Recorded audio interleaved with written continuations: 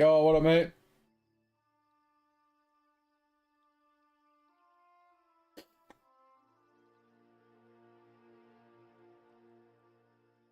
I believe it's already an ad, and ads haven't even played yet. Fucking wild.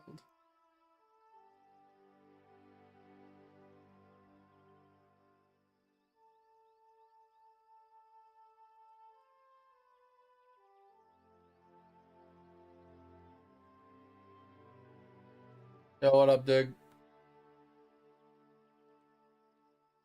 Oh, man. Get some water really quick while the ads are playing.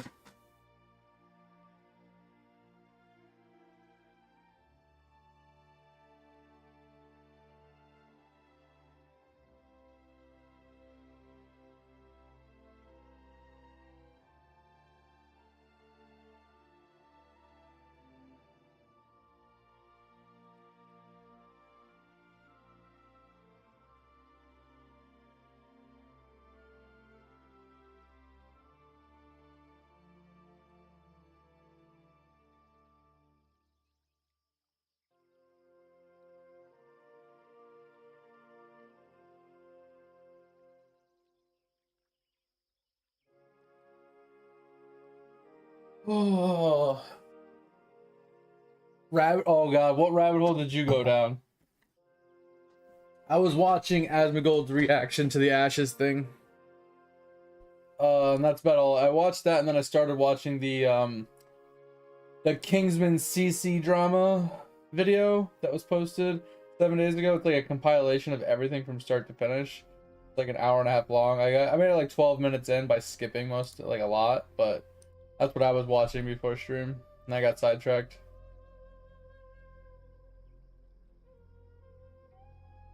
Really? Yeah, I haven't heard anything on it. Like I said, all I saw was the Asmongold's reaction, and it was basically all the information that we had saw last night. So what else do you have? Because the only thing I know is like he resigned because they wanted him to do things that he didn't want to do, and half of them quit, the other ones got fired. That's all I know. Yeah, Edge. It wasn't nothing in particular. It was just like him being like, "Oh, so and so was right," and then they were going back in videos that they had like posted before, and he's like, "Damn, this shit's cooked," and that's basically about it. His reaction was nothing in particular. An hour long. See, I don't mind long videos that have the information I'm looking for because I can just put it on the other screen and listen to it. I mean, I'm obviously not going to watch it now because I'm streaming. Uh, but just the cliff notes is really all I'm looking for. It's just like what bad things happened or sketchy things happened or whatever that like led up to where we're at. Because like I said, there could be a whole lot of just acting going on, a bunch of charades and bullshit, you know, like pretending. Not saying that that's happening, but I'm saying it's possible because people are very scummy at the end of the day, right? People can always just pretend to want to do something when then in reality they never planned on doing it to begin with, right?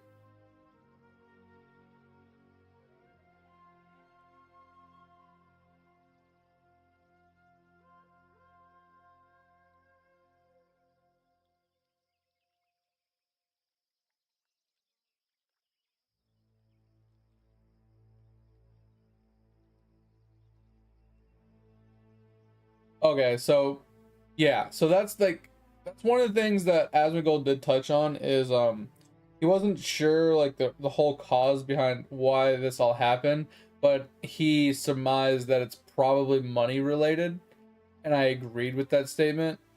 That's why like we always felt scammy because everything was like money this, money that, give us more money for this, give us more money for that. Because in the reality, if you add up all the money that they have requested for all those early accesses and all the betas and all this other stuff, and even the Kickstarter fund and the funds that the guy put in himself and everything else, it doesn't even touch how much is required to make a game, right? Because I don't know how many people were in the actual company. Asmongold said 250. I don't know if that's the right number or not. But if you lowball, like, and you average out the cost of salaries per person that work at a company when it comes to gaming. Like I said, even like like a game developer, right? So game dev salary, right? If we just Google it, right? They make somewhere between $70 and $130,000, sometimes even more, blah blah blah. So I mean, they make a little bit, you know. Then you got the testers, and you got the drawlers, and you got the market people, and you got the, you know, the support people, and you got all the other people. So like if you average it out, like let's just say like probably 75K a person per year. And even if you were to do, let's say, just 200 employees, right? So if we had like 200 employees times 75,000, right? That's $15 million a year. And this is like, isn't this like 9 years old? They've been working on this. So even to like scrap it back a little bit and like, well, we'll say it's like 7 years old, right? Times that by 7, you're looking at like over $100 million just in paying people. That's not counting operation costs of like servers and products and paying like third-party people for things or anything like that.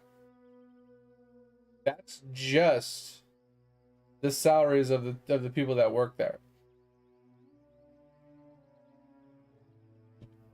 And like a Kickstarter fund of 3 million and roughly 10 million in Steam sales just recently isn't going to touch anything.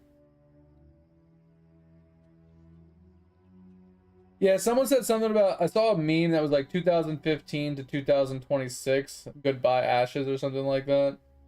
Or it's been fun Ashes. So I mean, yeah, and like it's been a long time, but I'm just saying that's just saying 7 years. That's like half of it, right? It's over 100 mil. And like I said, if you just look at pre-sales and you kind of guesstimate, like, because like I said, just the pre-sales and stuff like that from Steam alone for early access, it wasn't that much. And there was an article that stated it was somewhere between, after Steam took their cut, it was somewhere between 7 and 10 mil.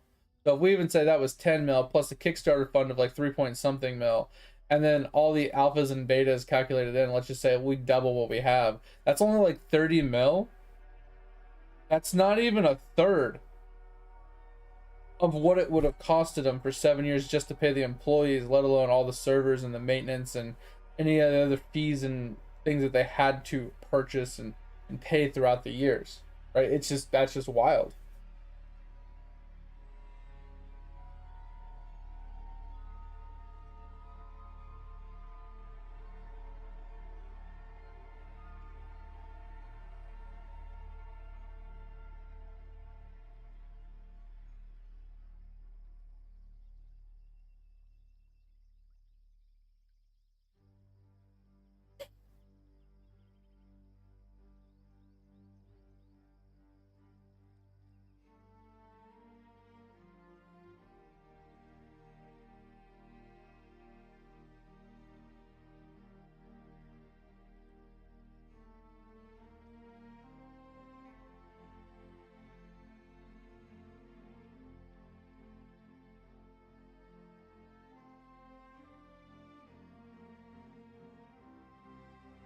Oh yeah, I know. I agree. They have slow played the entire development of the game from the start to where they're at now. I agree with that, and I don't know how true the statement of the loans are. It just depends on where he took the loans, who he took them from, and what the agreed upon terms of the loans were. Because the agreed upon loan terms were, yeah, if you know we don't pay it back, if we lapse, blah blah blah, you can get like 10% of the company.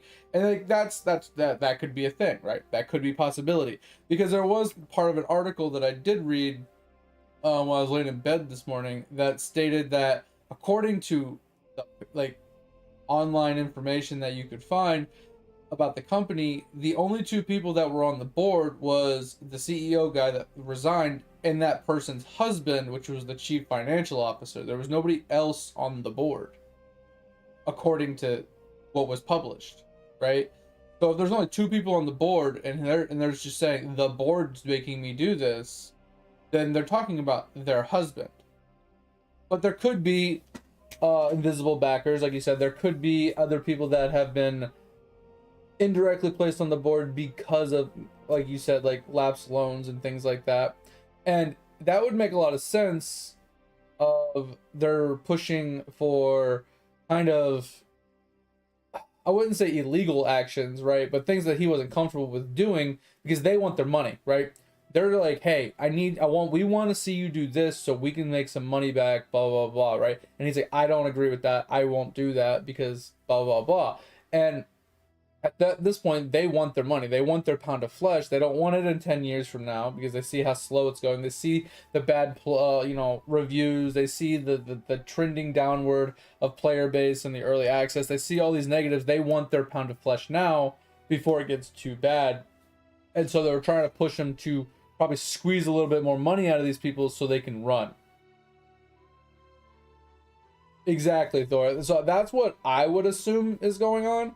But we don't know exactly as well.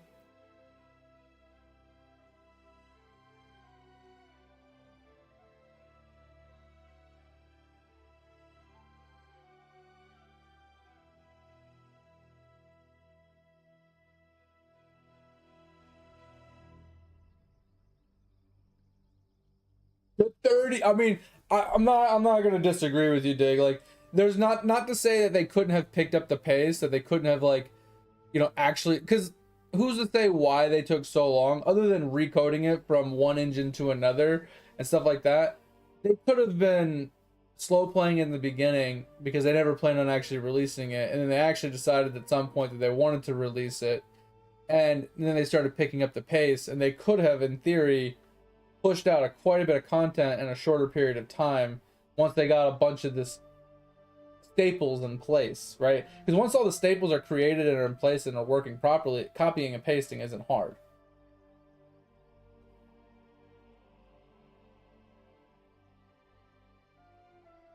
So it is surmised that there is a off branch being created, and the thought process is that they are going to try to acquire Ashes of Creation and develop it themselves, separate from the company. That is surmised. I don't know how true it is. I don't know how it's actually going to be likely to happen, but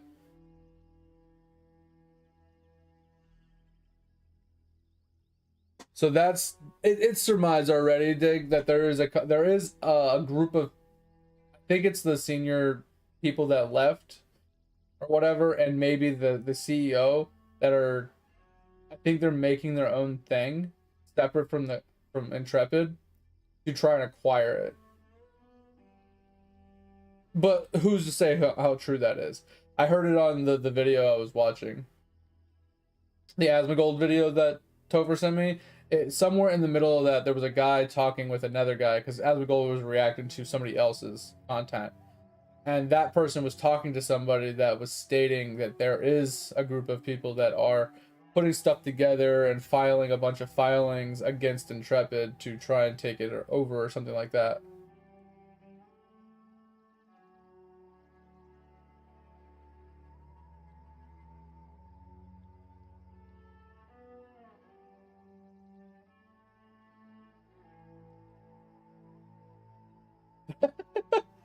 I mean, it's possible that was like, that's an easier way of doing it too, Dig. If everybody leaves and they fire everybody and then they just move overseas with the company, right? To lower cost. I mean, that's still a possibility. I don't know. Like I said, we don't know exactly. We won't know until it really happens. But right now, it's not looking good. Right? It's not looking good. And even if it was to come to fruition, what exactly are we going to get? Like, that is the true problem, the crux of the issue. Are we actually going to get the game that was envisioned from the start? Are we going to get some watered down dog shit of a copy paste AI generated game that basically I could make myself in 10 minutes on ChatGPT? You know what I mean? Like,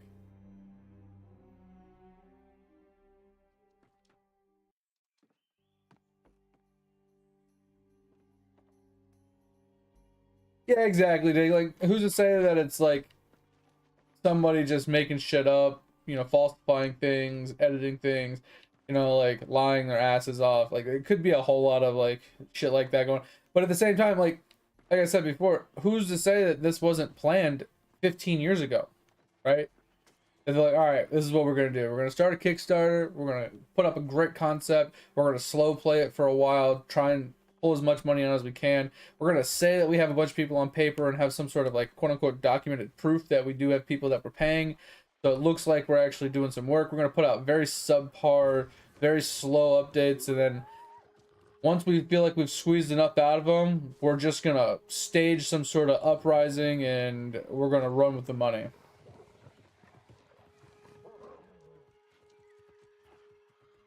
That's what I'm saying. This all could have been an elaborate ruse from the start. We don't know, right?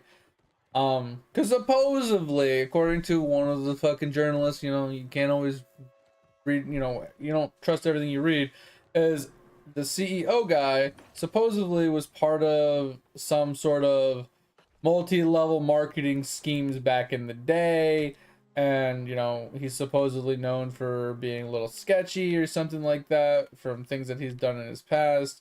Don't know how quote-unquote true any of that is, but I mean, if that is true, I mean, like I said, I wouldn't put it past someone that already has a history of doing shady things to think up a shady thing, right?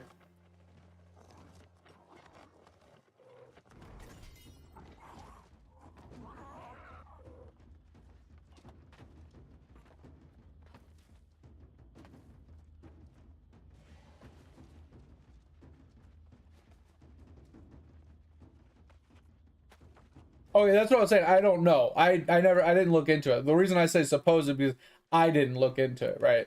I didn't go digging. I just read it somewhere. And like I said, I don't trust everything that I read at face value because unless I go and dig it up myself, I don't know for sure. Um, but yeah, if that's a thing, that's a thing. Like I said, if he's already been known to do stuff like that, then you can't put it past him that he couldn't have thought this up. Or maybe he had intentions of doing this, and like you said, maybe after a while he realized that it's not going to happen. That it's a thinking ship, and then he decided, okay, well, let's just try and get what we can out of it before we shut down, right? It could have been one of those last ditch efforts at the end when he realized it wasn't going to go his way. That let's just run with what we can, as well, right? You know what I mean?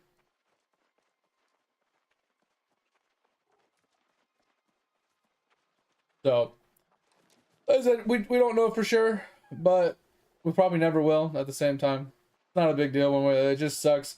I just kind of hope that the one thing that I did hear about the offshoot, uh, creating filings against Intrepid in an attempt to see what seems to be them trying to acquire Ashes so they can continue finishing the product. Um, I hope that's somewhat true. But then at the same time, if it is true, like how close to what was promised will actually happen, right?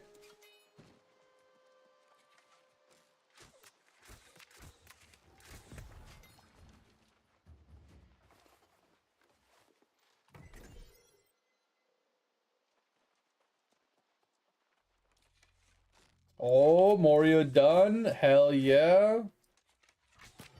Love that zigzag he did for no reason. Got some raids to do in Lori. Okay. Oh, you found a new Kenda join? Noise. Yeah, did you say yours was like kind of fell apart? Like the people that were in it just like all stopped playing?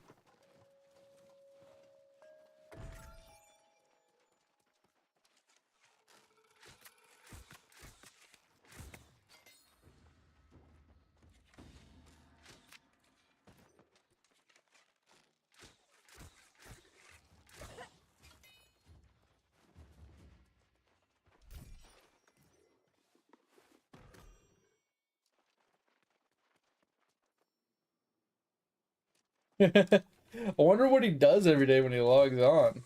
Not every day, but you know what I mean? Like,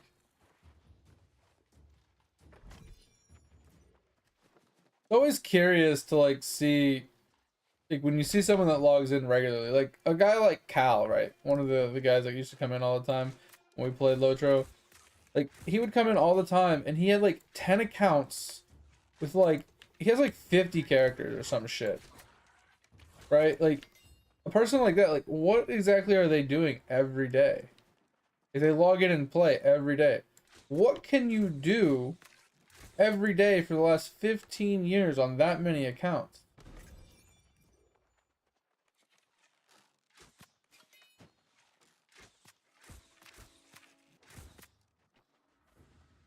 That's just a lot.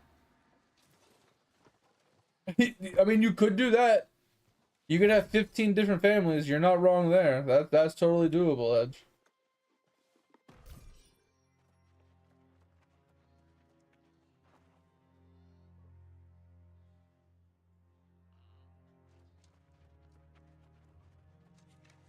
Oh, yeah, so it's just like they kind of had ambitions to build it back up and then probably started to realize there wasn't that many players to like pull from and just said, screw it, it's not worth our time to try and rebuild. Let's just go play something else. They're probably like, hey, let's go play Ashes. Well, they saw how that worked out.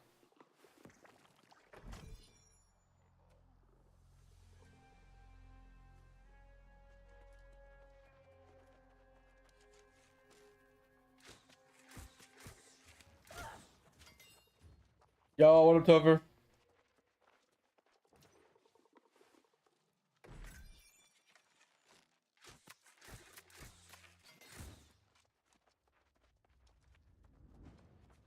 Yeah, Thor. Like the gathering grind isn't too bad. The refining grind isn't too bad. The crafting grind is a little ridiculous.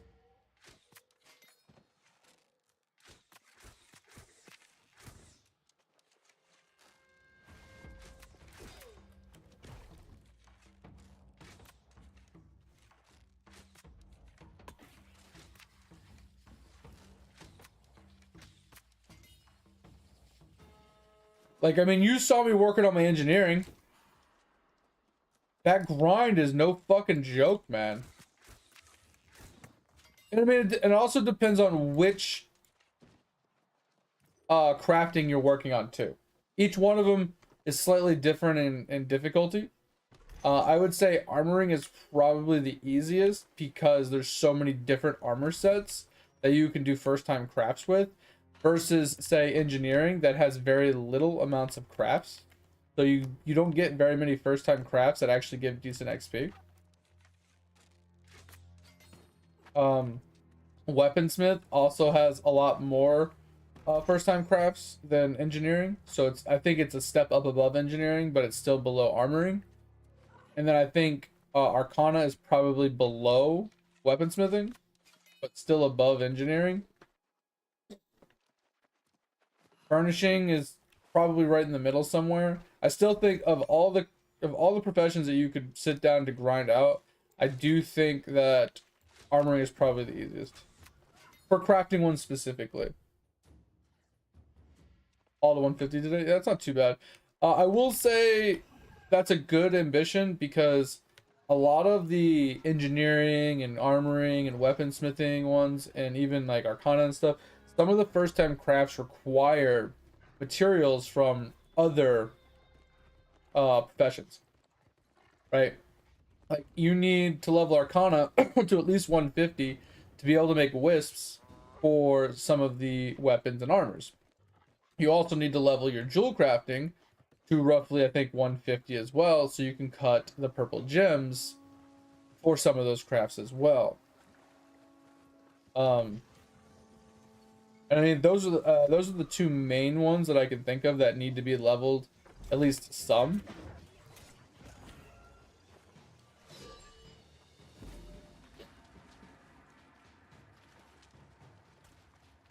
Because, like I said, without leveling those, you can't do a bunch of the first time crafts for those. And without the first time crafts, you're missing a lot of EXP and potential of leveling speed. So going to 150 is not a really good idea, especially since 150 is actually pretty easy to hit with all the first time crafts you can get. I feel like the EXP slows down significantly after 150. Somewhere around 125, it slows down significantly for a lot of the professions because they don't, like I said, they start running out of first time crafts. And you need to start spam crafting certain items in order to make progression, which significantly slows down the progression. But after 150, it's dramatically slower. Like, dramatically slower. Like, going from 150 to 200 is a fucking grind and a half. Oh, I'm doing pretty good today. Sorry, mate. I saw you were in, like, ads and stuff. I was like, damn. How unlucky do you have to be to join the stream and instantly get hit with an ad before my ads even started playing? Like, you were in an ad when you joined because you got one of the pre-roll ads, and then 30 seconds later my actual ads started. So I'm just like, bro, how unlucky did you have to get? It's so unfortunate. So I was just waiting for you to come out of the ads, but I'm doing pretty good. Me and the wife did a little bit of work in the workout room today. We put down a new so basically we're trying to insulate the garage a little bit better, so in the winter it's not so cold and I can go out there and I can work out a little bit better, and we don't have to worry about like stuff freezing out there as much. And on top of that, the goal was to not have so much cold air coming into the house via the garage, right? So it's like all of that basically boiled down to we needed to insulate the garage a little bit better. So we put insulation in the ceiling earlier, like on Wednesday and on Monday and Tuesday, I think. And then we today we put that, bro, for the love of God, just fucking shoot this guy. We put down this it's like a insulator thing for the concrete. So it's like this, I would call it like almost like a rolling a roll of styrofoam with like aluminum foil on the side. I don't know, you use it for a lot of different types of insulation, but you put it down on top of the concrete, and then we already had our rubber mats for the gym, and we put the rubber mats on top of it. We only did about half of the room today, and then I think on Wednesday and Thursday we're gonna do another like third of the room, because there's one side of the room I cannot put stuff down because I have my smith machine there and I cannot move it. So we're gonna do everywhere but where the smith machine is. But we did that today to try and insulate that a little bit better. We'll see how that works out. And then I went to bed around 1:30. Had the wife wake me up around 9 so I don't sleep too late. Because the problem I've been having is on my days off I've been sleeping in. As you guys have tell, I keep starting to stream late. But I've been staying up late doing odds and ends around the house, doing errands and lunch and, you know, hanging out and being social with, you know, family. Um, and then I've been waking up really late. Um, but the problem I've been having with that is, like tomorrow I work, right? So today, if I would have slept till 11, what would have ended up happening, because it's been happening to me the last, you know, couple weeks, couple months, is I would, you know, get up at 11, do my stream, you know, get, you know, do some breakfast, hang out with the wife for a little bit, go to sleep around, lay down around 9, go to sleep around 10, and then I would end up waking up around 1, 2 o'clock in the afternoon. I'd only sleep for like 2, 3 hours, sometimes 4 hours, and then I'd be up from like 1, 2 o'clock in the afternoon, up to noon, and then I'd go to work 6 hours later, like at 6 o'clock at night, I'd start working, and then I wouldn't get off work till 6 a.m. So I'd be up for a ridiculously long time and just be dead fucking tired, you know. So I asked the wife to try and wake me up at like 9, so I got a little less sleep than, you know, I normally would get, but I also woke up earlier, but hopefully I'd be tired enough to actually sleep until I'm supposed to wake up. That's hope. If it doesn't work, it doesn't work. You know, it is what it is. But so far, pretty good day. I actually made dinner because I had enough time to actually make dinner after I woke up. And then, yeah, jumped on stream, hanging out, having a good time so far. That guy's gonna come back to life.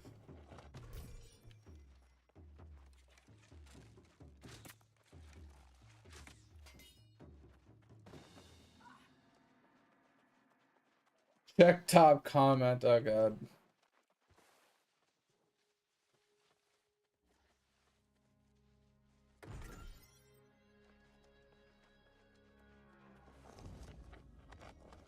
Wait, what's just Twitch these days, Dig? Sorry, I didn't catch that.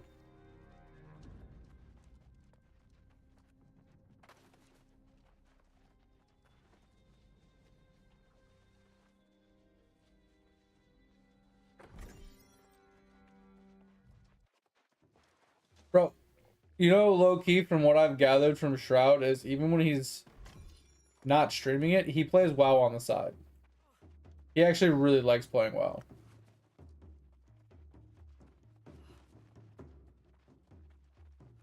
I mean, at least that's what he said on stream one time.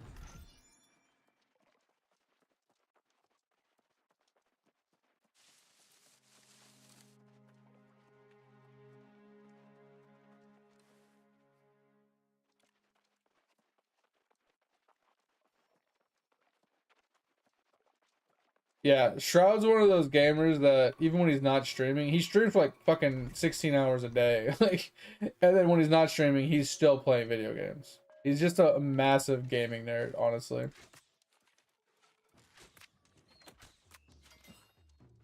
But there's a lot of games that he doesn't stream, but he still plays when he's offline, so.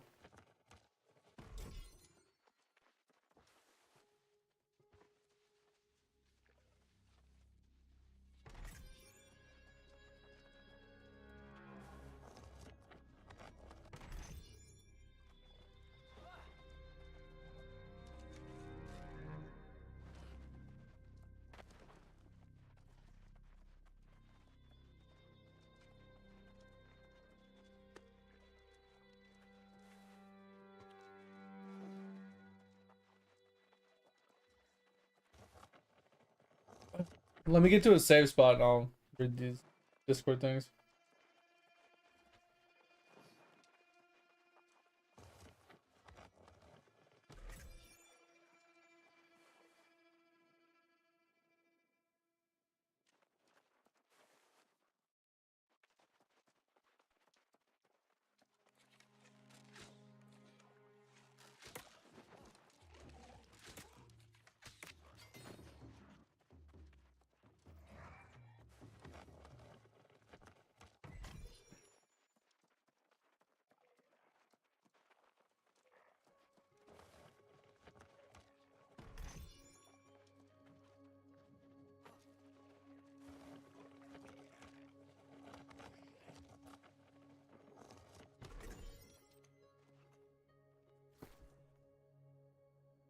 Wait, there are people still defending it?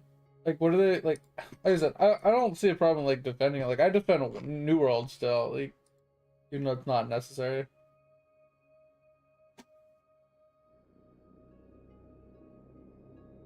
Well, that's kind of cool. +2 weekly exotic purchases. Wait, can you only purchase X amount of purchases every week? And then the first few are free? That's pretty cool.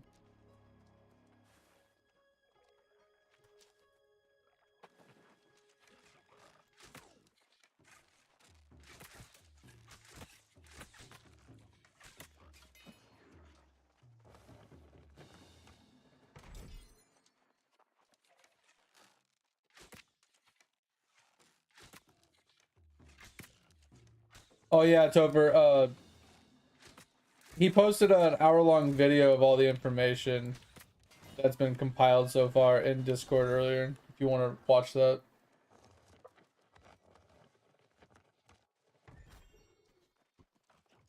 Yeah, and that's the problem with New World, in my opinion. Dig, is it's like a good game, but the core of the game doesn't suit everybody's like taste, right? Because it's PvP oriented. Even though there's like you don't have to PvP, majority of the game revolves around PvP. And if you're not a PvPer and you don't like PvPing, you don't have much to do. So it's just, yeah, it's just missing a lot.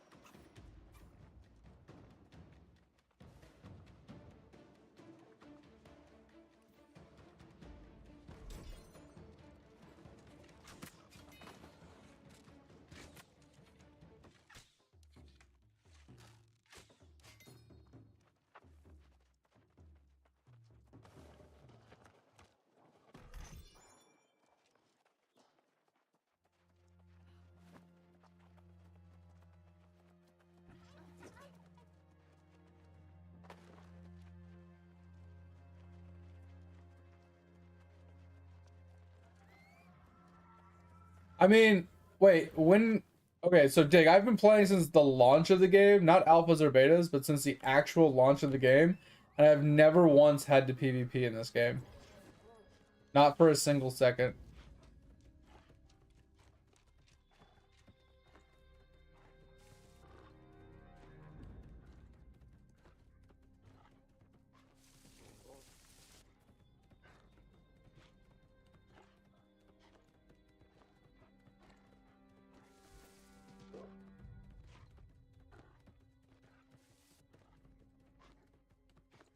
Yeah, I heard like in the alpha stages and stuff, the game was like purely PvP. Like there's nothing you could do. You were just PvPing all the time.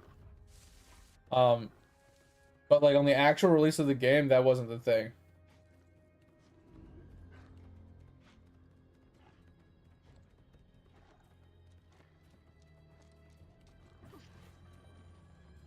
I mean, like I said, even at the launch of the game, it's the same as what it is now. You get to max level, and the only few things that there are to do is open world PvP with like uh flagging PvP to gather your resources, things like that, or doing chest runs, flag PvP, PvPing in general, doing your 3v3s, your outpost rush, that kind of stuff, getting into wars. It's all PvP oriented. The only other thing you have to do is dungeons, which you had at the start of the game as well, and just running muted dungeons. That's literally all there was to do. And that's still all there is to do. And that's why I said like this game isn't for everybody, because 90% of the game revolves around PvPing. And if you don't like PvPing, you have nothing to do in the game.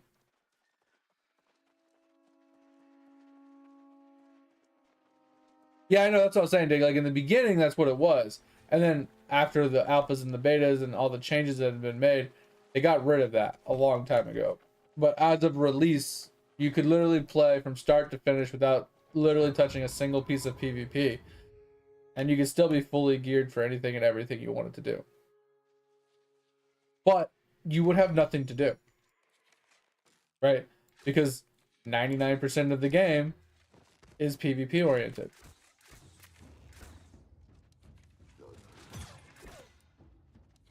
So if you're not PvPing, what are you doing?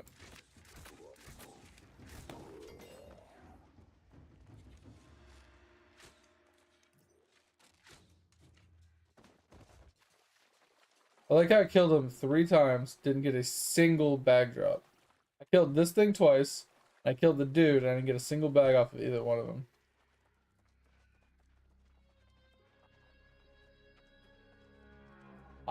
I just know it took me maybe a couple weeks to a month to get to max level, and there were difficulties to the dungeons, from what I remember. It might not have been called muted, but they had different difficulty levels, I'm pretty sure. I'd have to look back into it. I don't remember exactly. It's been fucking 4 years. But I was pretty sure they had higher difficulty dungeons even at the start of the game.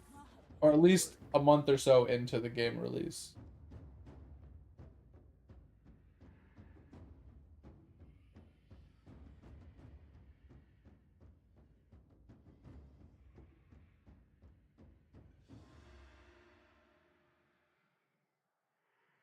And like I said, I don't think they were called muted in the release of the game, but I'm pretty sure they had different difficulties.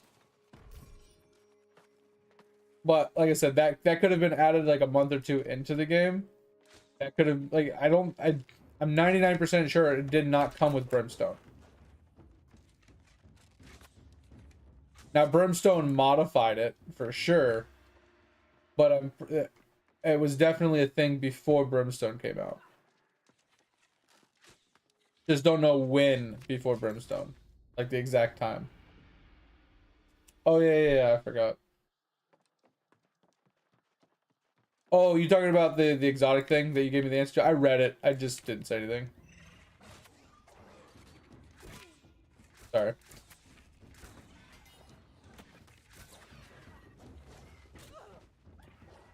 Well, this is annoying.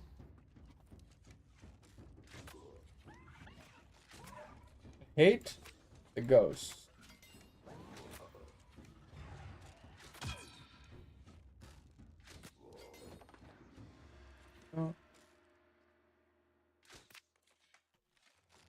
weird stagger he was doing was not working with me.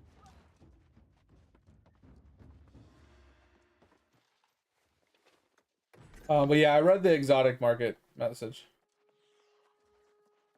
Yeah, I know. That's my fault, mate. I read it and then I got sidetracked with another message, so that was like my bad. Sorry.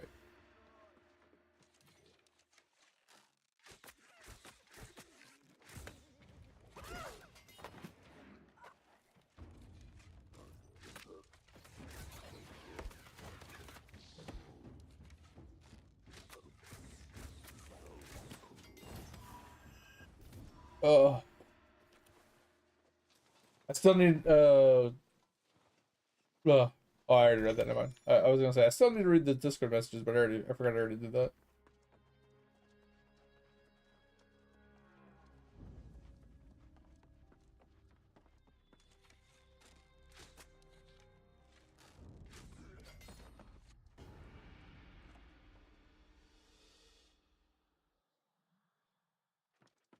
Yeah, like I said, I don't. I know it wasn't quote unquote muted. I mean, maybe they did call it muted back there, but I'm pretty sure it was like difficulties 1 through 10 or something like that is what it like, because they didn't have muted 1 through 3 like they do now. They consolidated the muteds into like 1 through 3. Like I think that was Brimstone that they did that, but I knew it was out before Brimstone, and I knew it was out kind of towards the beginning of the game because when I quit after like 3 months of the game being out, I'm pretty sure they had them. Like difficulty, right? It wasn't just like a standard dungeons. I'm pretty sure there was more difficult dungeons to be able to be run. Yeah, it was 1 through 10, exactly. Yeah. I couldn't remember if they called them muted back then or not.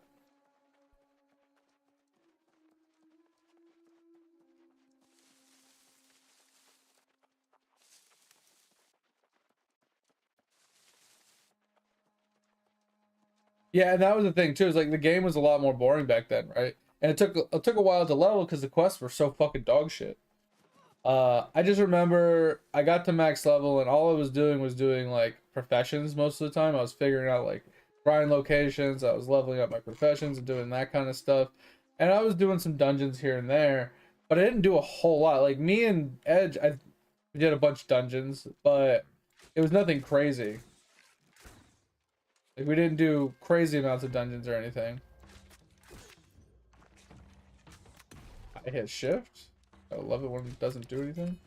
Um, I mean, we didn't do a lot of dungeons until Brimstone, but we did some dungeons, back in the original days. Just wasn't nearly as much as we did Brimstone. We went heavy. We went real heavy. We grinded the fuck out of it in Brimstone.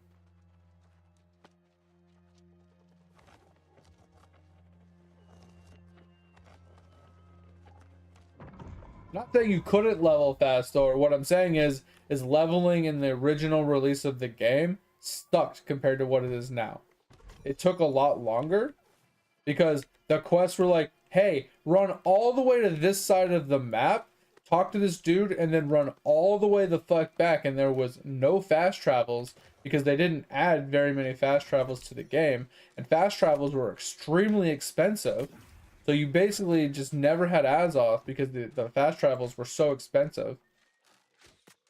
Because distance plus weight and all that calculated into your Azoth cost. I'm just saying, like, it was a lot better when Brimstone came out. The level. Was it Brimstone? Because I think they redid like the original like first zone or two. Maybe that was Angry Earth. I don't remember. But yeah, it was really, really, really bad at launch to level. And it wasn't that like you couldn't do it. It was just it sucked because it was so much slower because of just the travel time between the quests. The quests were just so obnoxious.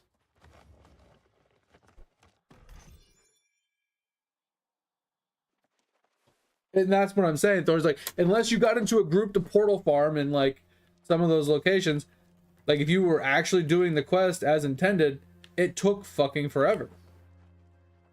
Because like I said, the quests were very unoptimized. They were very like tedious. The travel time between the zones were really, really, really bad. Like everything was just so bad. Not saying you couldn't speed level. Like I said, like obviously you could. It's very easy. A lot of people did it. But if you weren't like cheesing it and going like that kind of method of just getting into a group and fucking mass fucking farming portals, and you were doing like the traditional questing route, it took a while. It was time consuming.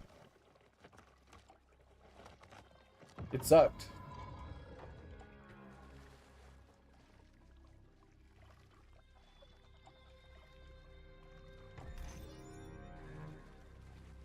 Yeah, I was in the same boat, Dig. Most of my time was spent gathering iron and star metal and like leveling up, you know, my armoring and my weaponsmithing and that kind of stuff. That's all I did on my very first character. I still have my first character and I haven't touched him since I came back in Brimstone. I can actually log on to him and see where we left off. Because I literally haven't touched him.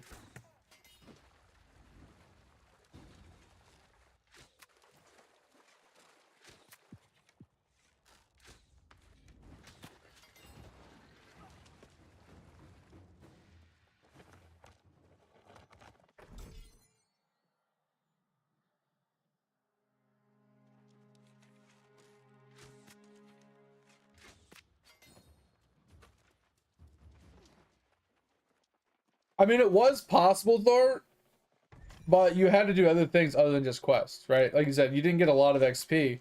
So you had to like kill the mobs, obviously. You had to kill extra mobs. You had to gather resources. You had to do crafting, town boards, things like that in order to like, you know, faction quests and whatnot else. You had to like actually put a little bit more effort in to doing multiple other things to get EXP. I remember spamming town missions, like town board missions, just in Everfall over and over and over again just to get decent XP.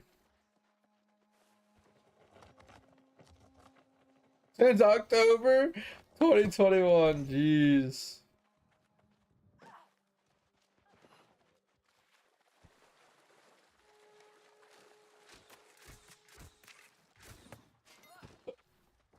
Hmm.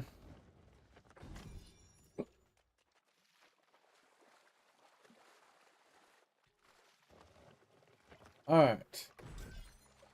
Chest run is officially done. Well, this one is. Now we can go and do some. I think I pissed off that tentacle. Now we can go do some more Calcum farm. Ouch. Ouch. Bro. Stupid. We can do an Orichalcum farm and we can do the Ironwood farm. I am too, Dig, but the way I look at brand new releases is I usually say, at least big games, right? I usually say, hey, I'm going to give you 2 months. And if I see the progression in the right direction, I'll stick it out, right? As long as I'm still having somewhat fun. If I don't see progression in the right direction, then I'm going to quit until you give me a new release. And then I'll come back and give you a second try. And that's what I did with New World. I gave them 3 months. The updates and the nerfs and balances and buffs that they were giving to the game didn't make any fucking sense, so I quit. When they announced Brimstone and Fresh Starts, I came back. Fucking loved it. Thought it was great. The quality of life that it was missing were put into place. They still had problems, but they made huge strides in the progression from where I quit to where I came back. So I loved Brimstone. And then once, Brimstone was kind of played out for me, I quit again. And I was like, all right, I'll just wait for the next content release. And then when Angry Earth came out, it pissed a lot of people off. I didn't have a particular problem with it. I did dislike the fact that I had to spend another like $20-$40 to get a DLC. But I kind of could justify it to, there's not a monthly membership, so giving us DLCs makes sense since they don't really have any other way to make money in the game. And obviously, Edge disagrees with me on this because they went back on their word, which I agree with that whole sentiment. If they tell you one thing and then go back on the word, that's kind of bullshit. But a lot of companies do it and get away with it. So I just like, it is what it is. I mean, I feel like as long as they're not like nickel and diming me for every little tiny little thing, I'm okay with giving them a little money here and there just to keep them afloat, give them some sort of support, especially since I already had like 1,000 hours in the game.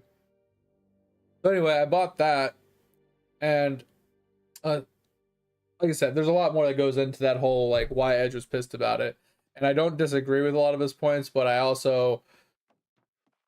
find it fine personally because every other MMORPG I have ever played to this day does the same exact thing. So I can't fault one company for doing it when the other companies all also do it. You're wrong. No, you're wrong.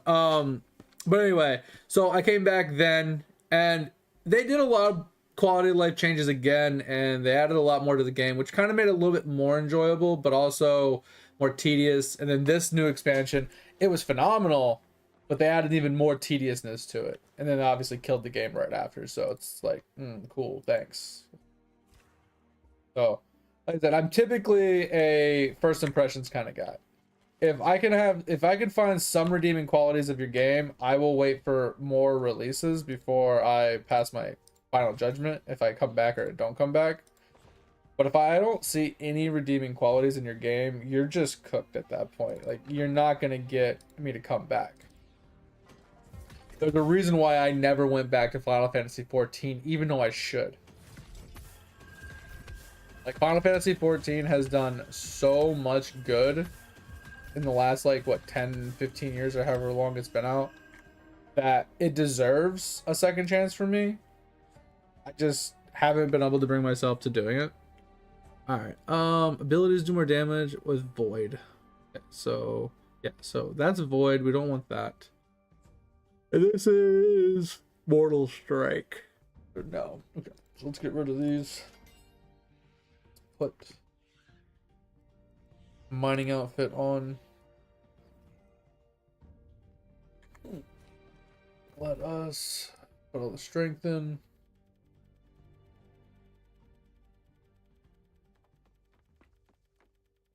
The game over screen? Wait, what? What are you talking about?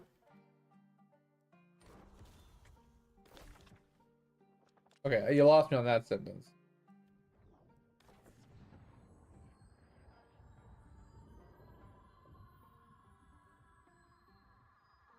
And that's what I said as well, Dig. It's like the problem with the New World thing where they were like, hey, you need to we're charging you for this DLC. If they would have been just transparent and be like, hey guys, we're not getting as much sales or MTX transactions, you know, microtransaction profits to maintain the servers and the staff and so on and so on.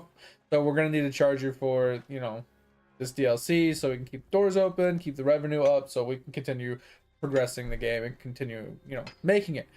I don't think people would have cared that much if they were transparent about it. But telling us in the beginning that we're not going to charge you for future content when you buy the game, you have it forever. And then 2 years later, after they gave us a free DLC, now make us have a paid DLC. I think that's where they pissed everybody off because they weren't transparent going into it. They just said, "Hey, here's a DLC. Sucks to suck."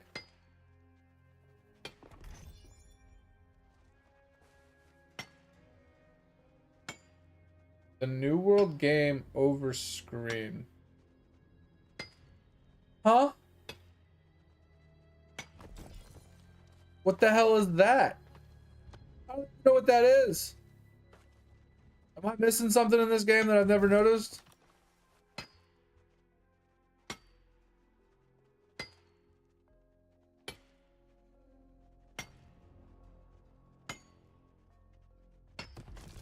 I guess so. I'm Drax, boys. Yeah, lost. All right. I should definitely play a song for luck. I always forget to do that. I wonder if Mythro can drop anything rare. Never noticed.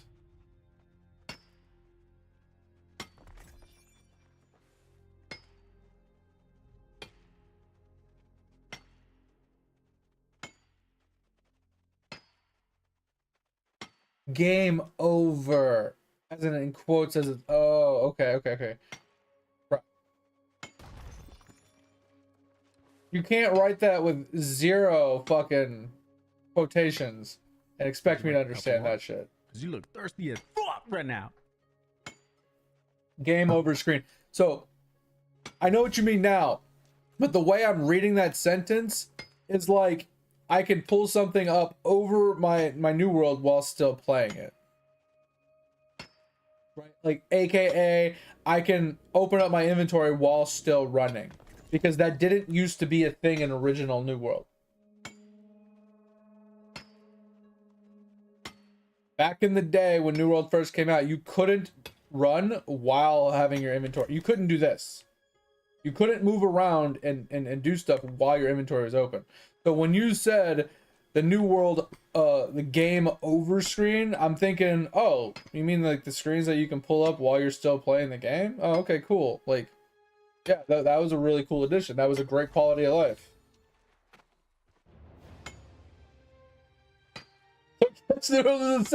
or you couldn't swim. Don't get me wrong. Like if we bring the things that you couldn't do in New World into real life, it made sense, right? Like you said, being able to access your bag while running, pretty hard to do while you're running, right? You can't like see where you're going and pay attention to what you're doing while your hands are inside your bag while you're running. It just doesn't make sense, right?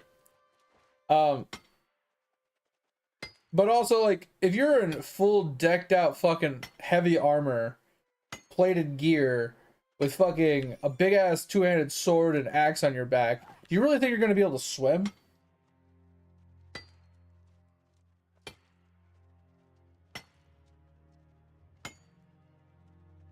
Can you swim? I know. I remember those. Those were so funny, Dig.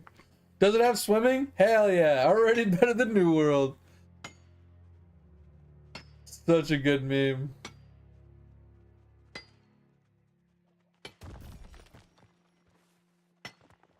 I did. I'll do it again.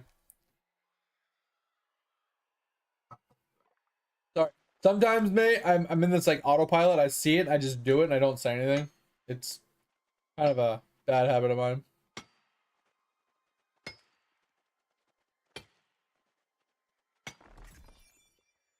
Yeah, isn't Mods playing that? I think I saw him playing that right before I went live. I didn't look at it though. You know, you're not wrong, Thor. You're not wrong. I was so pissed that New World's achievement page just didn't work for like the first year it was out. And it would work sometimes.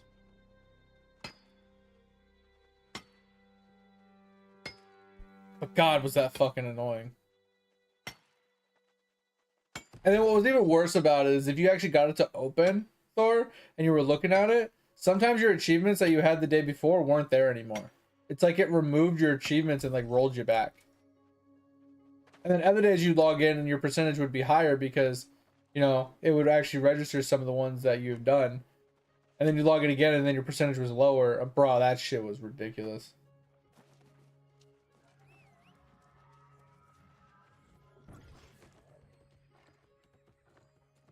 Really? That's so funny. Dude. I mean, I know opening up the Lotro store will crash your game every once in a while, but that's pretty funny.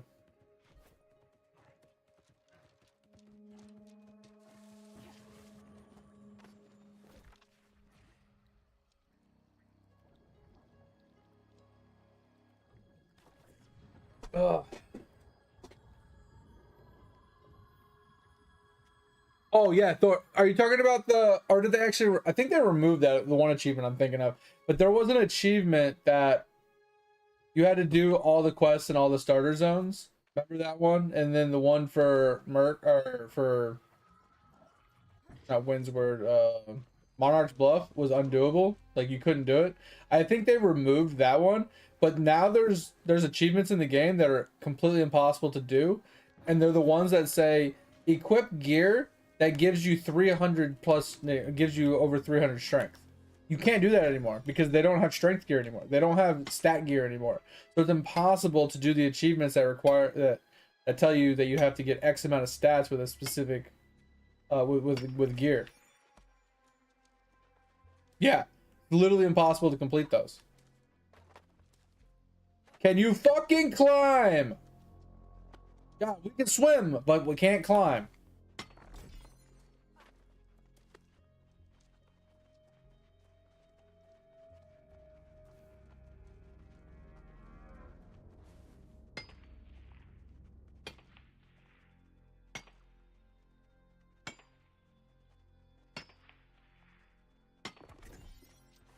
Yeah, man. I don't know. I'm just seeing how expensive it is to make video games nowadays. I'm not shocked that every game is failing. Like I'm truly not shocked that every new game is failing. Because we all complain about like, oh, it's not polished. Oh, it has no content. It's not even ready to be released. Like, why can't they just full release the game? Why can't they put more work? Like, why are they progressing so slowly? Like, we have all these complaints about, like, how little content are in the game or how little progress they've made on games and all this other stuff. But we never actually take into consideration, like, how much money it takes and how much time it takes to develop a game nowadays. Because back in the day, it was easy. You put a couple pixels together and boom, you got yourself a fucking game. Bro, that shit don't fly nowadays. And then with the amount of money it takes to actually create it, you have to have all this money to keep you afloat before the game even comes out. And then you have marketing and all these other costs that you need and all this other stuff. And then you need to have an actual good concept that actually gets translated to paper properly and implemented properly. And then it's still, even then, you're still going to be lacking in content and stuff like that, because you can't compete with the amount of content a 15-year-old game has with a 5 to 10 year development of a game. It's impossible. Like, even if it takes you 20 years to develop your game, you're not going to have 15 years worth of content added to that game, right? It's not going to happen. So just games are at a complete disadvantage nowadays to older games, because older games just have all that organic time built up from when they've released until now of just adding content and polishing their games and getting it, to where it's at. And newer games can't compete with that, plus the amount of money it takes, plus the amount of time it takes. It's just, and then like coming up with new ideas or fresh ideas that aren't derivative, or at least done in a nicer, or at least done in a decent way, that even if it is derivative, at least it still makes sense. And it's not like, hey, I could just do the same exact thing in this game, right? Like, it's so fucking hard for a game company to actually make something that's viable. And then on top of that, most of these people, they go broke before they can even release the game.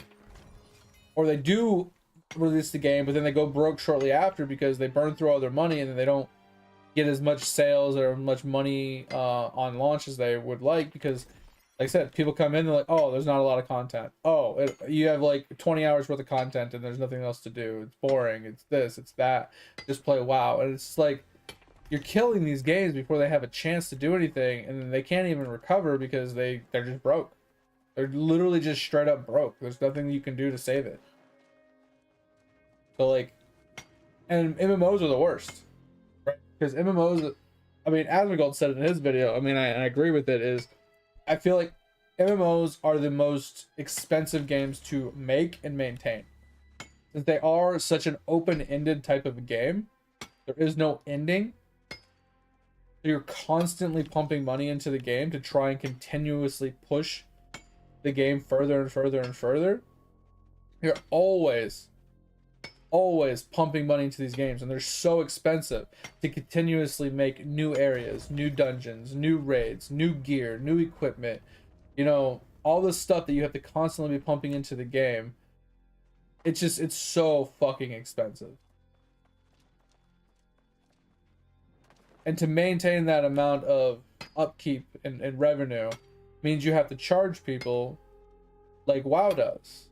And if you're not, then you go broke.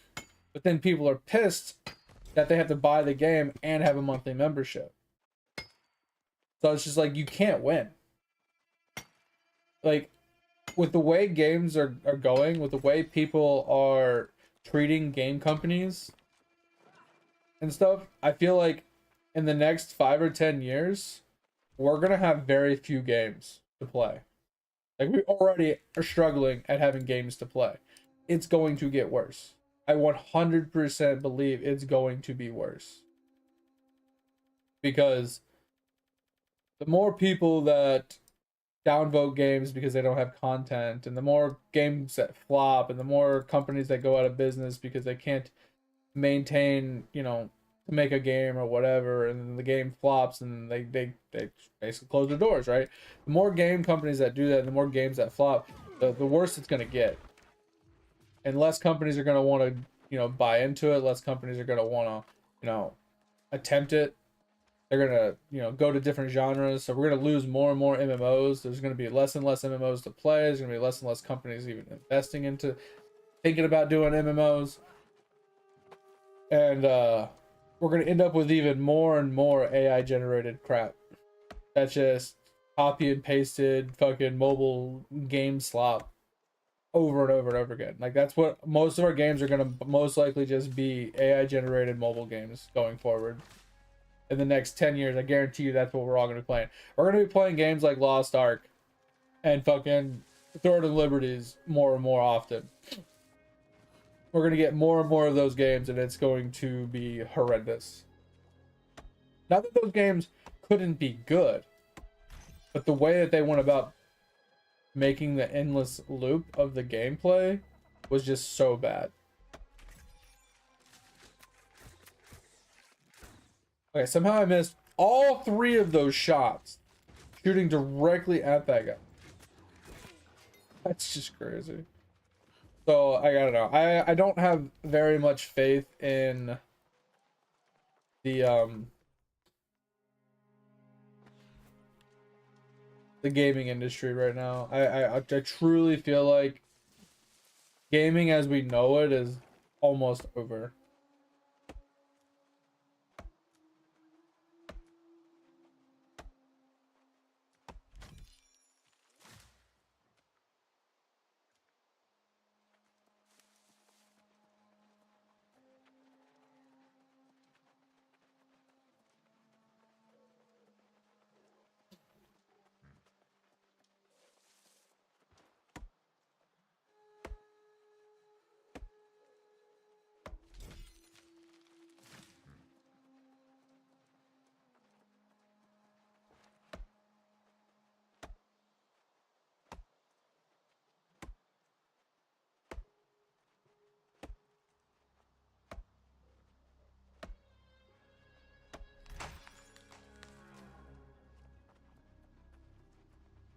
The problem as well, Thor, is like, just because you hire the best of the best doesn't mean you're gonna have a good game, right? Not saying that their game is gonna suck. I know nothing about their game. I'm just saying, like, I don't put stock into, hey, you hired the best of the best, so your game is gonna be good, or hey, you are a good company, so you're going to make a good game. It's that judging the book by its cover bullshit. I don't believe in it. I 100% don't think that just because you have a good name in front of your company and you have good devs that you're gonna have a good game. I don't think that's how it works.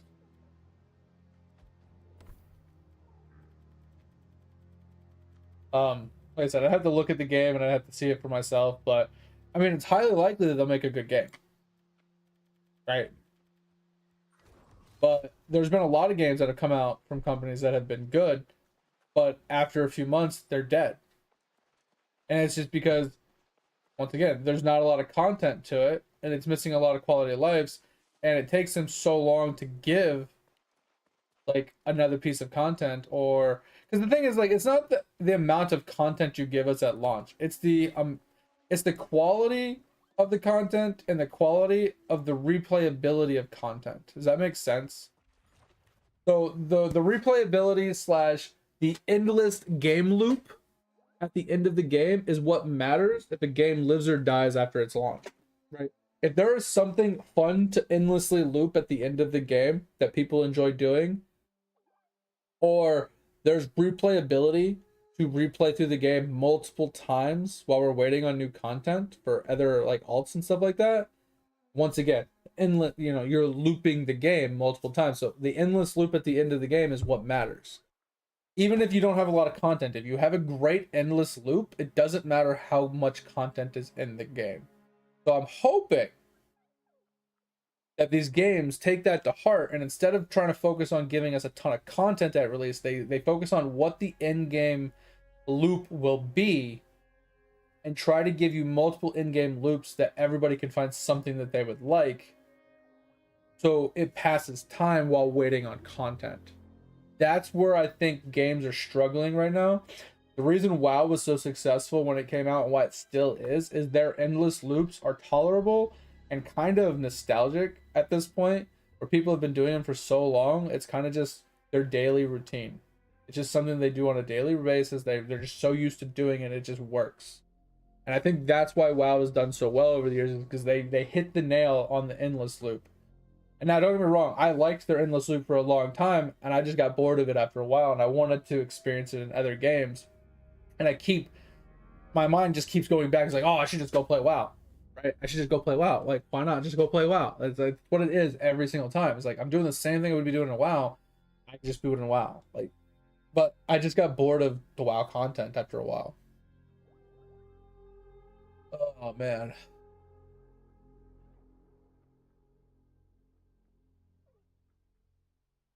And yeah, Dig, I agree. Another thing that companies run into is they get swayed by the voices of their testers so easily that they have a vision of what they want to make.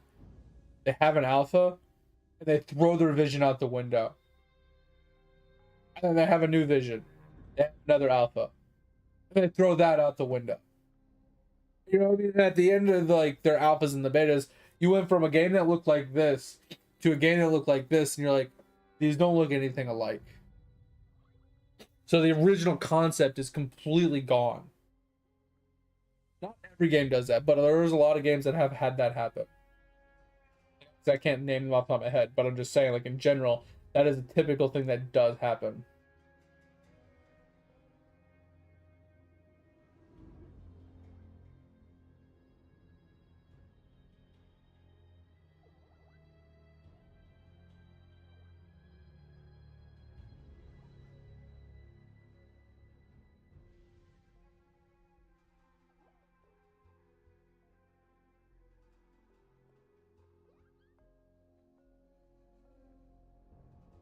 Yeah, Dick, I don't think we're gonna find many MMORPGs that are gonna look like Crimson Desert or, any of those like high quality graphic types of games. I don't think we're gonna get an MMO like that for a very long time, if ever, honestly. 'Cause like you said, with the inflation and the amount of cost that goes into making something like that and the dev time for something like that, it's just so high that there's very few companies in the world that can maintain the amount of revenue required to make a game like that. Or let me rephrase that. Very few companies in the world would be willing to spend that amount of money when they can to do that. Right?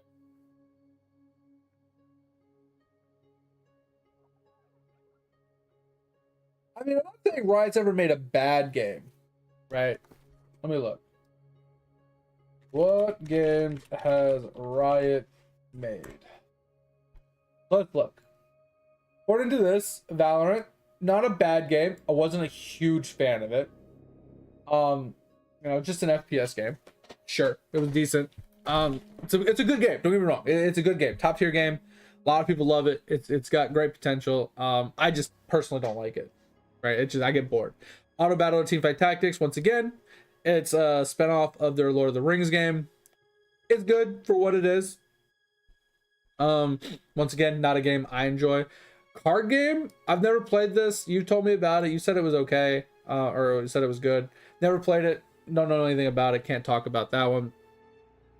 Same thing with League of Legends Wild Rift. No fucking idea what that is.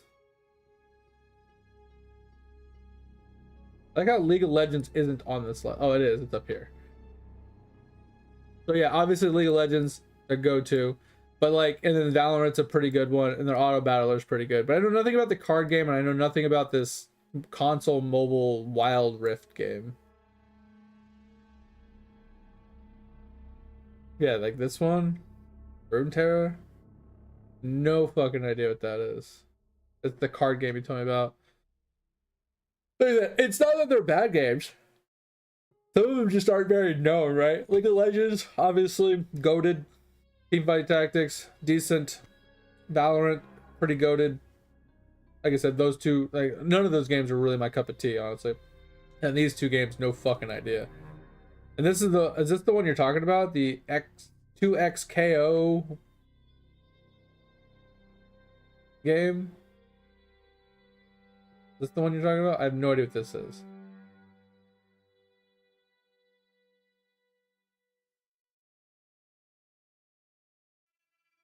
Oh, it's just League of Legends Mobile? Okay.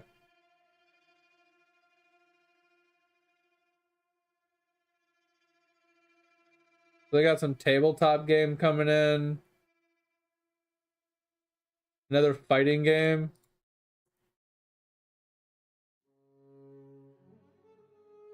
And an untitled MMORPG. No idea. Like I said, I don't know much about it. Like I said, I'm not saying they've made bad games. But like, if we just look at MMORPGs, like just in general, right? We just look at like a list of MMORPGs.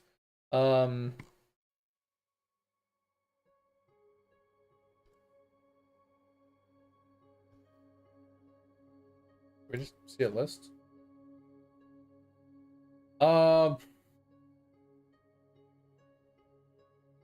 There's a lot. So let's actually go back. Let's just say, in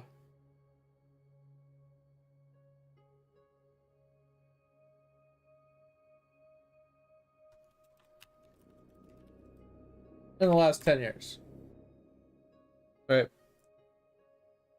So this is kind of a list of games for the last 10 years, right?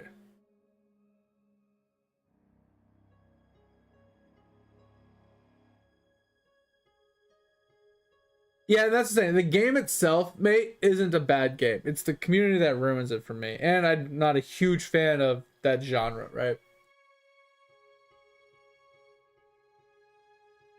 But let's say Final Fantasy 14. Obviously, we know this is a pretty solid game. Elder Scrolls, it's an okay game. Like I said, I haven't played it, but it looks decent. I've heard good things about it. But both these games are like, they're in the top. They're pretty solid. Black Desert, once again, pretty good game. New World, dead. Shouldn't be on the list. Lost Ark, I want to say it's in the West, it's pretty dead. There's a small group of people that still play it, probably a decent group. Probably like 10, 15,000 people that probably still play it. But it's relatively just dead, right? It was super pay to win in the beginning. It's probably still pay to win. And it's just, they got a lot of like single player stuff that they added to it and they tried to like revamp it a little bit, but I think it's just never going to recover. Guild Wars 2, they've done a lot to this. This is a solid game as well.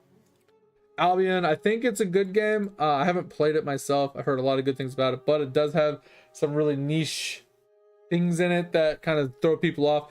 Blue Protocol, I'm not going to lie, dog shit game, but the combat was fun. Like the movement in the game and running around and exploring was really fun. It felt fun. Like the movement and everything felt fun. I've seen Summit play this and I wasn't a huge fan of it. Don't know enough about it. But just think about this. This is a list of the last 10 years. I mean, granted, it's just the key MMOs from the last 10 years. But these are like the ones that have had somewhat success and haven't died. And if you look at the ones that are here, Blue Protocol is really bad. This is pretty niche in its own right. This is on the lower end. This is on the lower end. This doesn't count. This is in the middle of the pack somewhere. Just like you hate it or you love it. But I feel like Final Fantasy, Elder Scrolls, Guild Wars 2, and WoW's not even on this list, which is fucking hilarious. Are all at the top of the pack. And all three of these, if you're gonna make a new game, you have to somehow match one of these three in order to even survive in the industry, right? If you're matching what BDO does, like numbers wise, you probably won't succeed. Because BDO is already established and they have a solid player base. and they make the reasonable amount of money regularly, that all of the money that's going in is into expanding the game, not developing it from scratch. So they are in a good sweet spot where when they developed the game, it was cheap, and they've redeveloped the game so many times and expanded upon it and enhanced it that they're fine. Same thing with Final Fantasy, Elder Scrolls, Guild Wars 2 and stuff. But like a new game coming in, like shit, man. Have you seen how much money fucking it's taken them to make fucking for GTA 6? Like what's the average cost to make a MMORPG nowadays? Like just now, in general, average cost. I'm just kind of curious. Obviously, it really depends, and this is what we were talking about earlier today, where you made the comment. Using low-level graphics, a lot cheaper, right?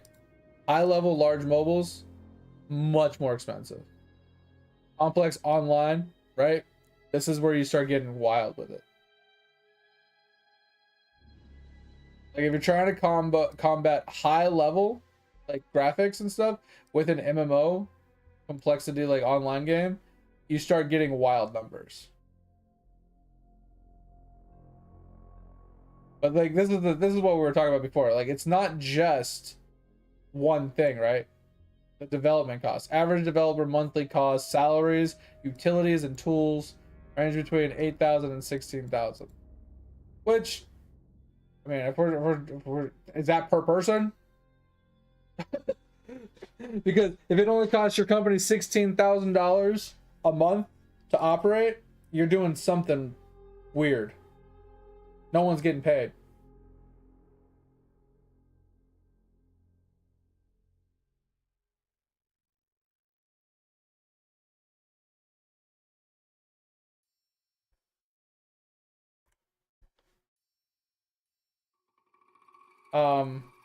I mean, relatively the same thing. The numbers are a little different, but it's relatively the same thing. But you're not wrong. Yeah. That's better. But this is what we're typically seeing, right? Indie games, right? Because they're really cheap.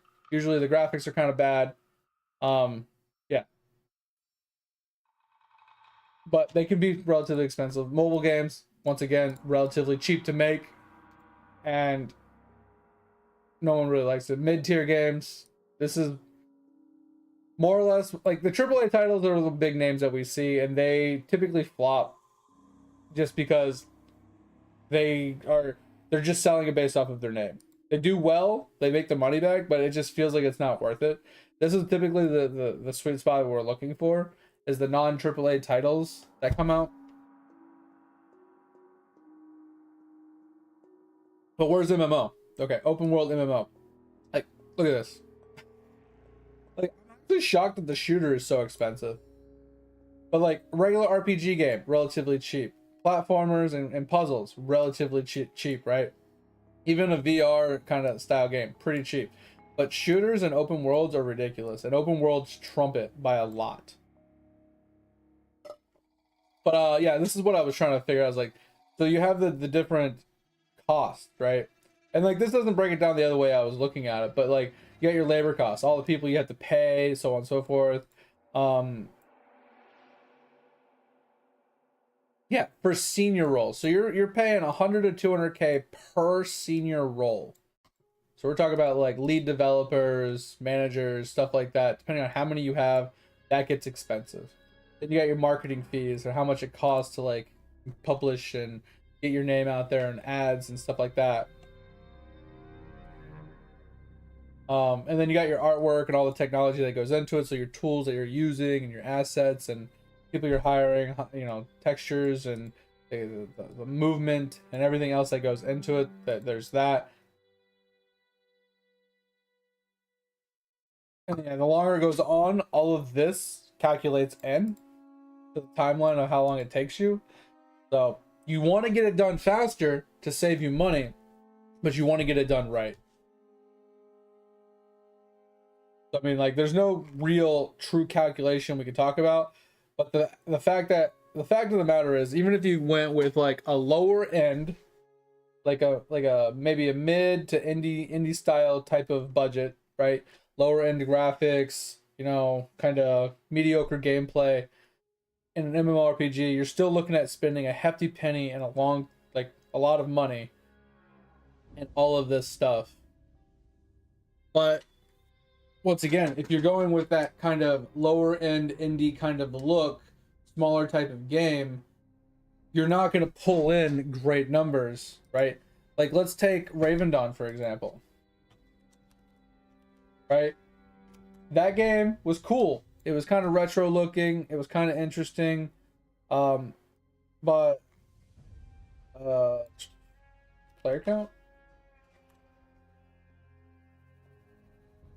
I just like using the AI because it's just easier. But yeah, approximately 40,000 players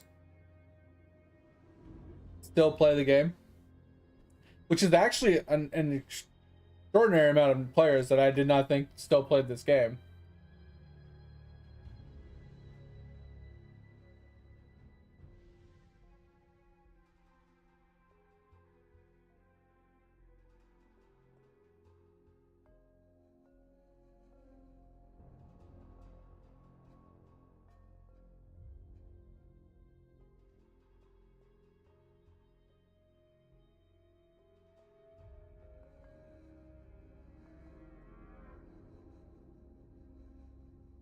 And that's the thing though, Thor, like if you take other companies like Blizzard, right? And stuff like that that have the backing, they have the money, Rockstar and stuff like that. They put these massive amounts of money into these games, you know?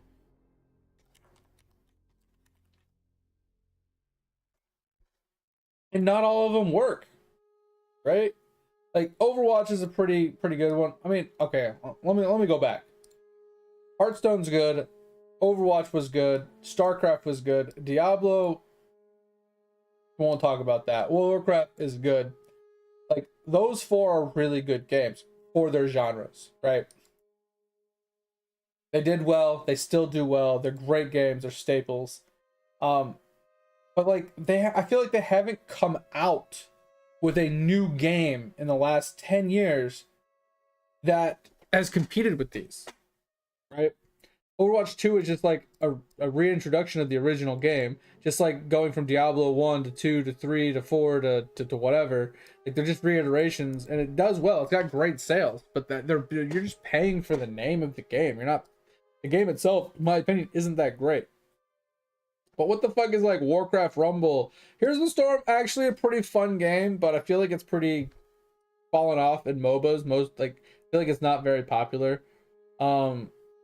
Arcade Collection, no fucking idea. But they got new remastered coming out. They got a new expansion for this and new expansion for this. So WoW expansion will do great. I don't know. I mean, Diablo will do great just because there's diehard fans. But are these games like they're?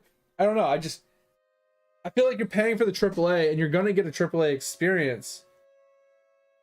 But I feel like it's just kind of just a watered down drink at this point. It's the same thing you get all the time. Just like Call of Duty's, right? Call of Duty is just always Call of Duty. It's just like you're gonna get another Long Island iced tea. Just add a little bit more water to it. Like there's, you know what I mean? It's nothing fancy. There's no. We're looking for new. We're looking for that. You know what I mean? Like revitalized ideas and stuff.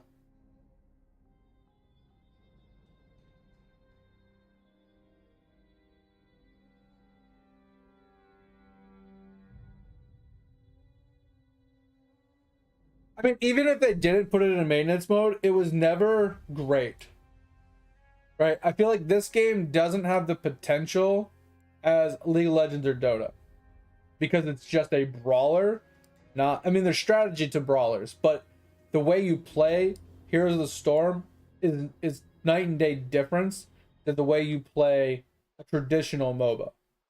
Like League of Legends and Dota and stuff like that. The two staple MOBAs right now. Because it's more objective oriented around the map, not so much just pushing and killing the end. Because if you win the objectives, you win the game. And League of Legends, that's kind of true. the more Drakes you get, the more Barons you get, the more, you know, buffs you get around the map, the stronger you are comparatively to the other players, but it doesn't mean you win.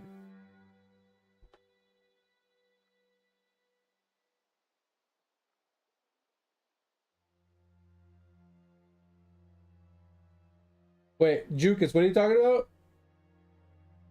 But like you said though, I don't disagree with you. Since it is going to be a AAA quote unquote title, it has the potential to be decent and be a good staple game. Because if you like I said, just looking at these watered down versions of every game that these AAAs come out with, they all do well. And there's a reason why they're AAA titles, because they always do well. They always have the great staples in place. I can't find one off the top of my head that tragically failed, right? Other than Final Fantasy 14 on release. Final Fantasy 14 on release was an absolute shit show, and it fucking flopped harder than anything I've ever seen in my entire life. But they literally hit it with a meteor and killed it, and then revived it from the ashes. So after they did that, it came back greater, bigger, and stronger. Well, I mean, but they didn't even fully release, so can we even truly say that? You know, like, you gotta actually be released before we can say that. I'm just saying. They're still...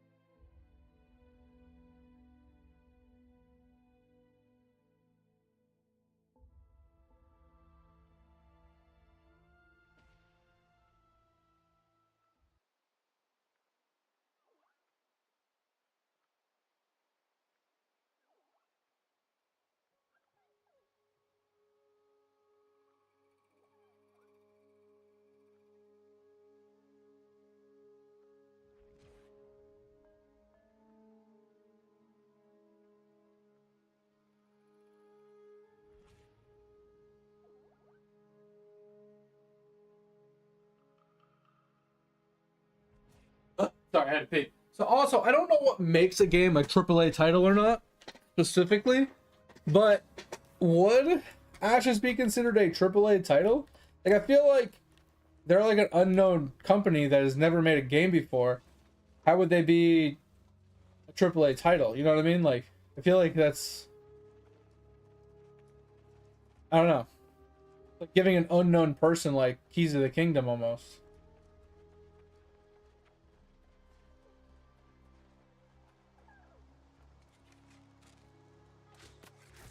Like, just because you spent a lot of money, we're going to give you a high title. It's like, but I didn't earn it.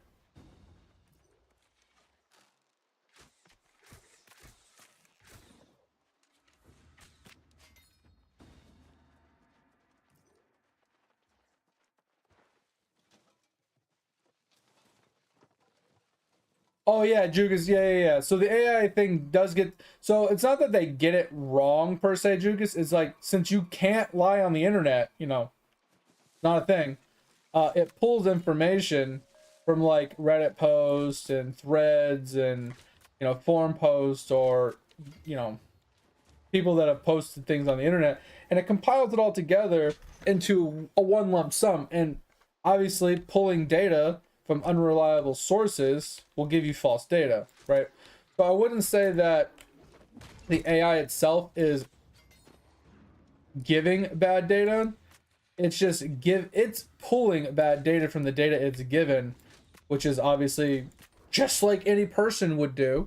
If you went and looked up false information on some Reddit post or some document that you read somewhere or some fucking news article, and you were regurgitating the false information, like, you're not AI, but you're also saying the wrong thing. You know what I mean? Like, it's the same thing. So we can't blame AI for that. All AI does is it scrubs the data from the different sources and it puts it together in one little place for you. And I'm not saying some AI aren't better than others, for sure.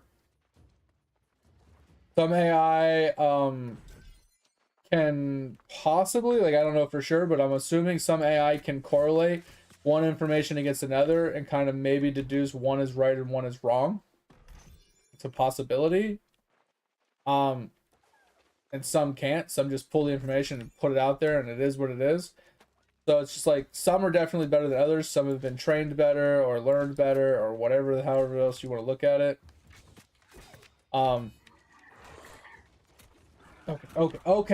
Okay. 15 attacks later, game. Trying to fucking dodge. My guy's just like sitting there getting fucking staggered like crazy. I do this cave for my boxes. And when I'm doing wood, I get the weird wood out of here too.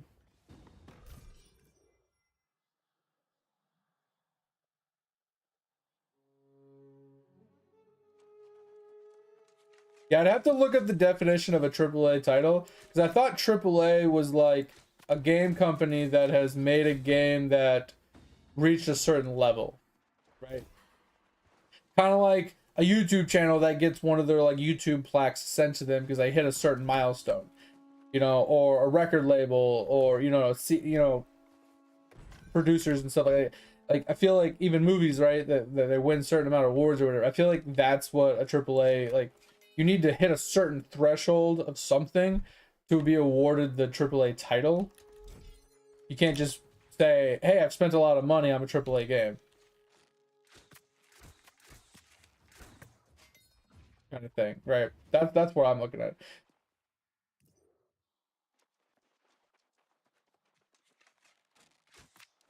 Because once again, with what Thor said, is if you can just buy your way to a AAA title, people are like, oh, it's AAA title, it's got to be good, right? Because it's AAA, right?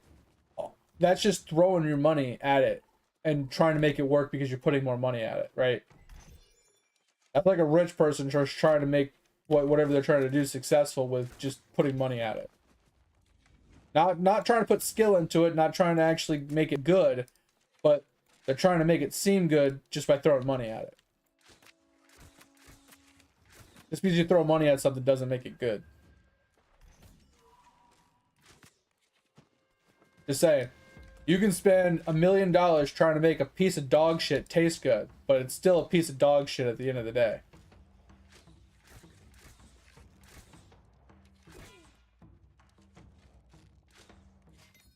That's my thoughts, right? Doesn't matter how much money you spend on it. At the end of the day, it's still a piece of dog poop.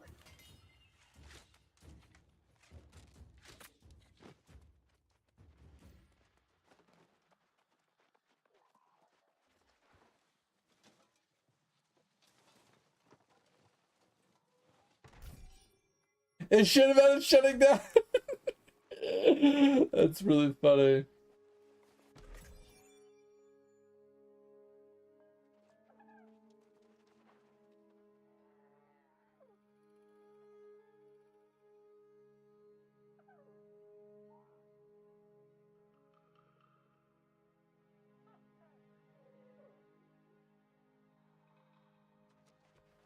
I mean, I guess I could understand that description, but it's also somewhat vague.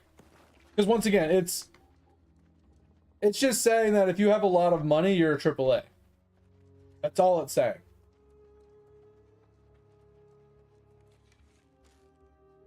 Where's that guy go? Where's that guy? Oh, I know it's not based off if the game is good or bad. That's not what I'm trying to say, though. What I'm saying is, if I was a nobody, if I let's just say I was a billionaire, right? I had a lot of money, and I decided I wanted to make a game, and I threw $1 billion at a fucking game. It would be considered a AAA title because I threw $1 billion at it, and I would release it. And people are expecting, obviously, a good product, and more people would buy into it because, oh, it's a AAA game. They put a lot into development. They spent a lot of money on it. They're a really big company. Yeah, they've never made a game before, but they have a big company. So it's obviously going to be good. Like, that's kind of like the thought process mentality I'm getting out of this. Right? It's like you're trying to buy trust with money. Because in my mind, the AAA title or tag is more of a trust factor, right? When you see something with the AAA tag, you can somewhat surmise or trust that it's going to be relatively okay and or decent purely for the fact that they've spent a lot of money on it, or they have a lot of money behind them. And something that has a lot of money, oh, if they spent a lot of money, that means they put a lot of work into it. And that's not always the case. Take New World, for example. They had a lot of money to their name. They had a lot of backing from Amazon. They put a bunch of money into the development of this game. Is it a good game?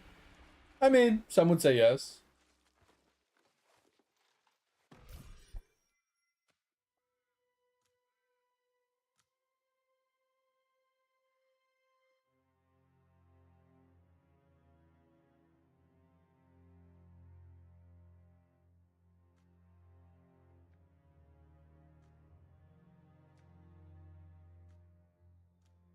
That's what I'm saying too, Dick. It's like there's so many like problems, right? It's like you throw money at something and in hopes that the branding of AAA brings you success. Because if you look at all the other big name companies that release games that are quote unquote AAA titles because of how big the companies are that are making them and how much budget they put into it, they almost always succeed. And not succeed in terms of like toppling the industry and, you know, being game fucking of the millennia or anything like that, but they hold a decent sized concurrent viewer player base on a regular basis. They make profits every year. You know, they don't just die and dwindle to nothing. They're still around. Typically. Like, not saying there aren't games that you know, die that are, you know, fitting this criteria. Like I said, I don't know every game that ever comes out. I'm just saying, like, from my perspective, like, it seems like if you put enough money into a game and you make it big enough and you put enough effort into it, it succeeds. But like Ashes, you put enough money into it doesn't mean it's going to succeed. Right? Just like New World. You put a ton of money into it doesn't mean it will succeed. So it's like you gotta, I don't know, man. With how much I love gaming, with how much I want it to succeed, I feel like the longer gaming is around, right? The more extensive games get, the higher quality things go. The more games that get released, the harder it is to make a game that is good. Because gamers get very desensitized to certain things. They get very used to certain things. And when games can't do it in a new, fresh, kind of unique way that is enjoyable, the game just doesn't succeed. Because they're just going to play the games that they already like. Right? Unless you have a new, fresh take on something and it's done in a nice, new, unique, easy to, you know, concept, kind of enjoyable way, they're not going to leave what they like to play something new. Like, they'll leave temporarily just to try it, but almost always they will fall back to their original games. They'll go back to their original big ones, right? World of Warcraft, RuneScape, fucking Guild Wars, Final Fantasy, Albion, you know, all of these big name titles that have been around for so long, they're just going to fall back to them every single time. Because what are you going to do in the new game that you can't do in your old game? Nothing. Every single thing that you're going to run into in every new game, you could do in the old games. Oh, they're giving us a housing system? Well, that's just like 15 other MMOs I've played. Almost every MMO has a housing system. Almost every single MMO has some sort of mining and fishing and foraging and crafting system put into place. Now, some obviously are done better than others, and some have a little bit more longevity to them and a better loop to them. So they're all done slightly differently, and that's where I'm getting with it. Is everything is always going to be the same from game to game, right? You're going to have the same crux kind of stuff to do on every single one of the games. The make or break for your game is the loop. Is the loop fun? Is it enjoyable? Is it something that people aren't going to hate doing? And on top of that, is it the exact same as what the other ones are making you do, or are you trying to make a spin on it to make it a little bit different, but maybe it's a little bit more enjoyable and slightly different than the other games, so it's not just, hey, I'm playing WoW with different graphics. Because, like, what was that one game that I didn't even actually get to play it? I installed it, I made 3 characters, and I left them at the tutorial, and I never played it. But it was literally a WoW clone, and it was like super cartoon. It was more cartoony than WoW, but it looked just like it. Bro, I cannot think of the name of it. That's how bad it was. Oh shit! Why can't I think of it? I want to say Albion, but I know it's not Albion because that's still around. Start with a T. I think it started with a T.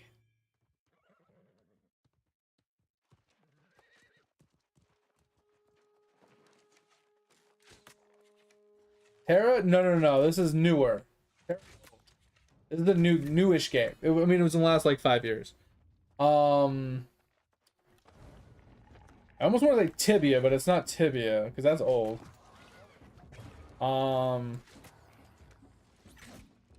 I cannot remember. I had to look it up.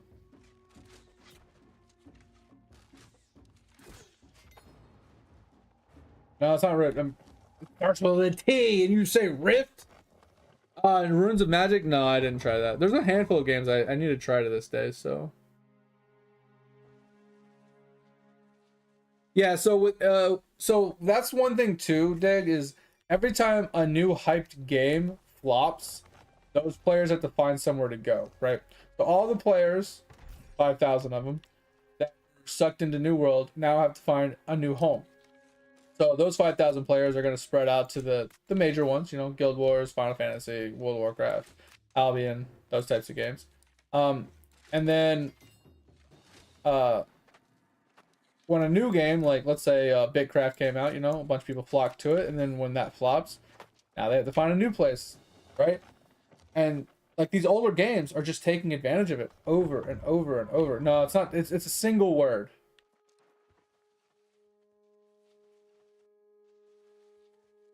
It's a single word. It's something like Terra, but it's not the old game that I'm thinking of. It's a new game, and it's cartoony as fuck.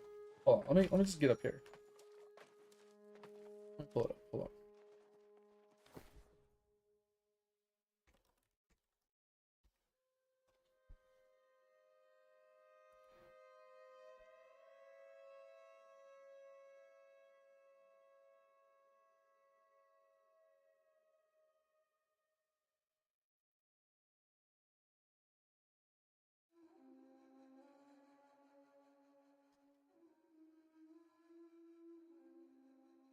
Ugh.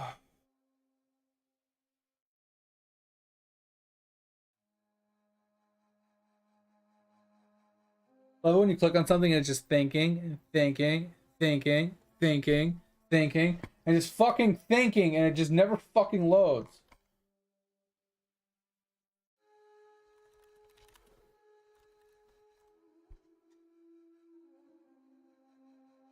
Terrace Land. There it is. The very first one on the list. This game. Terrace Land. Literally a WoW clone, bro. Not even an exaggeration.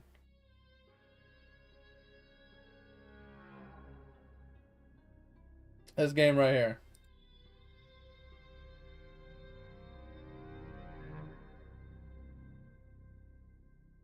Mostly negative.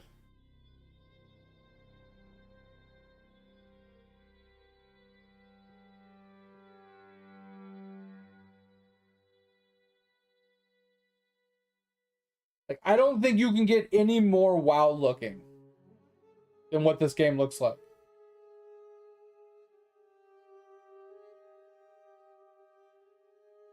Other than the art styles of the characters are a little bit more cartoony. Like, WoWs are already somewhat cartoony, but these are way more cartoony.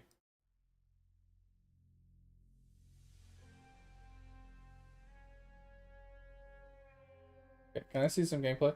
But like, look at this terrain. It literally looks like you're running through some of the camps in World of Warcraft here. Like, the trees look relatively the same. The terrain, the tents. All right, now this looks a little different, right? The laser beams and stuff. You don't see all that very often, but you can see like the characters themselves, they're just a little bit more cartoony.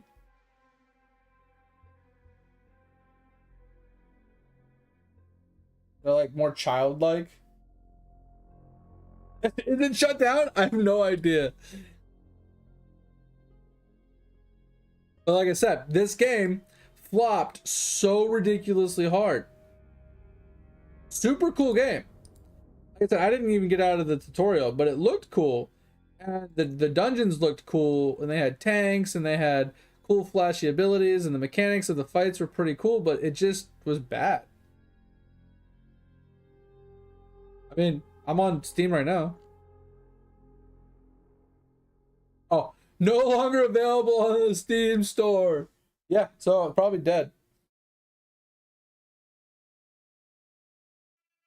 Like I said, like, not saying that this is a AAA title. Like, I'm not saying they put a lot of money into this, but let's see.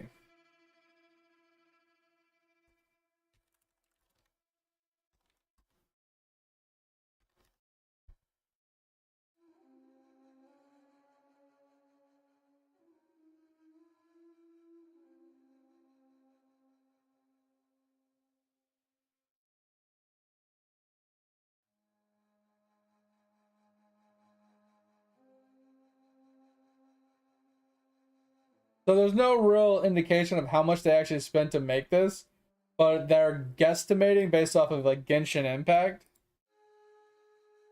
is somewhere around 100 mil, and it fucking died.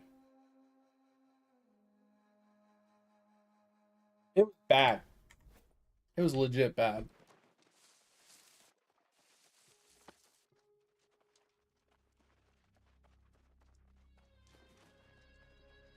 Like I said, I watched it for a little while. They had some really cool aspects in the game.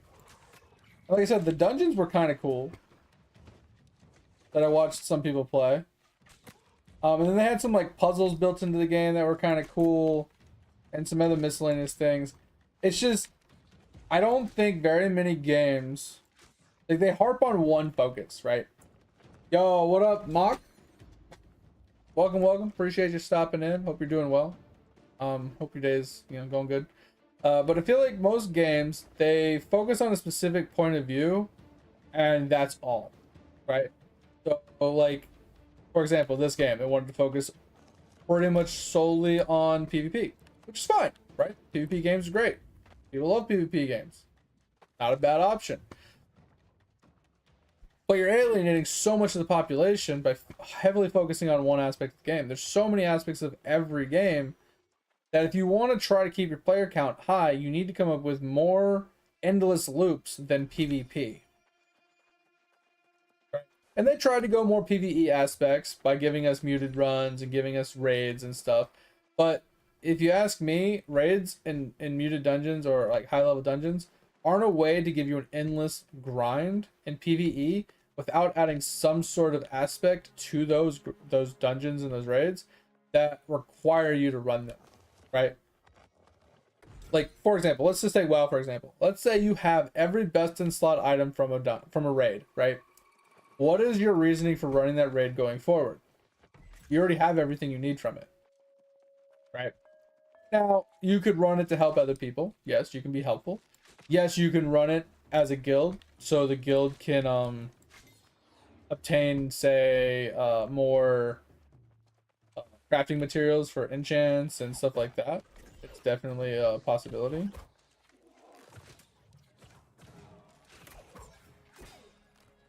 But at the end of the day, if you have no reason to run it, right, because you don't need any of the gear or anything from the content, what is your incentive for running it? Right? And that's the problem with endless content for PvE.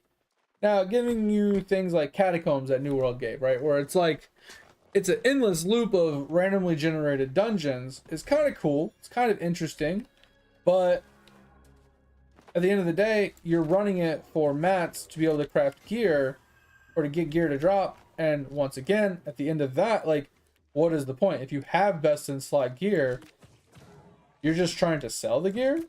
Like, it's just very meh.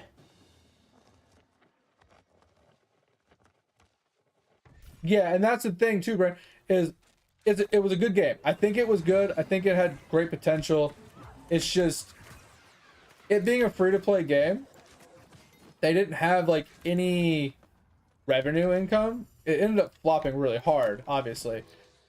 But there was things about it that even Blue Protocol did the same thing, and it just pissed me off. And they locked content behind server life. So you couldn't progress past a certain level until a certain time had passed inside the actual server. Like how long the server had been up. The Blue Protocol did the same thing, that you couldn't even max out a profession until you played the game for like, until the game had been up for like 3 months or something stupid. Because certain aspects of the things didn't open up for like week 3 or week 4, or every week a new aspect of it would open or something. And it just made it very kind of meh. Because you could only progress to a certain point and you had to wait 24 hours. And then you could only progress to another certain point. And then you had to wait another 24 hours. So it's like it really slowed down the enjoyment of playing the game. There was a lot more content, but they were intentionally slowing down the progress of people playing so they can keep them playing longer or something. It just really puts a bad taste in your mouth when you can't play the game because they're locking you out.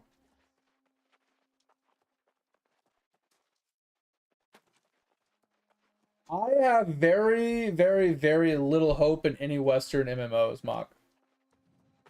And we were talking about it earlier, and the clip notes of it is with it, how expensive it is to make a good graphically quality high-end MMO game. We're specifically talking MMOs.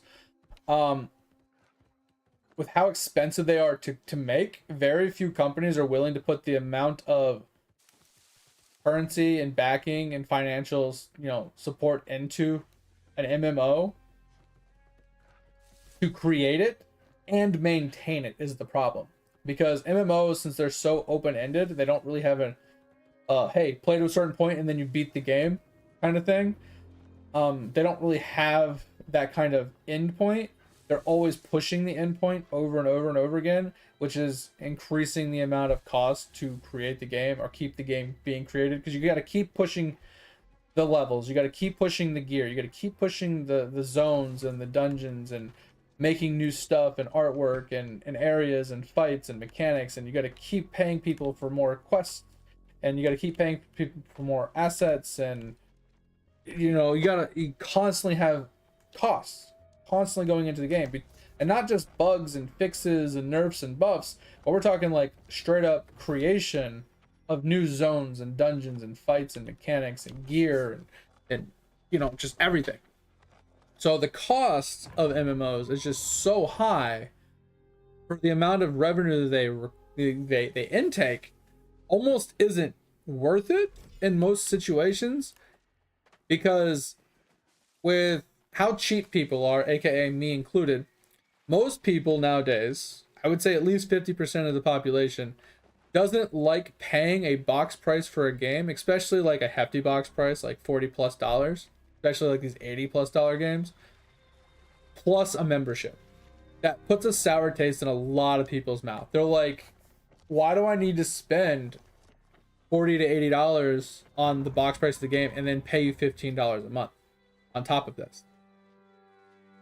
But in the reality of it is, if you don't, they don't make enough money to continue making the game.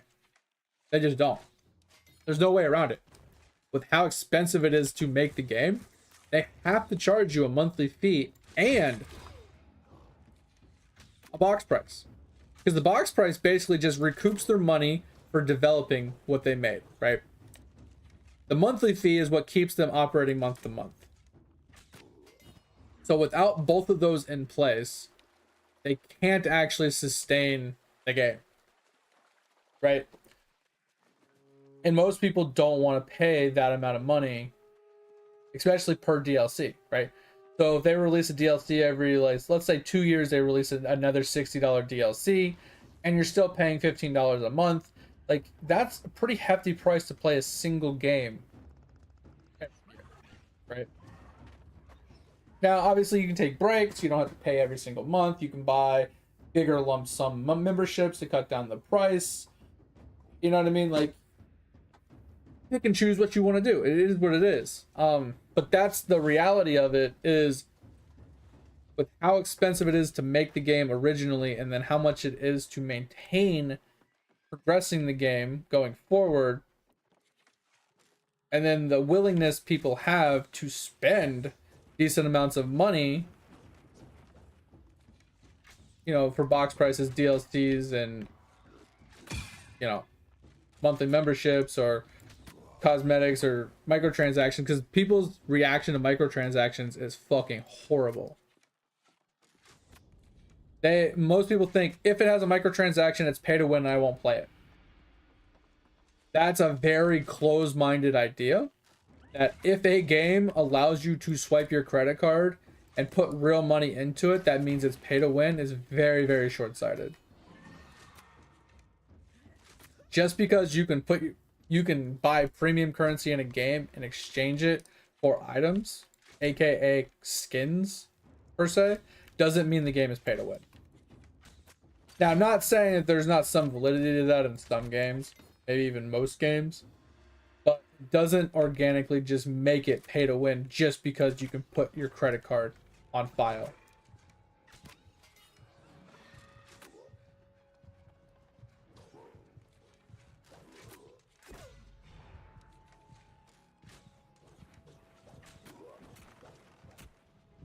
Cool. I don't know. That's just my thought. I truly don't think in the next 10 years we will actually get a good MMORPG. I just really don't think we will. And even after that point, I think MMOs are going to be kind of like a dying game. I don't think there's going to be very many available. I don't think there's going to be very many good ones, if any at all. Can you drink your potion? Are you fucking kidding me?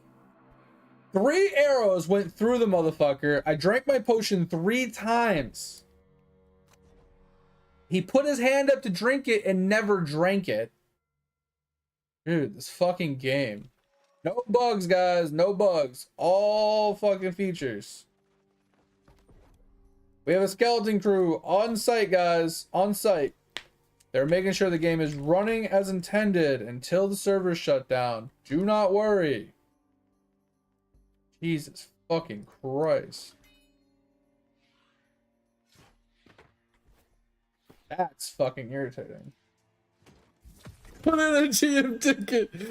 Oh my god, dude. Give me a hammer.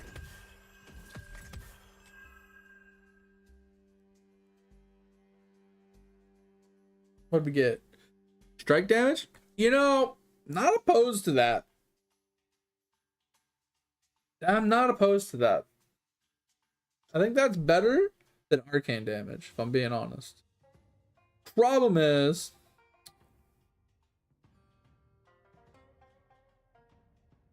I'd rather have light and heavy attack damage. Yeah, enhanced. I'd rather have enhanced. This is enhanced skilled. I'd rather have enhanced. I don't know if a ring can roll enhanced because that's light and heavy attack damage. His strike damage is good, but it's only good for my mace. Right? And like this one, it works for everything. 6.6% nature damage. Like, cool. Obviously, I need to have nature damage for it to work, which only currently works with my hammer if I put a nature attunement on the hammer, which it currently has arcane attunement, and I put a gem in it for nature damage. It's the only reason it would work. So that's not really helpful. Oh, but yeah, I don't have any faith, Mock. I don't. Like, Bitcraft was an idea. I don't know how well that's gonna come out. Freaking Ashes of Creation had potential. It's no longer, it has potential. Freaking New World's dead. Like, everything's dying. And that's what leads me to believe that we are just literally in an age of non-existence when it comes to games. Our games are literally just going to be gone. Companies are going to stop making MMOs. They're going to focus on non-MMOs going forward. And the only few MMOs that we'll have left are the ones that are currently out and doing well.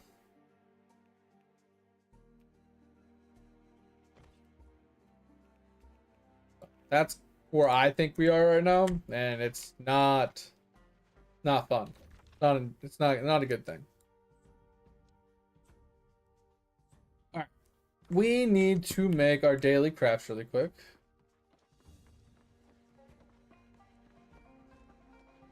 Oh yeah, Where Wind Meets. I haven't played it yet. It is on my list of things I wanted to try. It looked really good. I was really off put by the grouping mechanic of it. Oh, and I scrapped my tanners or my fucking lumberjack boots earlier too. Bro, I keep forgetting. I keep getting these random one-off item drops, and then I keep forgetting to actually save them. Alright. So there's our 10 prismatics. That's what we wanted. Alright, we need to make a bunch of these. What are we gonna run out of? We're gonna run out of mithril ore? Because that doesn't even give us 10 crafts for tomorrow. Yeah, we're running out of myth. We need more ori. I guess we're gonna need fucking charcoal too. That's fucking it.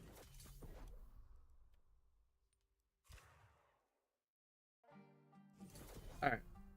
So with that in mind, we got our 10 crafts for today. Like I said, we'd have to do a decent iron run, star metal, into ori. We get our ori count up because we only have 100 and something ori. Which, in order to make 100 of these, we need at least 200 ori. And then 120 myth. Oh, wait, more than that. 1200 myth. And a decent amount of both of those. So, let's drop these off.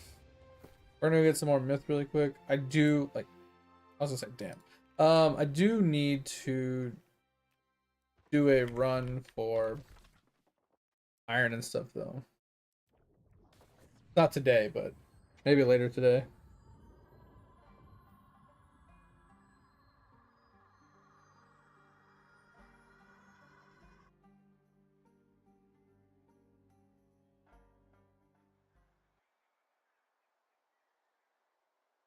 And yeah, Dig, I agree with your statement though. It's like, yes, I have no faith in new MMOs for the Western side of things, right? But with what we currently have, I'm fine with what we have. Right? Because we have the staples. I can always go back to WoW. I can always try Final Fantasy. I can always go play Guild Wars again. I could always play fucking ESO. I could try Albion, right? Still have RuneScape to play. Like, I still have a ton of games that I can always go back and play or continue playing or jump into for the first time. I have options, right? So I'm fine with what we have, but when it comes to new MOBAs or MMOs, I don't think it's a possibility. I really don't. I feel like if one was to actually survive, like a new MMO was to be released and it was to actually survive, it would be such an anomaly. It would have to be such an insanely good game with some very, very, very unique takes on everything that we already see in every single MMO, that it would have to be better than every single MMO that is currently out to survive. I don't think it could actually survive unless it was actually better than like a WoW game. Unless it was a WoW killer, I don't think it would succeed or survive this day and age. I just don't think it would.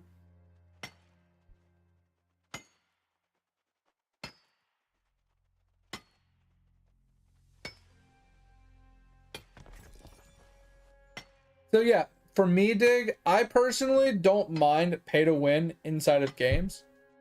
As long as, like you said, it doesn't impact me. But I also think that the pay to win shouldn't exceed what you can actually freely obtain.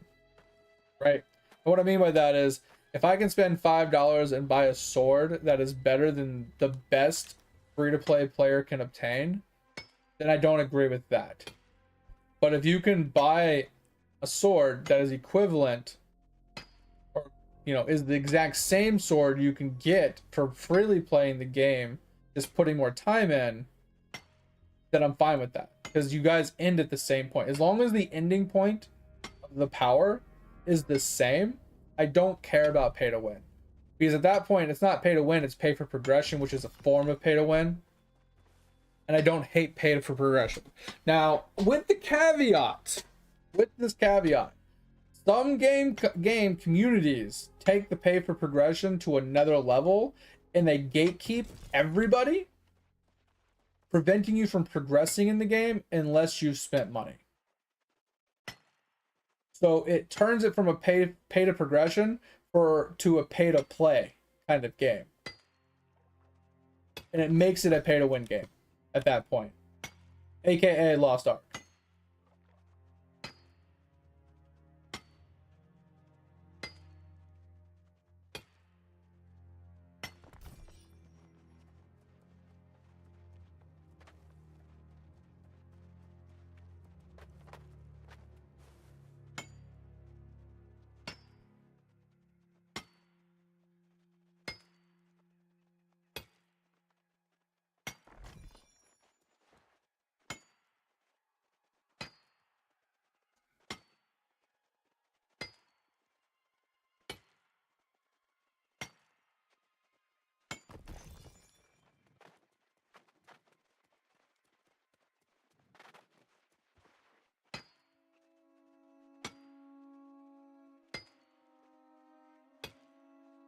And even without whales, though, Dig, like, so this is why I made the comment about New World a while back, is the best option they have is to put it into maintenance mode, not to kill it.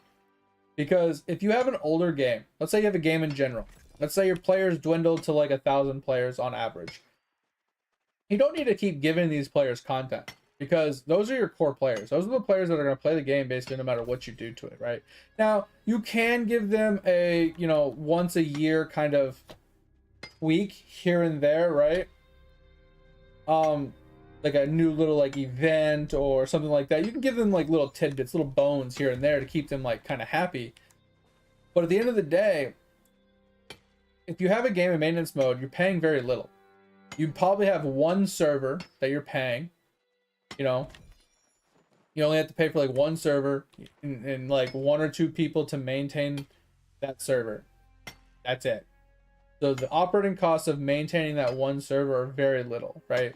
And then you have a very small skeleton crew for maintaining like glitches, problems, buffs and nerfs to stuff as needed.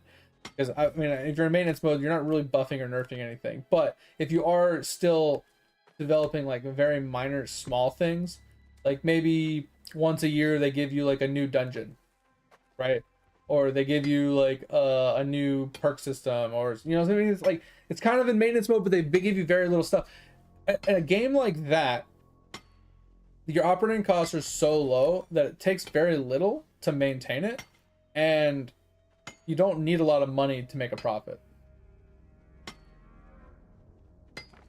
Yeah, the blinking one, bro, I cannot fix it. I have no idea what is causing it. I just can never fix it. So, I mean, in a game like Rift, it's old. They still have a handful of players that still play the game. And even if, like, as long as there's, like, a small, like, fee. Like, let's say you had, like, a $5 monthly fee to play the game. Those 1,000 players are bringing in $5,000 a month. It's easy to maintain the server and a handful of people to play the game. Now, $5,000 is not a lot. Don't get me wrong. Not saying it's a lot of money. And it doesn't cover the fees of the employees per se. Because one employee probably makes $3,000 to $5,000. But you know what I'm saying? That's just the monthly fee, let alone any other things that they sell or do. Like I said, there's ways to like make sure you're still making profits or whatever. But in a maintenance mode, you're not expecting to make a lot of money, but you're also not spending a lot of money. Like New World, for example, could have made good money in maintenance mode. Downsized the hell out of the company, not released any new content, just kept the game up and running with bare minimum cost, people would still buy the game to play it, come to it every once in a while, just like they did with Diablo and everything, right? Diablo 2, they kept selling copies 10 years after being in maintenance mode, shit like that. Like 20 years later, people are still buying copies of that game. You know, really, like, it's basically all you would need. I'm not saying that a company can survive off of like scraps like that, because you know, one person's making $80,000 a year, you have 5 people working, you have to somehow scrounge together $500,000 a year to make profits. Like, that's a lot of money. So you need to make $500,000+ a year in maintenance mode to actually keep progressing or keep the game alive. That's a lot. Like, I'm not saying that it's not a lot of money, but it's a lot cheaper than having to maintain 5 million or 50 million.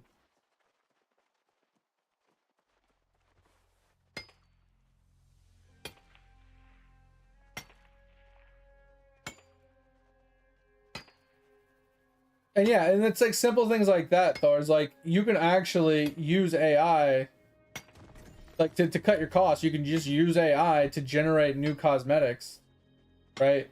To give new housing, furniture, to, you know, create new things for you, assets wise, to, you know, cut down on your costs, make it simple for you, so one guy can like do all the work on the side of doing whatever else he normally does, and it cuts down on your costs significantly, but it also brings in revenue.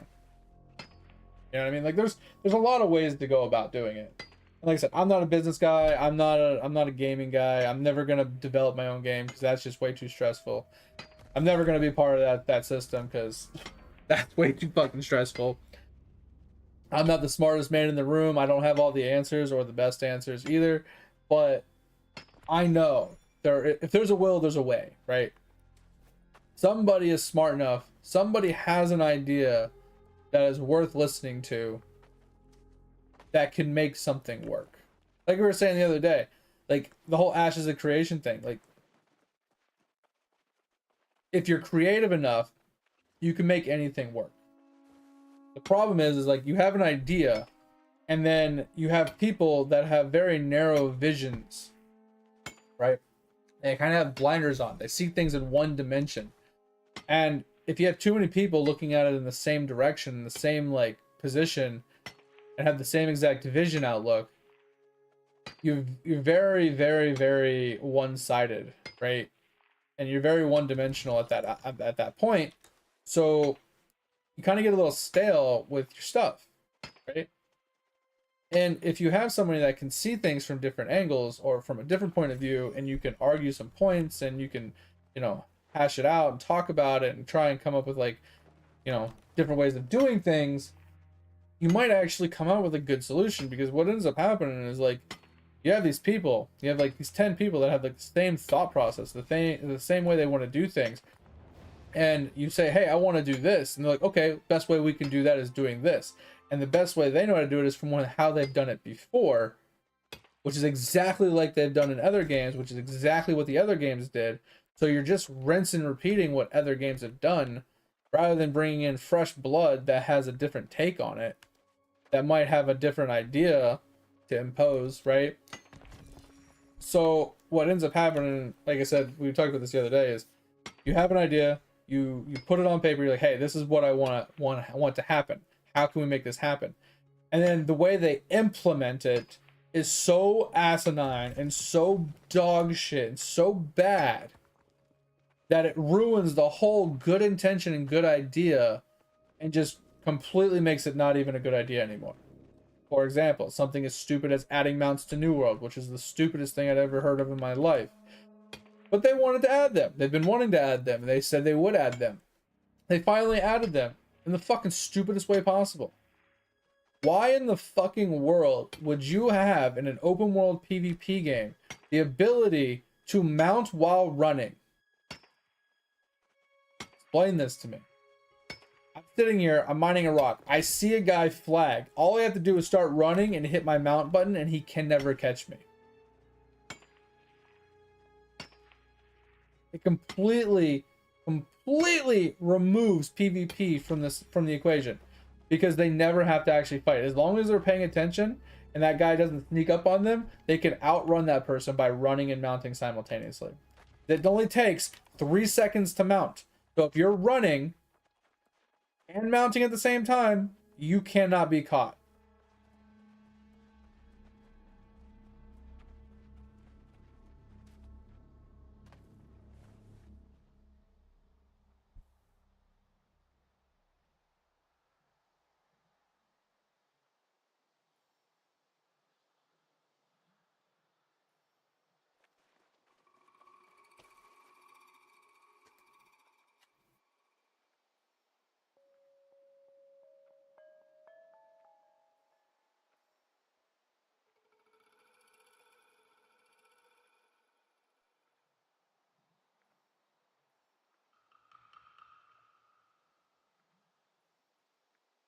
I mean, you're not wrong to a point, Brian.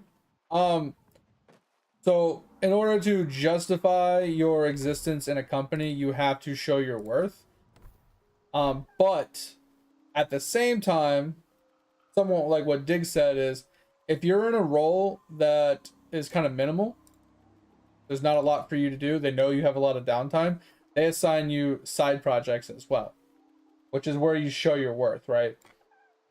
Not only do you show your worth by making sure what you're in charge of, aka the maintenance portion of a game, if that game doesn't have problems, if you make sure that game doesn't have downtime, you make sure that, like, whatever does break gets fixed in a reasonable time. Like, if you can prove your worth with the maintenance part, and then you're also dealing with side projects, you've proven your worth, right? Like you said, your yearly evaluations are really what makes or breaks you in a company. Whether you get raises, you don't get raises, you keep your job, you don't keep your job. You're not wrong. Every company is like that, no matter if it's gaming industry or not. You have to show your worth. Like, every year I do my my review, I get a glowing review. They say, hey, he knows his job, he goes above and beyond what he's supposed to do. We never have to ask him, you know, to do any of this. He offers, you know, like, it's a lot of stuff like that where oh, wrong button. Anyway, but like I said, you're not wrong. In order to keep your job, in order to get raises, in order to succeed or whatever, you have to show your worth. And you can't show your worth if you're not given anything to do. But very few companies are going to pay someone to do literally nothing, right? If you're doing nothing, they're going to give you something to do. And that's where you show your worth. Whenever you're given something that's not in your job description, or something that you weren't hired to do, any extra additive work that they throw on you that you do and you do well, reflects, you know, good on you, right? It's where your glowing review and you show your worth comes from. But you're not wrong, but just missing a little bit of a little extra to the explanation, I think. Like I said, I don't know of a single company that would literally pay a guy to sit there, say this with a grin on my face, to sit there and stare at a screen and do nothing all night, right? For 5 days a week, 40 hours a week, and literally do nothing, just staring at a screen, hoping for a ticket to come in. Edge. Like I said, we're not talking about anybody else here.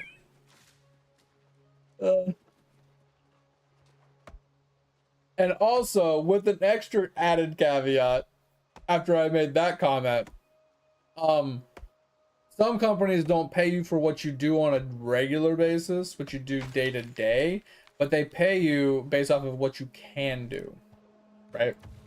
So if your normal day-to-day thing is, I log in, I check for emails, and I answer emails that need to come in, I help, you know, I answer support tickets or whatever, blah, blah, blah. And like, in maintenance mode, there's not a lot of them, so like, you might answer like 5 emails a day, so you're not really doing a whole lot, right?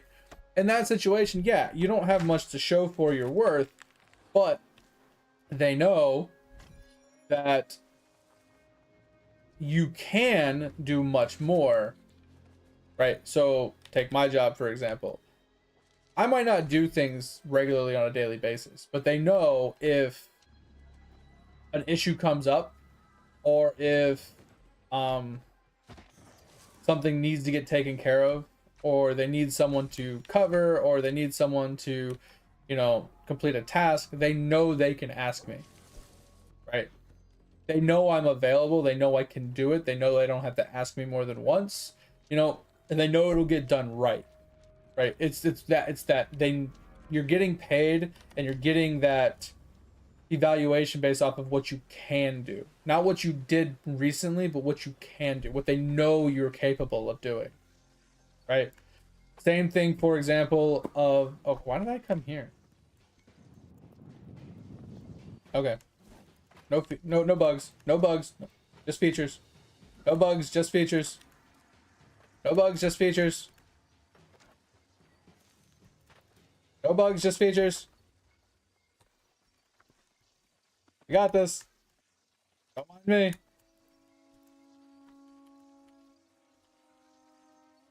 Okay. Officially stuck. Yeah, I was like, you know, if that rabbit doesn't want to run from me, I'll just kill it.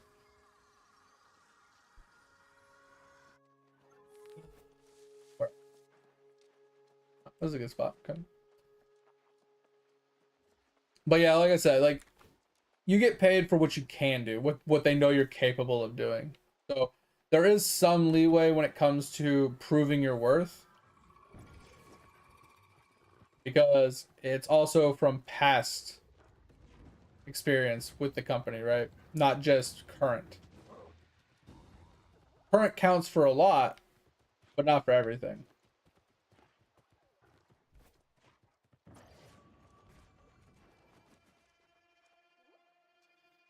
Oh, all right, let's switch.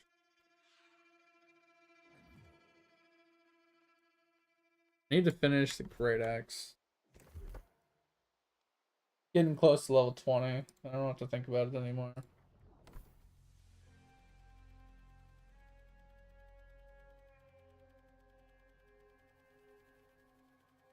I mean, that's a thing, but you're always gonna have the diehard fan store, right? Like, even something like this.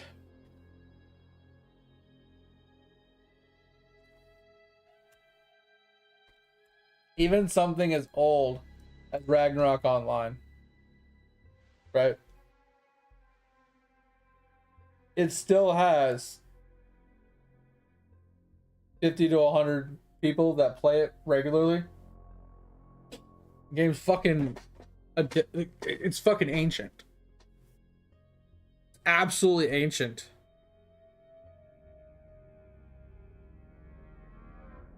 You know, it's funny. I didn't even know I was gonna say that until I pulled it up. But yeah, I found it weird that it had a really bad dip in January. Pretty interesting. But like, if we look in like the last 6 months, right? Like 100 players, it's dipped recently, but like,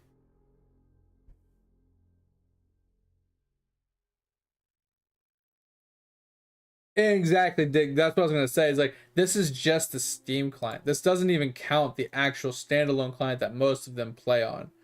And then most players play on third-party websites or, you know, servers. They don't even play on the official servers. I'm just saying, like, it's wild.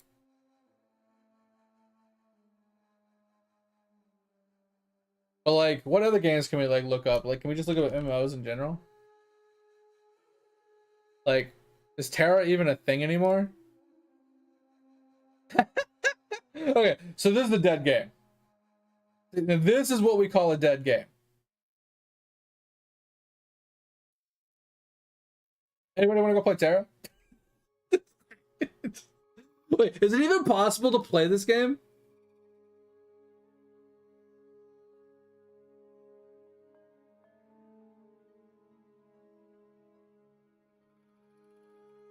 Can you actually play it?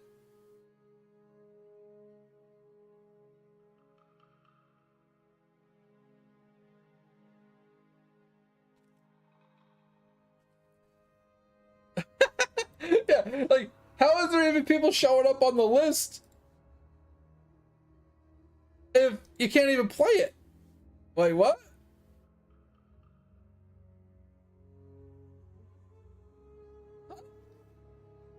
What Tiger?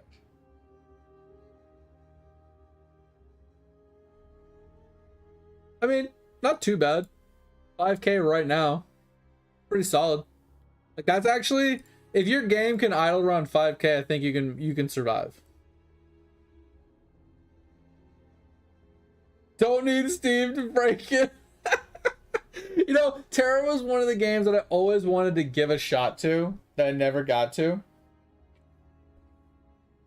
And it was gone before I got a chance to do it. What is this?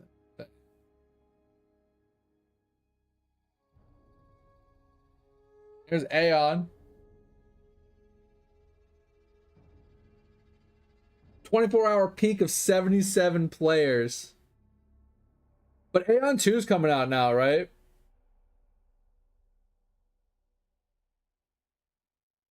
Aeon 2 is coming out at some point. Did I spell that wrong?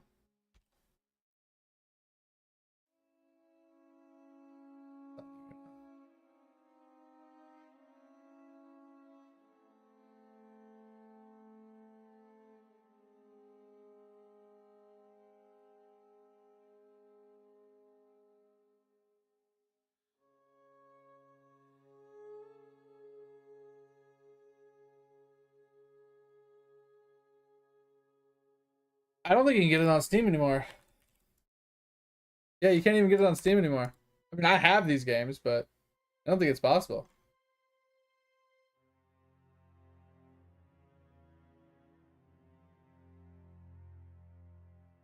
Is it shit? I saw someone playing it the other day. It looked just like Aeon, honestly. Uh...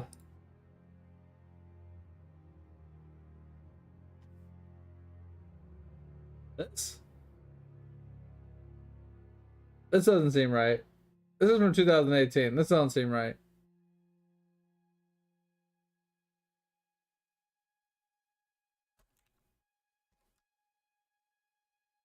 I don't even think it's not on Steam. Yeah, I was saying it's not on Steam. I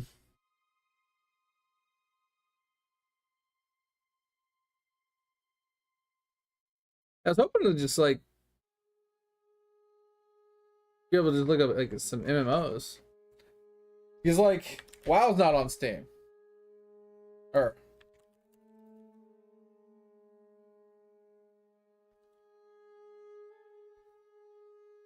is Final Fantasy in here?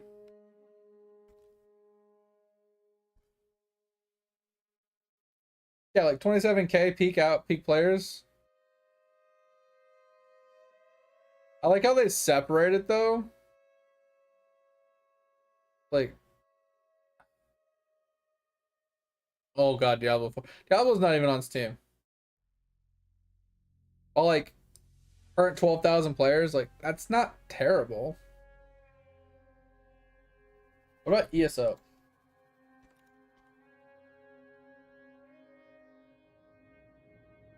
Right, another 6,000 players right now. Wait, D4 is on Steam, really? Wow, I did not know that. Okay. Yeah, 5,000 players, still dog shit game. But they had their own launcher, why put it on Steam?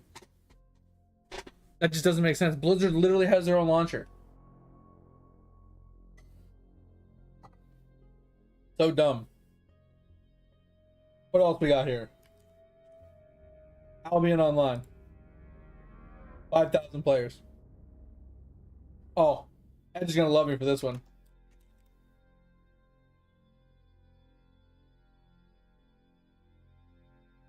$2,800 players.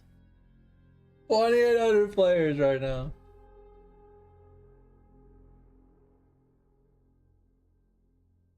Yeah, just through Steam. Yeah. Obviously, this is just through Steam. There was another one I was thinking about looking at. That's one guy. You're not wrong. Oh, you're not wrong. Oh god. Let's look. Bro, we ballin'. We ballin' right now. Look at this. We hitting some peak numbers.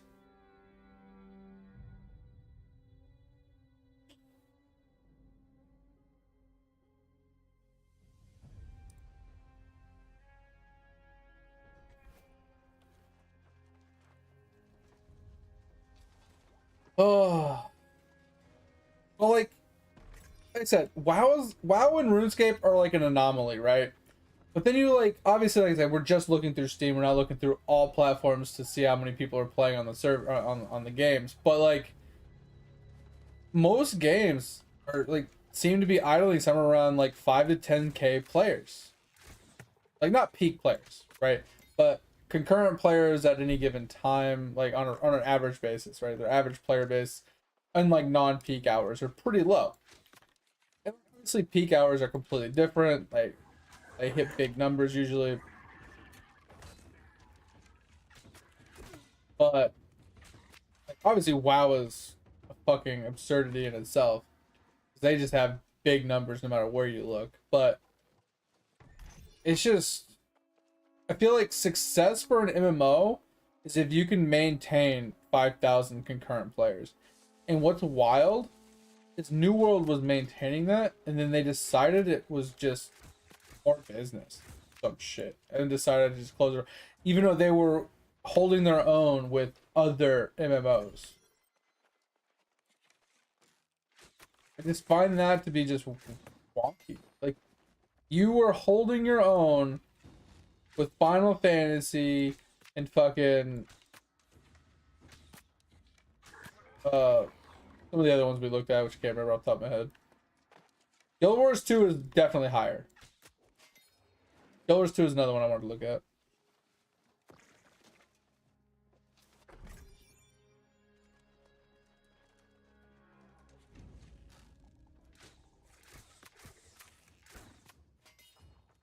But Guild Wars 2 is another one of those that they have their own launcher.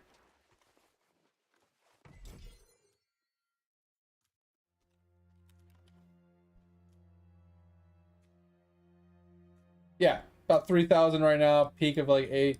Like if you can peak around 10 and you can average around like 5, like in your low parts like this, you can average somewhere around 5 and you can peak around 10. I think you have a solid game, right?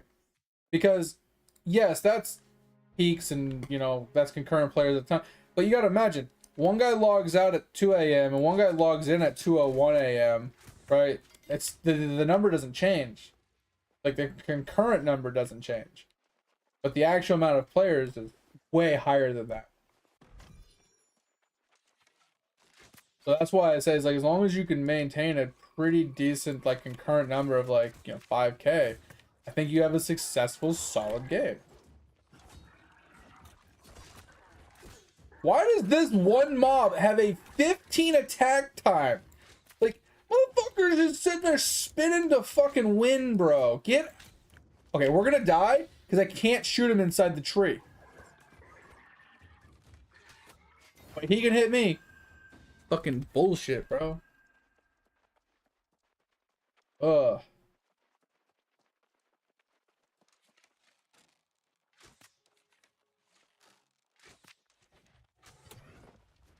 Ugh.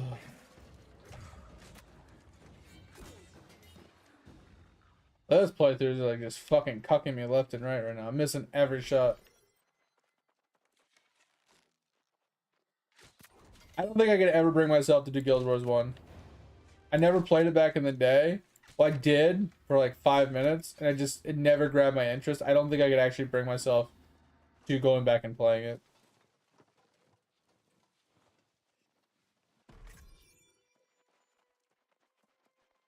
Because what I heard about Guild Wars 1, quote unquote remastered, isn't really a remaster. It was just a added, it's like they just patched it, more or less.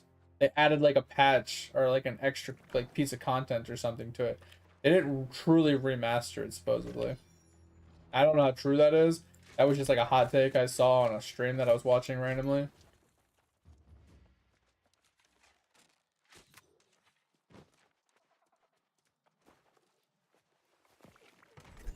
But I'm not gonna lie, Dig.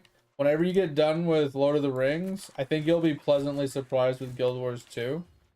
Um, at least combat-wise, it's very similar. But also build-wise, it's completely different.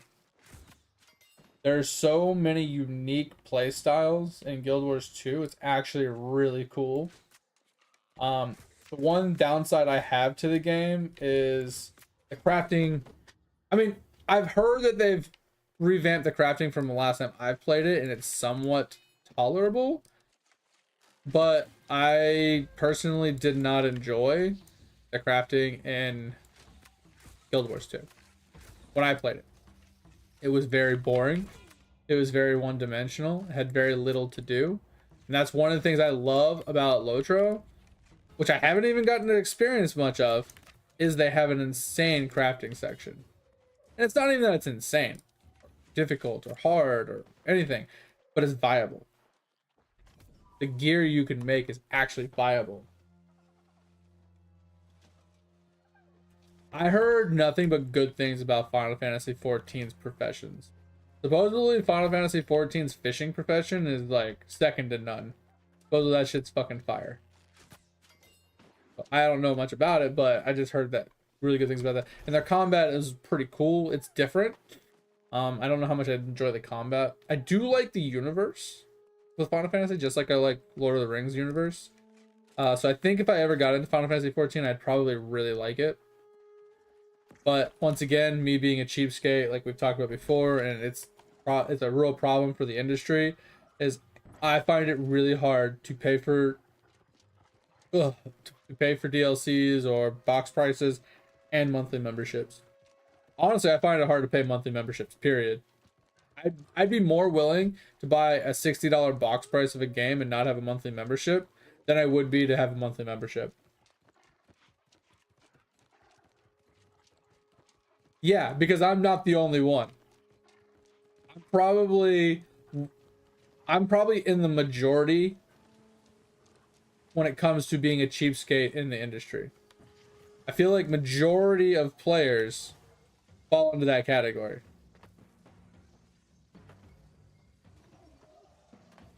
Okay. Let me just this please.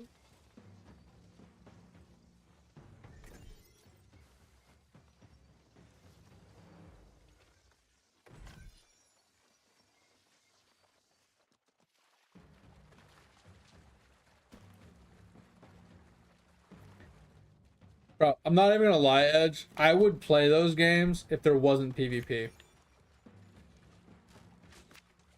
Like, I've always been interested in like sailing games, like being on a ship and fighting other ships and boarding and killing things and being a pirate.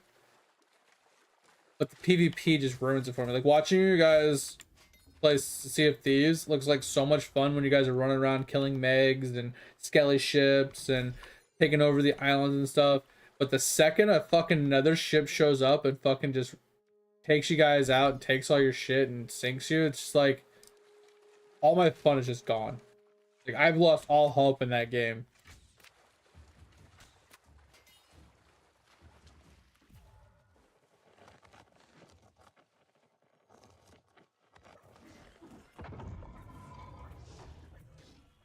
SB? What's SB again?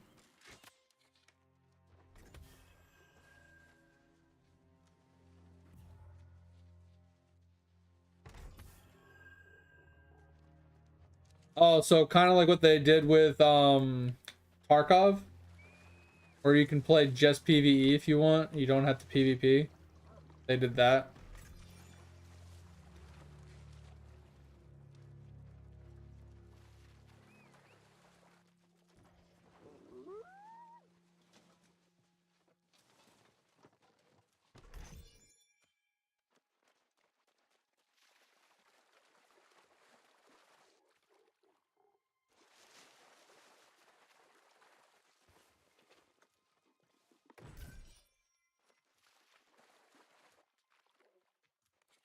Only 117.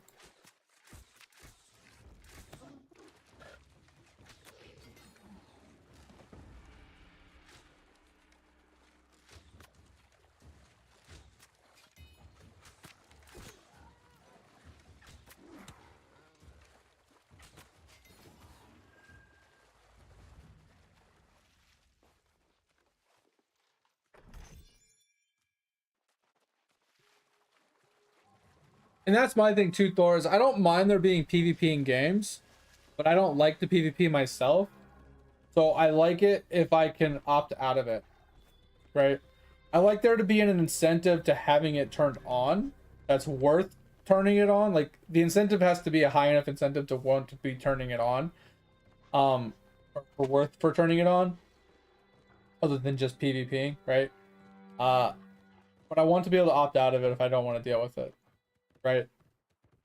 Because the problem that I run into in most of those games is you opt into PvP, or you're in a PvP server and you're running around doing your own thing and you're playing by yourself, right? Because you don't have any friends, or your friends are off doing something, or you're just, you know, racking up the end of your night or whatever.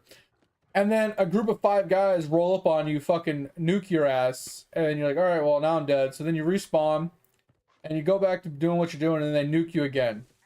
And then they nuke you again, and then they nuke you, and then just running around the zone just killing people because they think it's fun. That's not fun for anybody. Like in a situation like that, I need to be able to turn off my PvP, because in most of those games you are server locked. You can't jump to another server or an instance to avoid these people that are just running around nuking you over and over again. You literally just have to log out and wait for them to log out. It's so frustrating.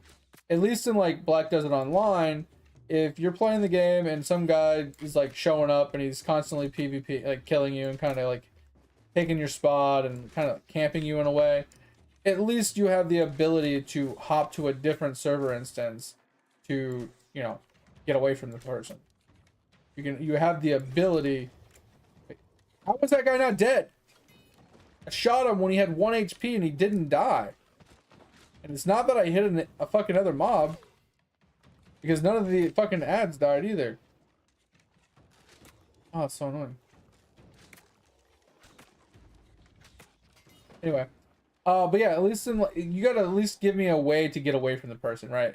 Whether it's instance hopping, whether it's, you know, going into a private instance of, you know, whatever I'm trying to fight, so the guy stops camping me, unflag, right? Like maybe have like a death timer thing where he can't attack you for X amount of time if he's killed you more than once, right? Like every time he kills you, he has a longer like timer before he can attack you again, or some. Like, they have to put something in place to prevent people from camping people, and that's the problem with open world PvP games. Is like if you're by yourself, or and against like a group of people, like you're kind of just cucked. Or if you're just bad at PvP and that person's good at PvP, or they have better gear than you and you're just getting shit stomped, there has to be a way to avoid it. And that's like the problem with PvP games. That's why like most people don't like BDO, because the open world PvP, right? That's why a lot of people don't like EVE Online, open world PvP. Once again, they don't like the idea that someone can just show up and kill them at any time. Because some of those people actually get cucked over and over and over again by people. I know some people that have played BDO and have gotten killed like 20, 30 times in the first 5 minutes of playing the fucking game. Yet I have like 12,000 hours in the game and I've been killed like a total of 5 times. Right? Like some people just have very bad luck, some people don't. It needs to be something that should be able to be opt in or out of as necessary, but then certain aspects of the game need to be like specifically for PvP, right? Kind of like how Albion has like PvP specific zones for high tier materials and stuff, right? Where risk versus reward, you have to go in and deal with the PvP in order to have the chance at the higher tier materials, right? It's kind of like the thought process behind it, and I don't disagree with that. But it also does suck because depending on how many people can join that zone in a PvP setting, right? If you're going in, if you're soloing, if you're playing by yourself and you're trying to go into an area that has high tier loot so you can go and craft some gear or whatever, and there's a group roaming that area, preventing people from gathering loot, and they're like hoarding that zone and like kind of, I wouldn't say protecting it, but like, you know, preventing people from accessing it by PvPing anybody that comes in the zone so they can kind of monopolize it. That's bullshit. Like there needs to be some sort of thing where, you know, you can't party up with people, or there can only be so many people in the zone at a time, or something like that. Like, I don't know.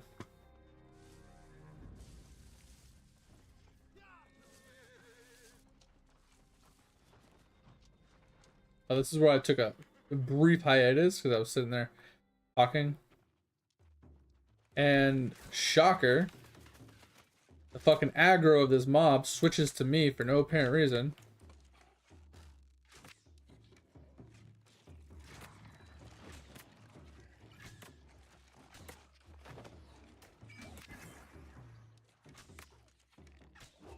How did I shoot the guy behind you?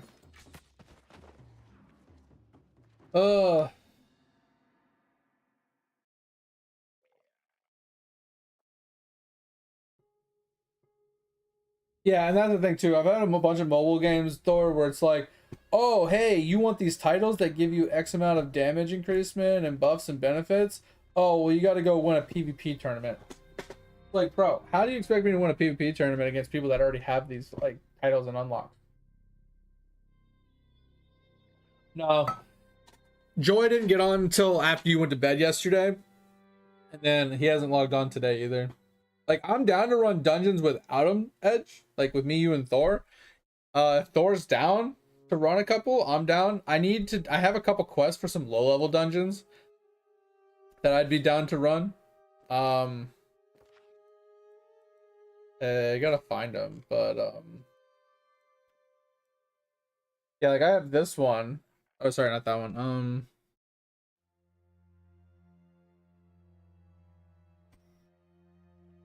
Let me find it.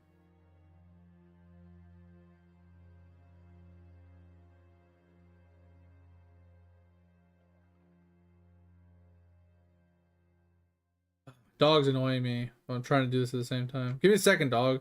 Yeah, I have Starstone Burrows quest, and then when I turn this one in, I think it's gonna give me the Depths quest.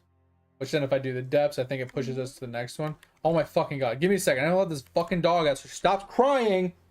Ugh. Give me a second, guys. I'll be right back.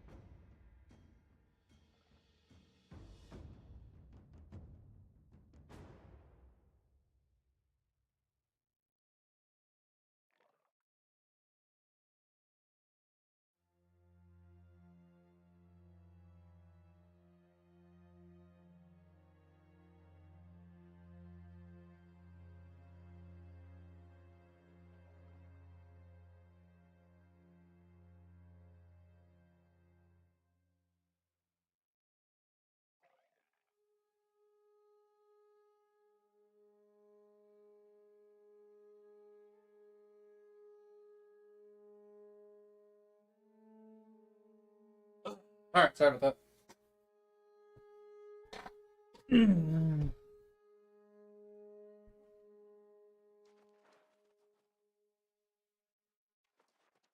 that. No, it's all good. All good, Thor. I just wanted to give you the option.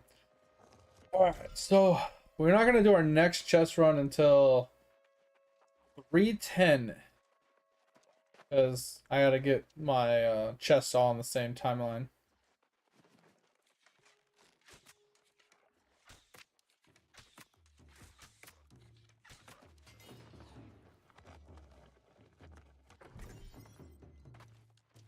Climb, please. Thank you.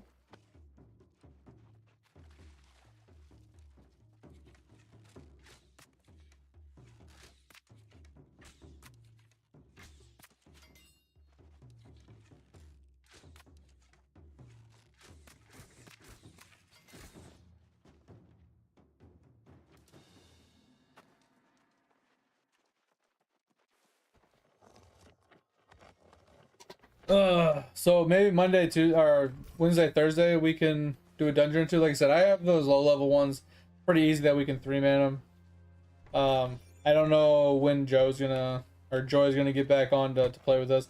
He, like I said, he was on yesterday, but the last couple days he's been playing Call of Duty with his friends, because he doesn't get to play with his friends all that much, so that's why he hasn't been around. But when he's back around, maybe we'll do some dungeons. I don't know yet.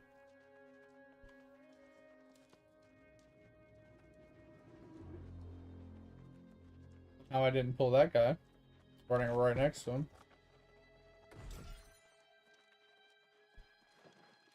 Alright, so since we're gonna have a little time after this dungeon or this test run, since I have to wait out some time, I think what we'll do is we'll do the orichalcum run. I probably won't do the ironwood run because that shit's been pissing me off. Take a fuck forever. So I'll do the orichalcum run because I need to pumping that shit out, and then I'll go and do a iron and star metal run so we can pump out some ori, and then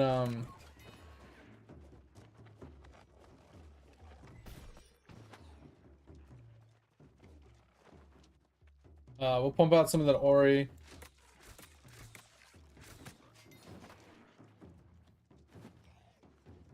And get prepped for tomorrow's daily craft. Because we have 2 hours till tomorrow's daily crafts. And I basically need to get enough for tomorrow's daily crafts, but I need to stockpile some daily crafts as well.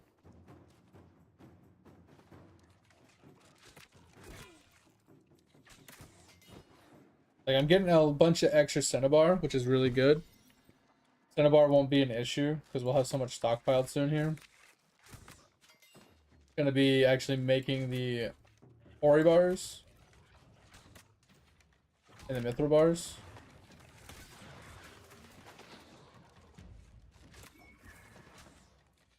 Shoot that guy. Shoot that guy. Shoot that guy. Shoot.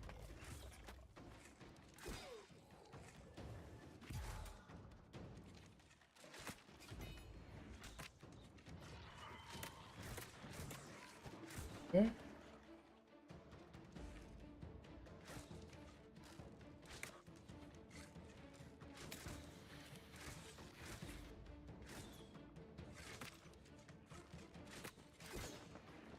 Alright. A little few extra that I didn't want to pull, but it's all good. But yeah, like I said, we'll finish this run up. We'll scrap everything, get everything all sorted, and then we'll probably do the ori run into a star metal iron run into another ori run.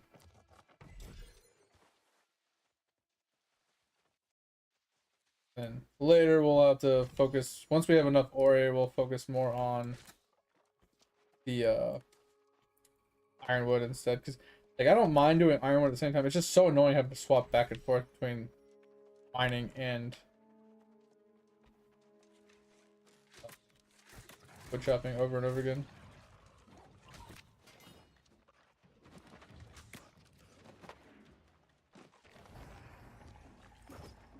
Okay. Nice to see you here. Oh, Edge. I made it to Act 8, I want to say.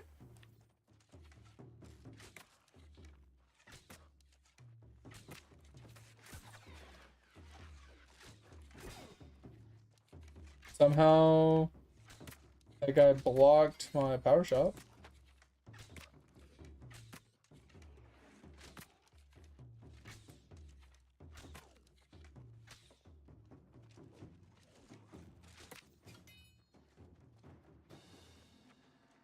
Oh, I have not figured out my build at all. But yeah, I made it to Act 8. And some of those bosses are fucking ridiculous.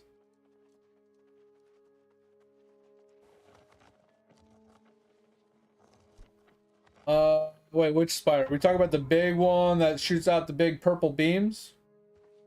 Because that's Act 7. That's the last boss in Act 7.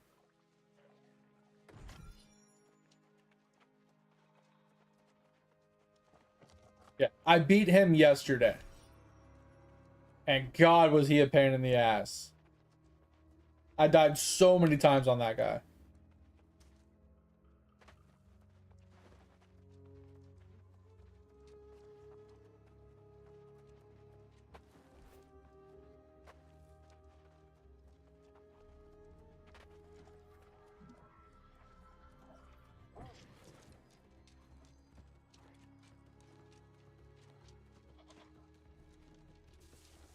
But no, I still need your help figuring my build out. So one thing I definitely know I need to actually make my build start working is I need Frostblink of Wintry Blast. And the reason why is because like relying on Frostblink and its cooldown just it's not good. If I had Wintry Blast, then it's based off of cast speed. And all I have to do is get a bunch of cast speed nodes and some cast speed on my wand and stuff like that and just run a wand. I don't have to run a wand, but I just basically need a weapon that has increased cast speed. So it has pretty fast cast speed on it. And I can basically go burr. You want to see like an idea, Edge, of like what my build, like what I'm trying to do with the build?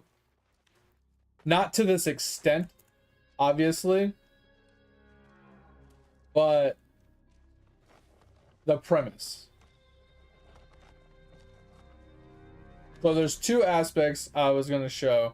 One is the explosions that I'm trying to obtain, but two, the movement that I'm trying to obtain. So if you want, I'll pull it up and I'll show it to you.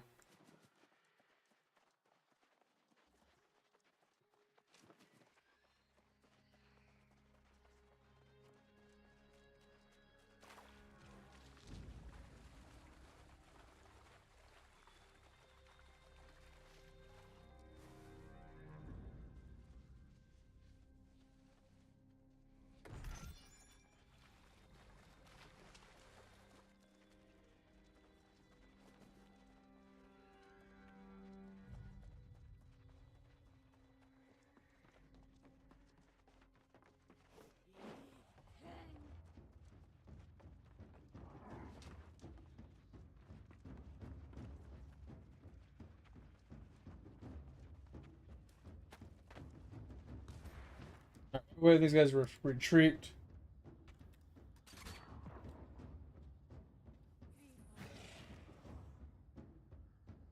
So, Edge. Build a website you love. This is what I'm, in theory, somewhat trying to make.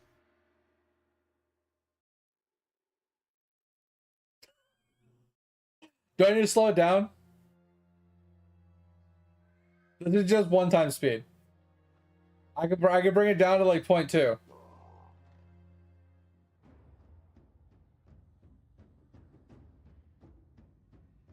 So, like I said, I don't need it to this extent, obviously. Because this guy has a ton of attack speed, or cast speed, right? But as you see, he blinks in, he has RF on, which I didn't think about doing, but we could try this, right? RF to give more spell damage. And then he has like ES leech, I think, so he can maintain the degen from RF. But anyway, when he blinks in, it does the frost blink damage, which is cold damage or whatever. And when they die, they blow up with ice and they shatter, doing more damage to things around them, causing the cascade. So if like we slow this down, because this shit's ridiculous.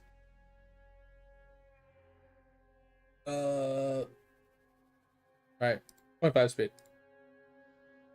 Right, you still can't even tell. But you see when he jumps into a group, that big explosion of heralds, that's just an explosion for him just teleporting in. See how that whole screen just blew up? That's the intention. I want to teleport in and get a cascadation of explosions, but I want enough attack speed to where, or cast speed, that I'm jumping constantly. It's like teleport, teleport, teleport, teleport. So if I'm on a single target, I'm just teleporting in place on the same target, like I'm conk pathing, right? That's the idea.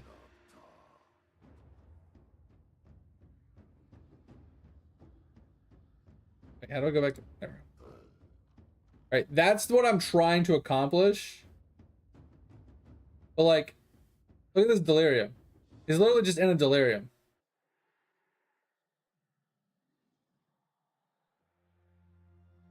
Like one of the actual Delhi boss maps, the Senior Lacnums or whatever.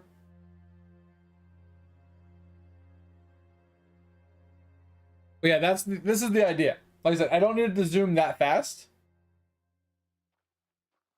I would like maybe 2 or 3 attacks per second.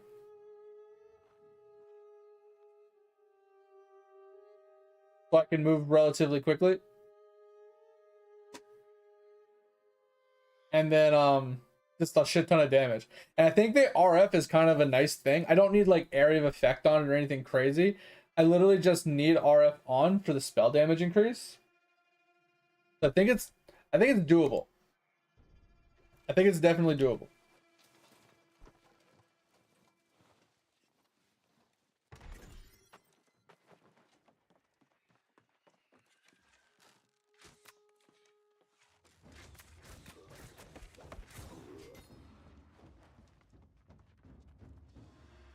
But his was an elementalist, and he had a bunch of golems as well.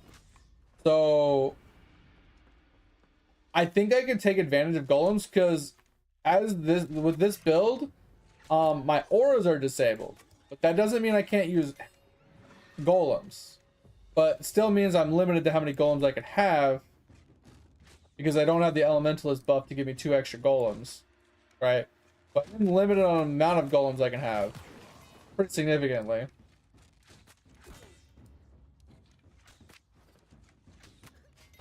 So that's something I'll have to like figure out, but I could at least get 1, maybe 2 golems on pretty easily.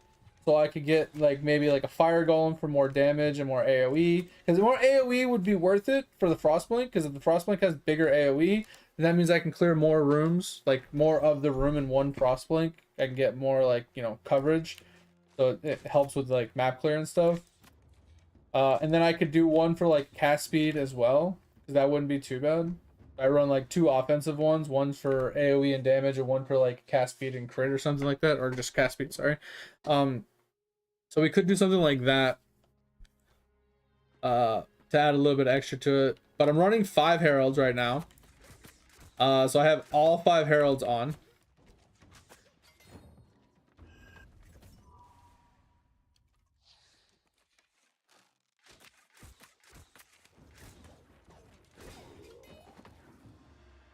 And then I have like herald effects basically everywhere I can get. Once I ascend a second time, I can specialize into Herald of Ice. Because like most people that are doing this build are doing like Blade Vortex or something with like a physical based damage. So they can spec into Herald of Purity. So the Herald of Purity like is juice, so it gives it more physical damage. And then they have all the LE conversions and stuff and all the LE damage added to it, which scales even harder. That's probably the best way to typically do it. That's why most people do it with like Blade Vortex or something. But I want to do it with Frostblink because I want a movement skill. I want to be able to literally just use my movement skill to do damage, like I always do, just like Cyclone and, you know, RF with like Shield Charge. No, I have Agony on as well. Agony is the 5th one. Agony doesn't hurt me in any way, right? But I'm thinking since Frostblink is a movement skill edge, what about that body armor that gives you more damage to your movement skills? It's a pretty cheap chest piece usually. I can't think of what it's called right now, but it gives you like plus to levels of your movement skill and more damage. Like I could do something like that. So I can get more movement speed, more damage, you know, I can get more levels on it. I think that could be really good. But I also want to run block. Like I might not need to run block. Like so defensive layer speaking, I haven't figured it out yet. I kind of want to run like armor ES hybrid. So I have some sort of dodge. Like if I can get to like 50% dodge chance with like maybe 50% block chance, I feel like it wouldn't feel too terrible. It might not be tanky enough though, because like it's kind of a glass cannon, right? I need to be able to just teleport in, and as long as I can teleport in without dying, and one shot the group that's in there, I should be able to just run through the map. But then I need some sort of leech, right? So I need spell damage leeched as life. Or hear me out. Or spell damage leeched as ES. Get a little bit of ES, right? So RF only burns for 70% of my ES instead of 90% of my life. Try and stack some fire res somewhere, right? Maybe with like a flask or something, like a perma flask. Get RF up and running for the extra damage. Leech to my ES. So if I'm moving fast enough and I'm attacking often enough, I shouldn't have an ES problem. And then just have like organic just life regen for my HP. I was contemplating just getting Zealot's Oath and putting all my regen towards my ES and whatnot. Oh, we could do CI. What do you think about that? Just go CI and go full Zealot's Oath ES leech. Oh yeah, because you need 1 HP. Oh, because then I would have to run like a Shavs in order to make it work. Yeah, because I gotta go. Oh, but low life could really work. Low life could work. Because pain attunement gives more spell damage on low life. But it means I'd have to run a Shavs. Which isn't a big deal. Right? I run Shavs. I get some ES, right? Even if I got to like only 5k ES, right? I got Zealot's Oath with a little regen to kind of counter, you know, the RF. And then I got leeched, all my leech is ES leech, right? So as I'm leeching ES instead of life from all the spell damage I'm doing. And then I get to take advantage of pain attunement. And I get to take advantage of the RF for even more damage. And then I don't have to worry about dying to chaos because I'll have Shavs. I don't know. It's oh, we do have another option. Oh, I have another option. Okay. Hear me out. There is another chest piece that I saw that they use for another build. Can't remember. It's like the ivory something. Can't remember the name of it off the top of my head. But basically it gives you like, I think it's more mana based off of how much life you have or something like that, or more ES. Is that what it's called? I don't remember. But I think it says chaos damage is taking from mana before life or something like that. I think it has that buff on it. Which basically gives you, what the, why isn't this thing dying? It basically gives you like Shavs, but different. What's wrong with this mob? He's like taking no damage, like on and off. That's weird. But yeah, so basically it would keep me from dying to chaos as long as I had mana. And since I can only have heralds on and I have 50% of my mana unreserved anyway. If I had a decent mana pool, that would prevent me from dying to chaos. And I could get a decent amount of ES base off of that. Yeah, I think that's what it's called. This is why I wanted to theory craft with you, Edge, but you kind of got like sucked into your build and were like listening to me, but not really like giving me any feedback. So I had, and obviously you don't know the build. I don't know the build either. But this is why I wanted to talk to you. Is like I have no idea where to go with this build or how to make it work. So I'm like grasping at straws, trying to come up with something. Yeah. So I mean, the short of it, Edge, is the heralds basically they add damage to my spells and my attacks, right? And then I take advantage of. Can I get off of the fucking screen, please? Thank you. So I take advantage of. Oh my fucking god! Please load. I'm gonna fucking snap, dude. I'm just trying to click on some buttons here. So I take advantage of this. So I get 15% damage for each herald affecting me, which is 75% damage increase. And then I get the mastery, which is another 8% damage for each aura and herald affecting me, which is another 8 times 5, which is what, another 40 damage. So that's like 115% damage increase from these two nodes. And then I get herald effectiveness nodes from both of these. So that's 40% from this. And then obviously this, right? So we get Herald skills deal more damage, Herald effect. We get Herald effect here. We end up getting more Herald effect over here. We end up getting this one where chance to gain elemental conflux for 4 seconds when you kill an enemy. Basically, it guarantees that I can shock, ignite, and freeze permanently as long as I killed a mob in the last 4 seconds. And then I get a 50% increased effect of shock and freeze / chill. So that's pretty insane. Now the fire damage over time only affects the ignite, which is whatever. But I get this. And then I come over here. So my heralds have 10% increased critical strike chance. And I get another 50%. I get 50% increased area effect of the explosions of my heralds. So Herald of Ash will explode for 50% bigger. And same with my shatters from Herald of Ice when they're frozen. So I get to take effect of all of that.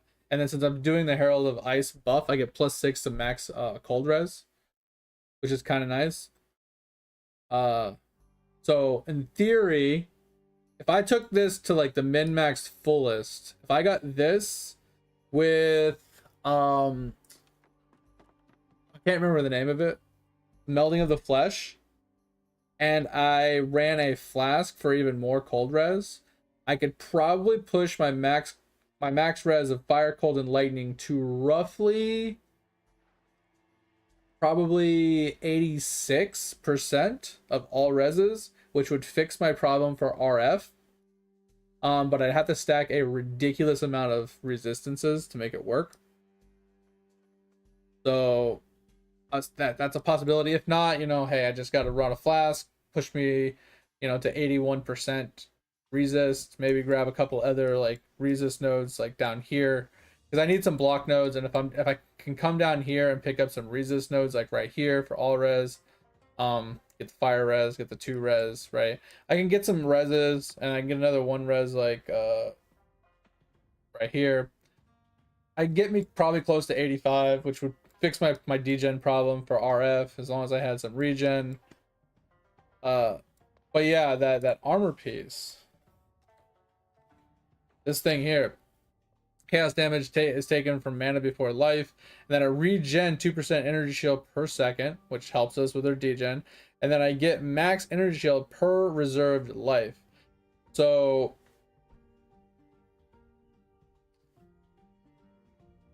I'd have to put my heralds on a blood magic, which would be a 6 link roughly. I mean, technically I could do it another way, but basically I'd have to reserve as much life as possible with blood magic, and then I'd get a ton of max energy shield, but I'd be able to run this to get a whole buttload of ES, and then get 2% regen from this plus Zealot's Oath regen, and then I just need some decent mana regen and or mana leech, right? Life, oh yeah, mana sustain. Yeah, I had a build that used this and I never got it up and running. So I'm thinking this could be a viable option.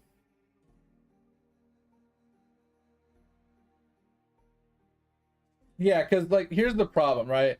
So if I was to, oh, let's just do this really quick. I'm just gonna import my character. And I'm curious on this. So I have these two, and then I have these two, and then I have this one by itself, right?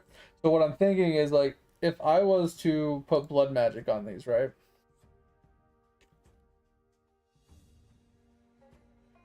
Is that what we use now? It's not blood magic. What is the arrogance? Is it arrogance? Yeah, arrogance. So right now we're sitting at, hold on. Yeah, we have 58 unreserved mana. So if we put arrogance on these,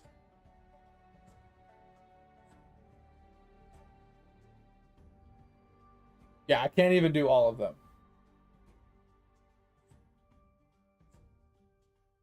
So 2 of them puts me to 0 HP.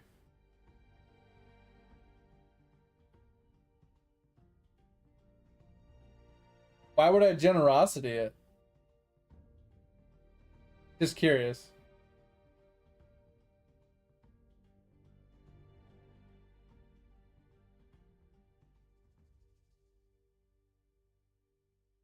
I might have to get life reservation efficiency.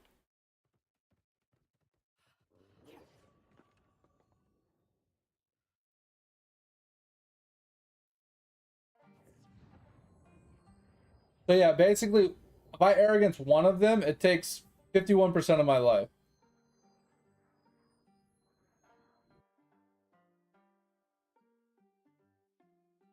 But if I was to take,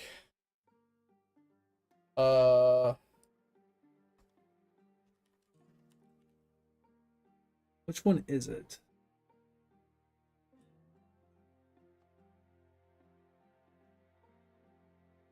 Yeah, it's this one. So it's reservation mastery. It's 20% life reservation efficiency. So I can get it up here. So I can technically get it here. And that gives me 20%. So let's just pick that up really quick. I don't technically need the mana reservation efficiency, but we might, just because more mana means more sustain, right? So we pick up this, and then we arrogance 2 of them. Puts us at 16% total life. And then we still have 75% of our total mana left. I'm thinking that could work, right? And if we went the other way, instead, right, 77% of our total life, that would help a little bit. Like something like that could be doable. Like I said, my build is all wonky right now. Like I went down here and I picked up LE damage, spiritual aid. I picked up spell crit because this is what I just started picking up, the spell crit. But I came through here for spell damage, minion damage, and like spell crit. And I picked up like the life wheel here, so I had some sort of life sustain or just total life in general. And then, you know, I picked up the herald node up here. I picked up the cold node up here, more life. Just for survivability. I just don't know what the fuck I'm doing, bro. I just literally have no fucking idea what I'm doing. Almost everybody picks up this, so you get power charges on kill, and you get more damage per power charge, and then they just stack power charges, which is doable. 4% spell damage per power charge. The only thing I'm worried about with those is they're gonna fall off during a boss fight. You know what I mean? So I'm not gonna have them during boss fights. So map clear will be easy. Bosses will be a little more annoying. But yeah, I don't know, man. I need help. figuring it out. But that's currently where we're at. Right, let us. So that's what I'm thinking. Trying to think, like, how am I gonna get my defensive layers up and running? How am I gonna scale the damage? Like I said, I need to get cast speed. I need to get crit. I need to get base damage in general, just to get the build zooming and doing damage, right? And then I need to get some sort of like leech sustain kind of stuff going on. There's a lot to it. I don't know. So I don't know. Maybe you can. I'm gonna be working the next 2 days. Do you want to chat a little bit? See if you can help me feng shui it or something. Have some ideas. Like I said, I've looked at a lot of different builds and a lot of different stuff, and I haven't come up with like a solid plan yet.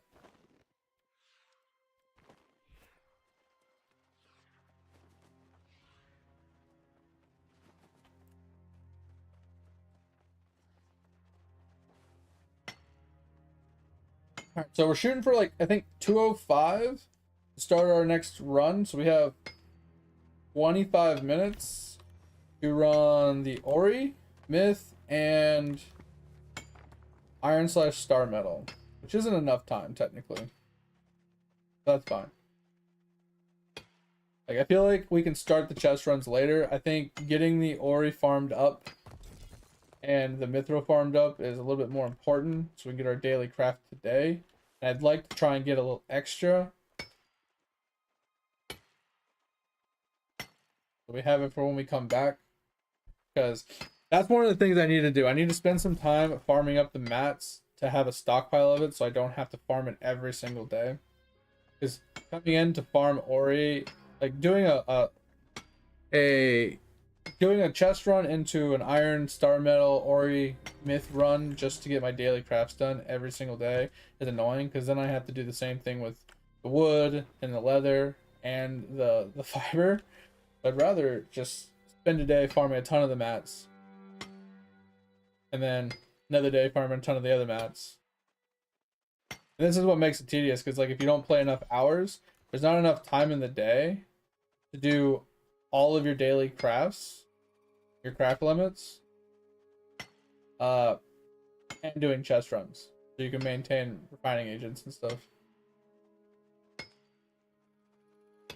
That's why most people sell their daily crafts. People bring them the mats, and then they just give them, you know what I mean?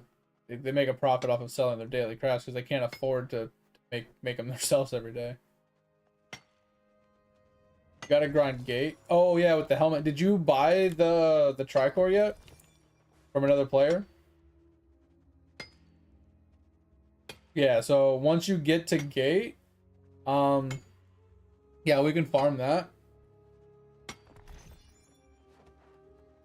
Get you your fishing pole started. You liking your build so far though, Edge? Like, you having many problems progressing or like killing things or surviving? I mean, I am, but I'm just curious on you.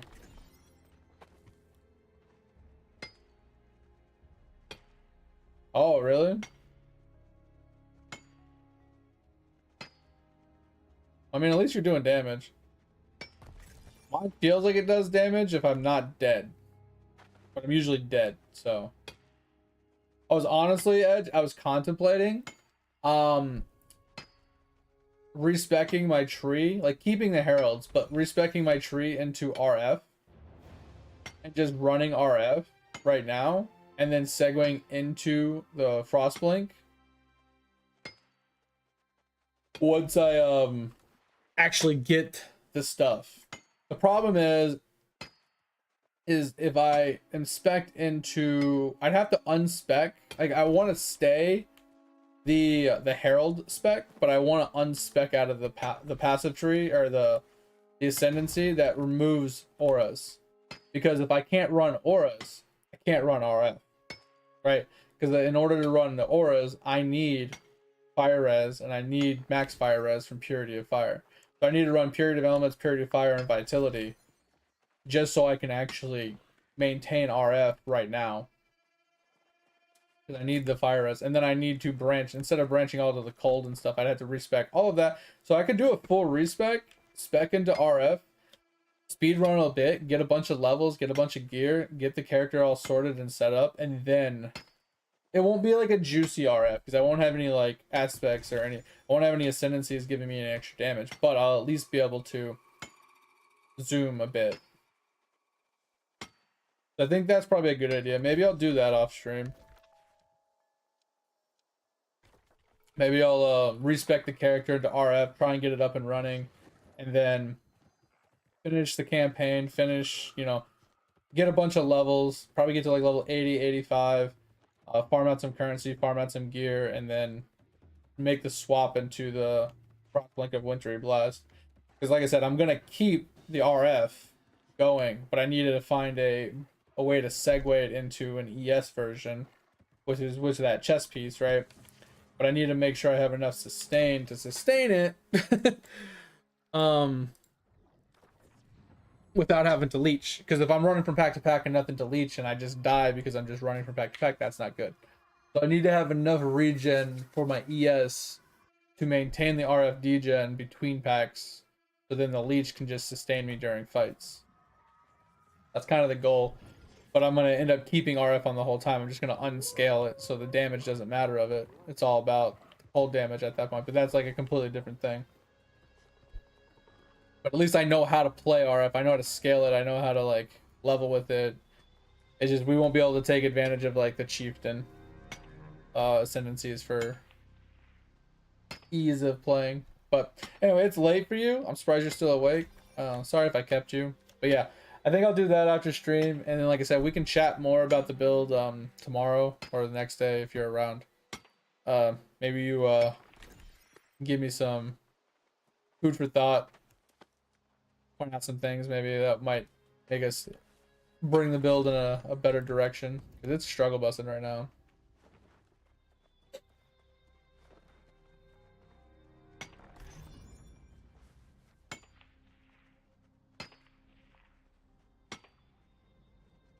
Oh.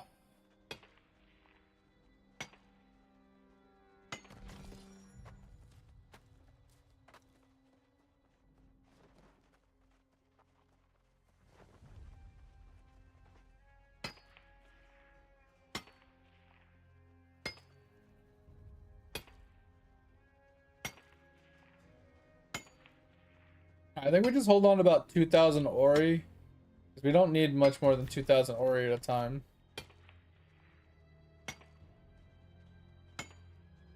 Actually, we might need more than that. I don't know. We need a decent amount of Ori. But we need mostly the Ori bars, not the Ori itself. Why I don't typically hold on to the Ori ore. Because if we're not converting it up, then what's the point of having it?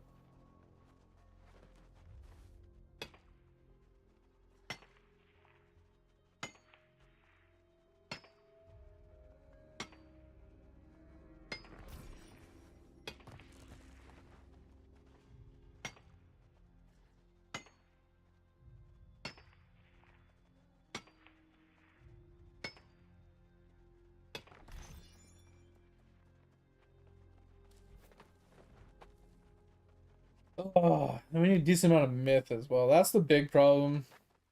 Like, myth is easy to farm, but you gotta make the mithril bars. So time consuming. Especially since we can't do platinum anymore. Platinum made things so easy.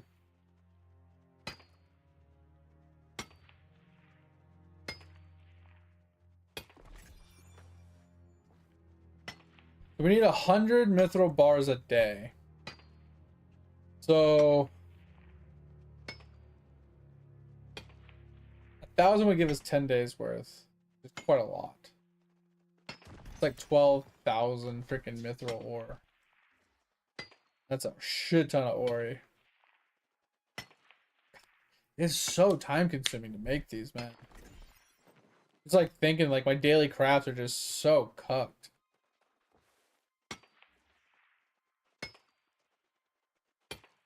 So time consuming just doing the daily crafts, let alone actually leveling up my professions. I'm gonna spend all my time doing my daily crafts and have zero time for actual profession grinding.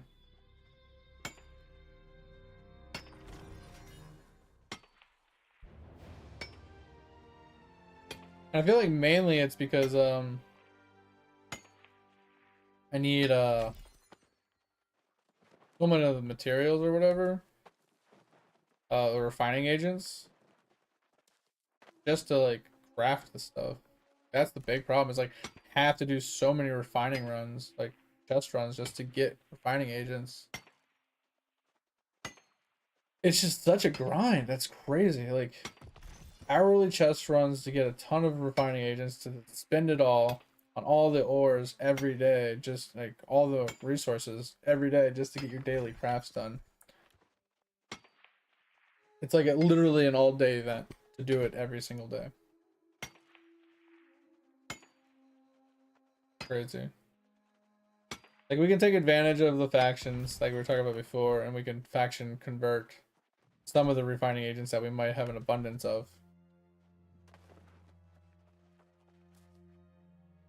But not very many. I mean, pure solvent's like the only one, and that's only if we're not doing the daily crafts for the stone.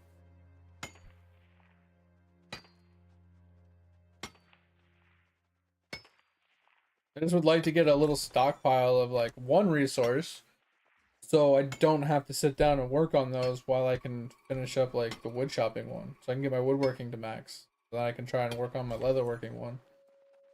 Ugh, so much work! Alright. Alright, we don't need to go back. We can literally just fast travel to Everfall. We're gonna dump a bunch of stuff off and then go on an iron route really quick. We have got 15 minutes to do our iron route, star mill route. We don't have enough time to the iron route, but we'll get as much done. Like, I don't mind if we start our chest runs late. Not that big a deal. But we do need to dump some stuff off. Get rid of this. Let's get rid of this. Let us dump off this. Let's do brightwood. And we'll do... I love how I click stuff in. Alright. That. And then we got this one. And weavers. Alright, what are we full on? Get rid of those. That's about it. Alright. Let's dump this. Alright. Iron route incoming. We need a song for yield.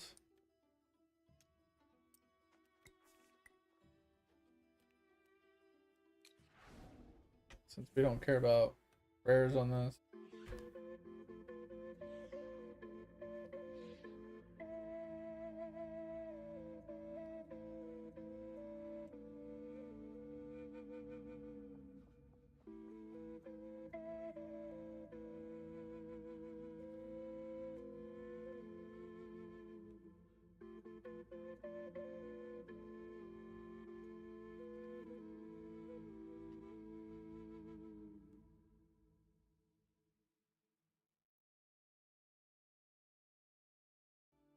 I did.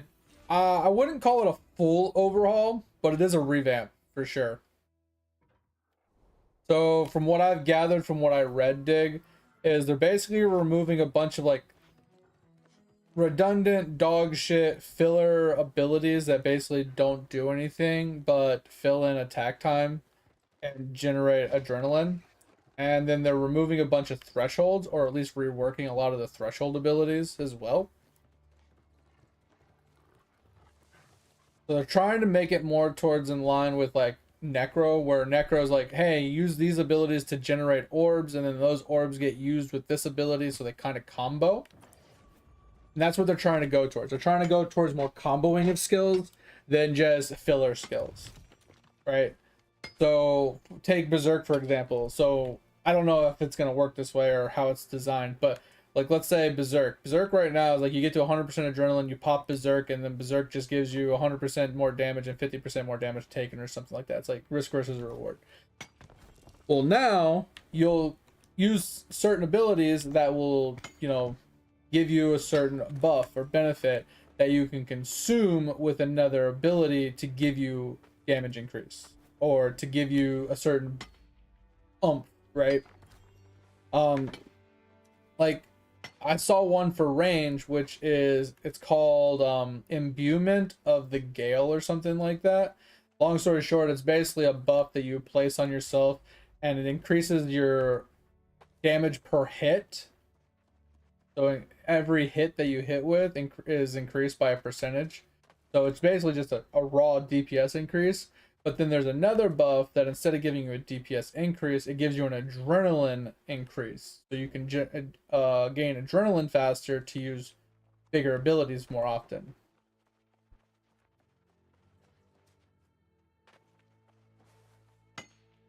Yeah, so I think the revamp will be good. So I think the overall thought process to the combat revamp was there was too many buttons on your bars, there was too many spammable abilities that were useless, and it was too tedious to because you had like 50 buttons on your bar that you had to maintain, right? And it's too much. Too many bars, too many buttons, too many weapon swaps and item swaps and these filler attacks and abilities to just that literally do no damage. The only thing they do is give you a little bit of adrenaline in between like your big attacks and stuff. It was kind of just useless. And it wasn't useless, it just made the combat just feel very tedious. So now minimizing the amount of abilities, you have less buttons to hit, but every button you hit is more meaningful, makes it feel a lot simpler, but also doesn't take away from the like complexities to a point, right?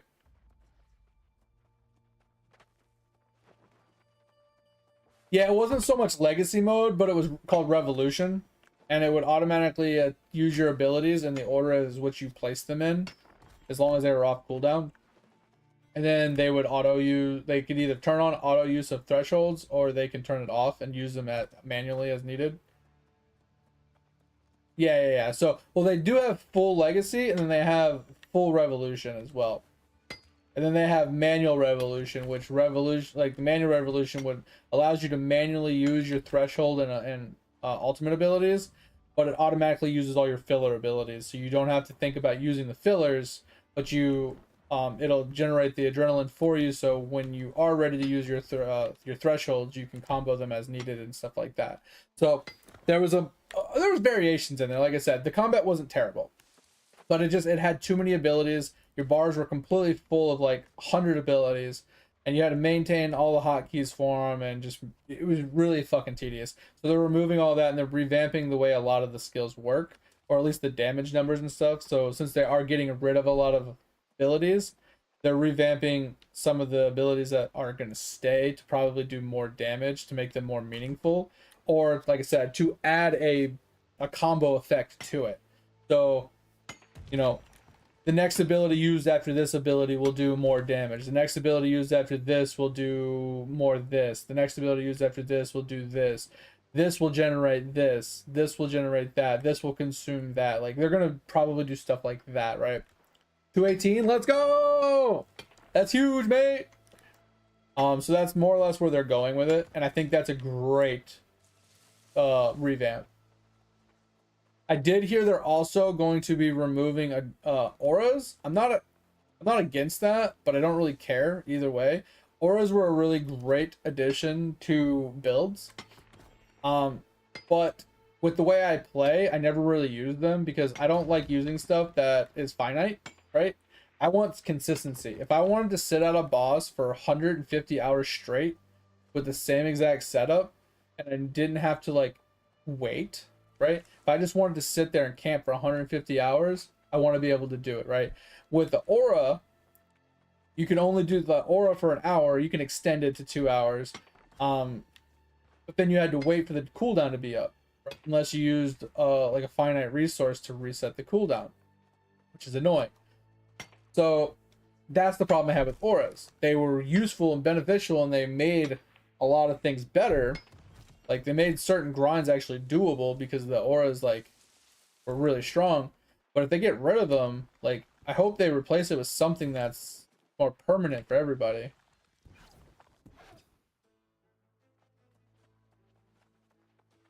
You don't know what is the auras, Dig? They're just like, they're buffs that you get that are temporary, right? So it's an aura that you can activate that has a cooldown and a duration, right? So for example, there's one that's called like a Vampirism aura. So it lasts for an hour and has a 4-hour cooldown. So once you use it, you have 4 hours before you can use it again, and it basically all melee damage you deal is leached. Like 20% of melee damage dealt is leached back to you as life. Literally all it does. It's better than a world buff because you can activate it whenever you want, wherever you want, and it just has a cooldown on it and a duration, right? But then you can use finite resources to reset the cooldown. So if you have those stockpiled, you can reset the cooldown. So instead of waiting the 4 hours, you can just instant reset it and then use it again. And then there's another resource you can use that can extend the duration by doubling it as well.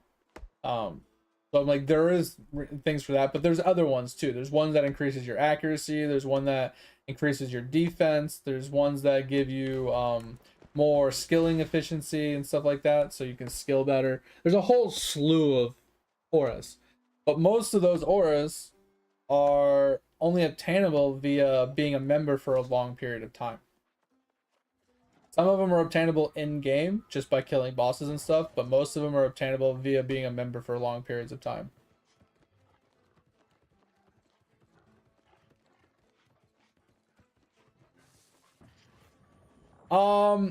The problem is you weren't able to buy the resets and stuff with real money directly, if that makes any sense.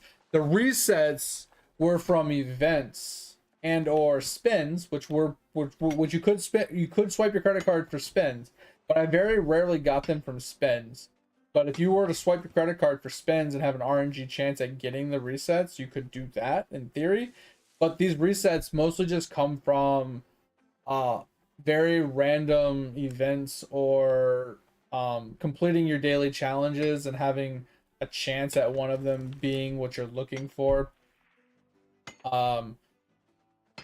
There is a merchant trader that has a weekly or is it daily? It has a daily shop that it rotates every day, kind of like our Eidolon shops, how they rotate every once in a while. And sometimes they have the reset items in there, and you can only buy one of them every time it pops up. So like I said, it's not something that you could just pay to win to get. You can't trade them either. Yeah, like I said, I never really liked it. I have a bunch of them because I've stockpiled them over the years, but it's really, really bad. And that's what I never really used the auras because like they were good and they made fights work, but I mean I used them, don't get me wrong, but it wasn't like I used the resets and stuff. Like so I would go and do a boss fight or a grind for an hour and then I'd go and do something else, right? I'd do it like a once a day grind on whatever I was doing, and I'd use the aura to help the grind out. But there was other people that were like hardcore into it, just like hella grinding it, you know, using resets all the time, farming shit out. I don't know how they maintained the resets. I think there's a way to actually buy them with in-game currencies if you're, I would say talented enough, I guess is the word to use. But if you're far enough into the game and you can farm certain things, I think there's a way to farm the resets more regularly. But even with that, you can't permanently maintain them if you're using them all day long, right? Like within one aura, you can't make enough currency to get a reset. Does that make sense?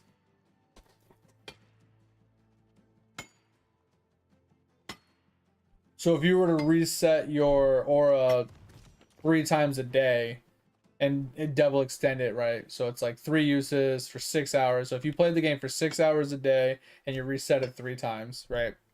Um, you wouldn't be able to make those 3 resets back in that one day. So that's the problem behind it. You'd have to stockpile these resources and then use them all in like one lump sum and then rinse and repeat over and over again. But like the removal of like the pay to win spins and stuff was kind of just whatever, but the revamp of the combat is really cool.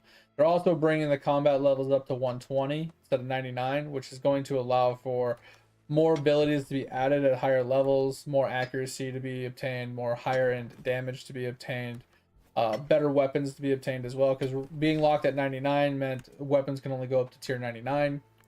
Now that it can go to 120, now we can have higher tier weapons, which higher tier weapons come with more damage and more accuracy once again. So it opens the door for a little bit of extra stuff. But I don't know. It's good. It's a good change. I think they did they're doing some good things. I mean, I still don't agree with the removal of the spins. I think it was just a really stupid decision. Not that the spins were good or bad, not saying that removing them is bad, but I think the reasoning behind removing them and instead of just like revamping what was obtained from them was just a stupid idea, right? Because the main problem with that people had from it is you can swipe your credit card and you can level up professions without actually doing the professions. So take away the free XP from the spins, right? AKA lamps, AKA proteins, right? It's basically and dummies. Take away those 3 items. The rest of the items in the cases were fun. They were enjoyable. Getting portables, so people can go and stand at a bank with like 100 other fucking or 1,000 other players, and you all are just having conversations while bank standing, was a nice social aspect of RuneScape, right? It'd be like what we were talking about before, where how like in Ragnarok, like you'd walk through like the towns and you'd be getting buffed by people in Ragnarok because it was just a social game that way, or you'd always see in the shops in town and you're always interacting with the shops and like trading people and having conversations. Like imagine them removing that and just putting an auction house in so you never have to interact with the player again, right? Like that's kind of like what they did with removing the portables. Like I said, I don't mind them removing the proteins because the proteins were like didn't require you to actually do the skill. You just sat there and I mean technically you were doing the skill, but you didn't have to gather any of the resources. You just used the proteins and it gave you a shit ton of XP, right?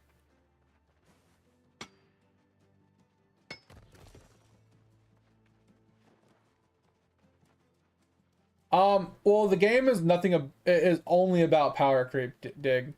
Every single patch that they put in makes the game makes the characters even stronger, right?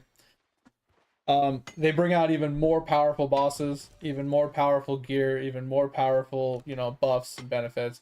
So the power creep has been there since day one and it's never going away. So that's never gonna change. But like I said, like getting rid of the spins was just stupid. Because I think like yes, you can swipe your credit card so you can get spins, but most people were they were spinning for currency, right? You would do spins and you would get like springs, which allows you to use your spring cleaner without having to make springs. Kind of nice. Just not good, not bad, just kind of nice. You would get magic notepaper, which you can technically make as well. Once again, not good, not bad, just kind of nice additive. You could get cash. You can get dungeon tokens. Things that don't prevent you from doing the skill in general, because you still have to do the skill to get the EXP and stuff. But the additive bonuses of these extra items you're getting just from the spins every day were kind of nice. It just meant you didn't have to go and craft these items or farm the materials to craft these items. You just got them organically. But I will say there was FOMO items that they should not have put in there. Things like Santa hats, party hats, things like that. Those needed to not be part of it. Because then people could swipe their credit card, buy tons of spends, and uh, basically guarantee that they got some of those higher tier resources to be able to turn around and sell it for big game money, to then use that extra money to power level certain skills, so on and so forth. So like I said, if they would have just revamped the items that were in the spins instead of removing the spins altogether, they would have been able to keep the spins for people that liked the spins. They would have been able to keep the revenue from the spins, but people that were pissed about people getting free XP from them wouldn't be pissed about the free XP anymore. They could be pissed about the free quote-unquote currency, which wasn't truly a thing anyway, but I mean, giving items that would innately cost money for free, I guess, is giving money away, but I mean, there was a 50 mil item as well. Like, it was literally a cash drop that was 50 mil, which I think I've only seen once or twice in like the last 10 years that I've, been paying attention. I think I've gotten it once. I think my wife has gotten it once. It's just, I don't know. People just be pissed for no reason, man. It's just like people in the real world, they see like a street name and then they make a stink about it. Like, I don't like that street name. It offends me. And then the big ass protest about a street name that's been the name of that street for the last 150 years. And one random person just gets offended by the street name and now they have to change the street name because someone got offended by it. Same thing with like names of schools or certain statues in certain towns. They get removed, they get taken down, they get renamed. Like, shit, the stupid ass fucking renaming of Mrs. Buttersworth or Aunt Jemima or whatever the fucking the maple syrup was. They had to rename it because someone said it was racist. People were upset saying that calling the syrup Miss Aunt Jemima was racist. But yet that was her fucking name. And the family makes royalties off of that. So now you force them to change the name so they no longer get royalties using the name. Now you just ruined an entire family's source of income because you got offended about a name of a product.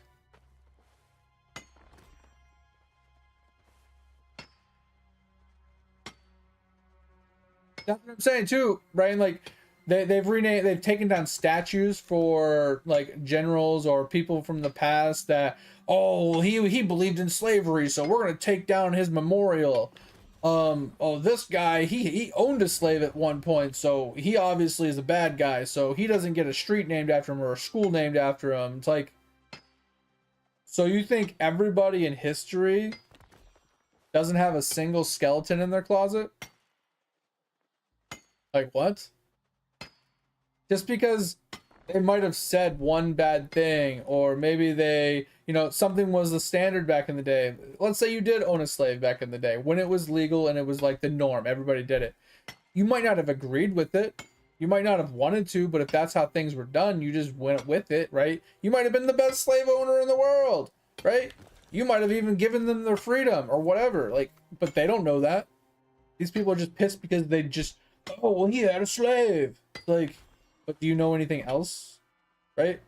Do you know how he treated them? Do you know if he gave them their freedom? Do you know if he, like, maybe he purchased them to set them free? Like, you don't know anything, man. Just shut the fuck up.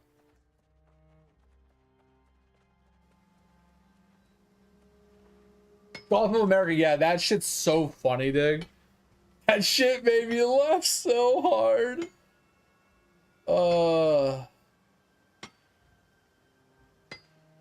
It's not maple syrup. They don't have the naming rights, giving the family royalties at the time.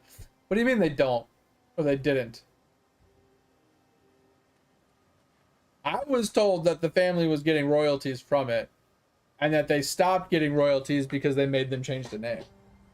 That's what I was told. Like I said, who knows what's true? I don't really pay much attention to this shit. I don't look into the news. I don't read up on shit. I don't really care. I just, you know, I shoot shit out my mouth that I hear and see what sticks. I'm just saying. That's just wild in general. Like, you can't do that to people. Just because you're offended by it doesn't mean it's not right. There is a lawsuit about it. That's what I was saying. I know the family fought it to get the name changed back. Right? But I'm just saying, like, why would they fight it to get the name changed back if they weren't making royalties? Like, other than they're like, well, that was my grandma's name, and I want my grandma's name back. Oh, and while we're at it, why don't we add royalties to it as well? Like, I don't think that's how it went. Right?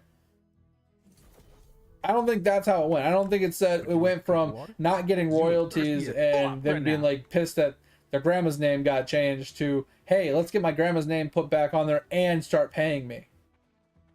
Because I don't think that would fly. I don't think most companies would be like, we weren't paying you before, we're not going to pay you now.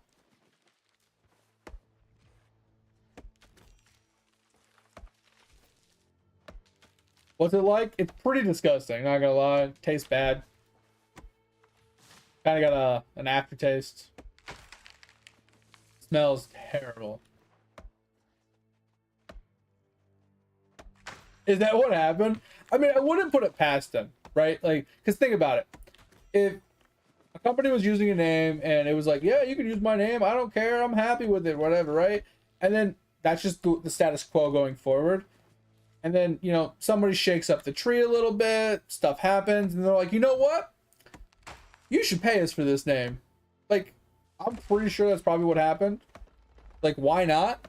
Get your pound of flesh while you're at it. If you're already going through the stank of, like, getting things fixed, get your pound of flesh while you're at it, man. Fuck it. Let's go.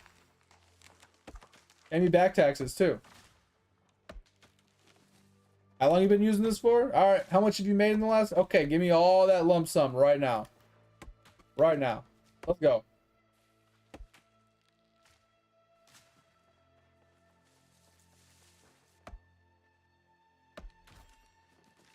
So did the company say no to the royalties? Or did the family say, nah, we're getting royalties? Fuck you guys. My question is, like, how do they actually, like, how is somebody being offended by a name, like, able to change something as significant as that just because it offended them? Like, I could literally just say, hey, the name Young Tree offends me. Let's change it. And if I have a loud enough voice on the internet, I can get a fucking, the name changed. Is that what we're saying now? Is that what we're teaching people? We're teaching people, be as loud and obnoxious as possible and be as super fucking annoying, and eventually you'll get what you want. That's what we're teaching people nowadays.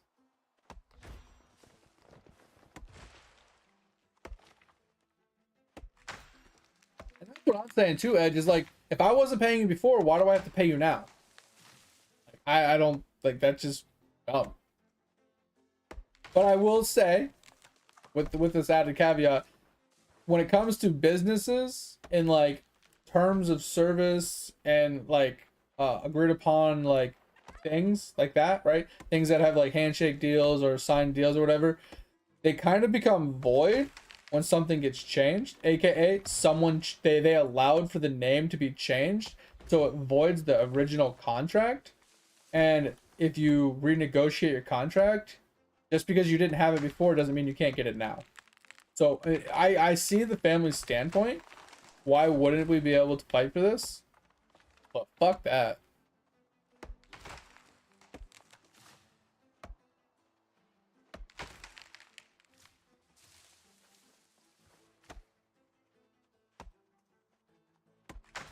You're not wrong. People do super coffee when it's hot, even though the fucking lid and the side has a sleeve that says hot, and they tell you it's hot, and then you burn your mouth and you're like, I'm suing you for hot coffee. It's like, bitch, it's coffee.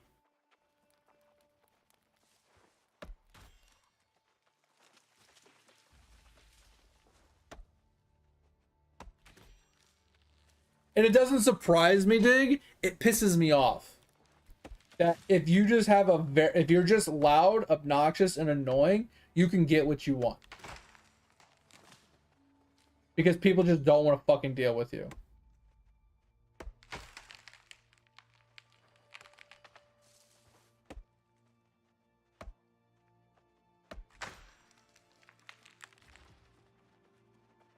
Oh, I've heard other stories, not just the one you're referencing, but like there was like somebody supposedly went into a coffee shop and they asked for it to be extra hot.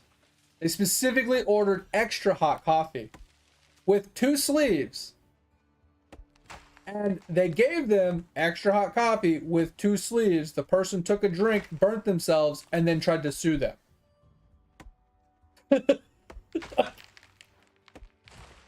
You specifically asked for extra hot coffee.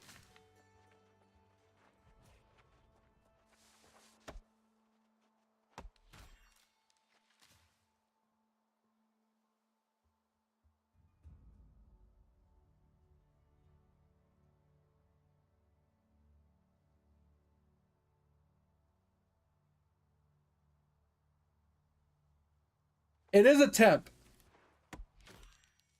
Okay, what are you trying to argue here? It doesn't matter. Like, you asked for extra hot, so you wanted it hotter than what they normally make it for, and you're pissed that it's hot. I don't understand the logic here. How are you allowed to sue somebody for the coffee being hot when you ask them to make it extra hot? I don't get it. That's like you telling someone to shoot you with a gun and then suing them for them shooting you with a gun.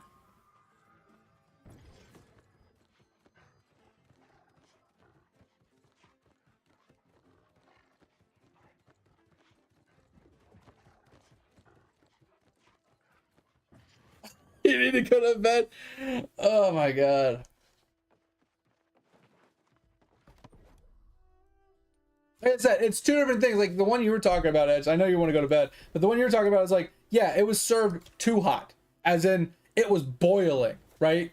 But what I'm saying is like in general, if somebody asks you for extra hot coffee and you give them hot coffee, doesn't matter how hot it is, but they know it's hot because they asked for it to be hot, and you told them it was hot, and then they're mad that it's hot. There's no logic. There's zero logic. Oh, I messed up. I made wood instead of charcoal. I fucked up. Oops. Hold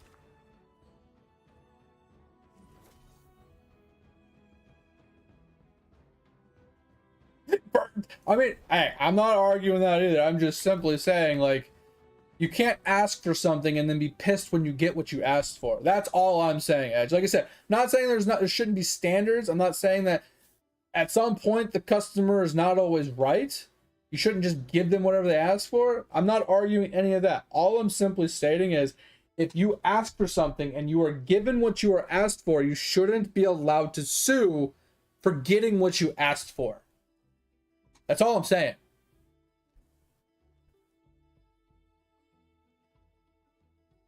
That's what I'm saying. If you say, give me $1 million, they give you $1 million, and then you sue them for giving you $1 million, it doesn't make any sense. It doesn't make any fucking sense. How? Logic. Please, explain. Fucking, literally doesn't make any fucking sense. People are dumb. They're so fucking dumb. Oh, I hate people so much. Like, I understand your point of view. Like, I'm not trying to say, like, I agree with you, Edge.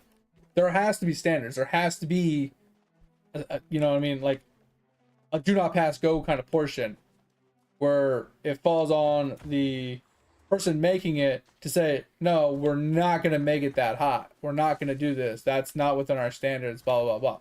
Get that. I accept that. And that should be how it goes. But, bro, If I give you standard hot coffee, that's standard to our standards and it's within standards, and you know it's hot, and you ask for it to be hot, and I tell you it's hot, and then you take a sip of it and you say, damn, that's hot, I burnt my mouth, you're a fucking idiot. Right up. Fucking dumb people, man. Hey, I want my milk to be green. Okay, here's green milk. Why is my milk green? Did you ask for it to be green? Well, I'm not drinking that. Like, are you fucking dumb? Yeah, mate, I will. Second, hold on.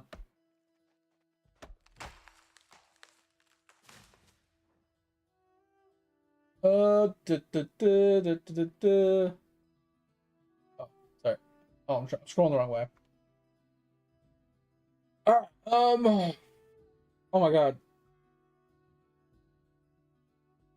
Okay.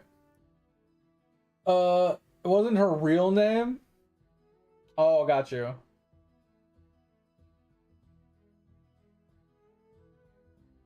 And you're not wrong, mate. Like I'm saying, like I understand. Are you in an ad? I don't know if you're in an ad or not. Starts in a minute. Like I said, I understand why people were upset because using that like that naming style kind of portrayed it as racist. I get that.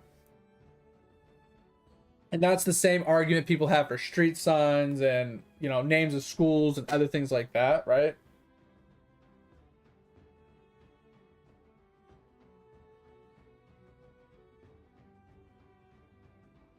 And I don't understand like how the picture of the bottle portrayed racist stereotypes.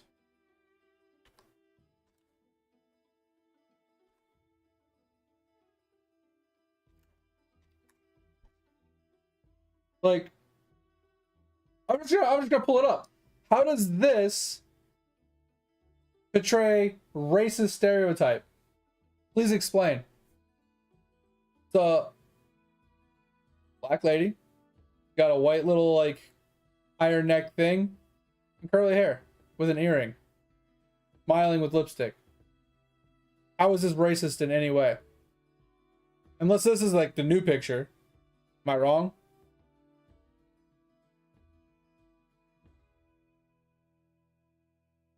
Like, is this like a new picture or something that I'm looking at? Not an old picture? Because this one doesn't even have a fucking picture. Like, I remember the bottle. The bottle was... This is Mrs. Buttersworth, which is different.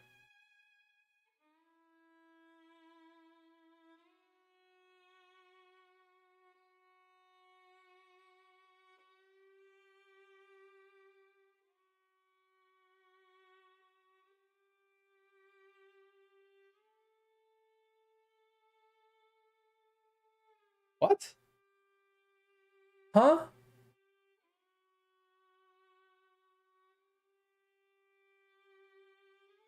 Huh?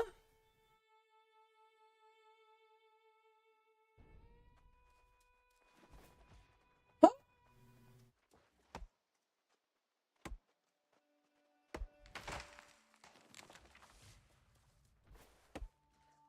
That just doesn't make sense. So you're saying that because she has an afro and she has a white collar, it's racist? Huh? I understand it's some sort of portraying them from back in the day when slavery was a thing and whatever the fuck. So you're trying to tell me women don't dress like that nowadays? I know he's in an ad, but like, what?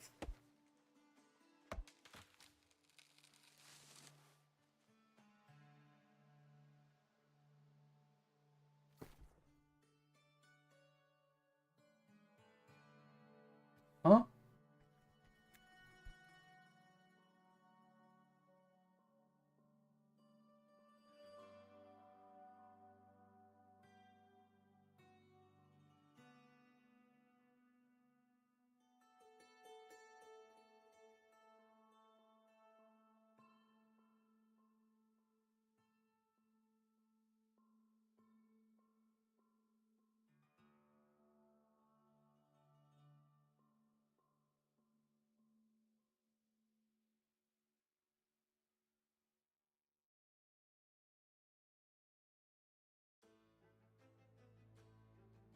I don't agree with this in any way, shape, or form. It just sounds absolutely ignorant on every fucking front. That's just fucking stupid on every fucking possible fathomable thought.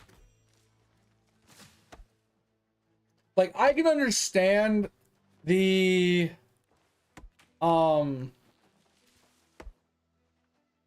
the thing that they did to the original Aladdin, where they put the disclaimer in the beginning that this unfairly portrays, you know, the people of the time, blah blah blah blah blah. You know, okay, that one I can understand, because it's not a headshot of a picture of somebody. It's not even a picture of her specifically, probably. It's a generalistic picture.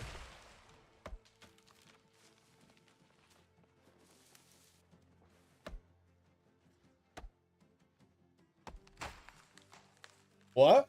No? No fucking idea? Let's Google it. Yo, dig. Let's Google it. Let's see if we can find some stuff. What?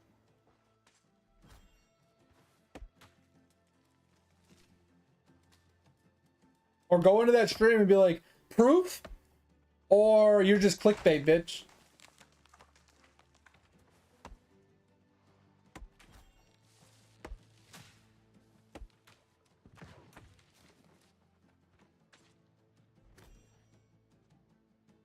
Yo, what up, Fraud? Is your name Fraud? I'm really bad with names.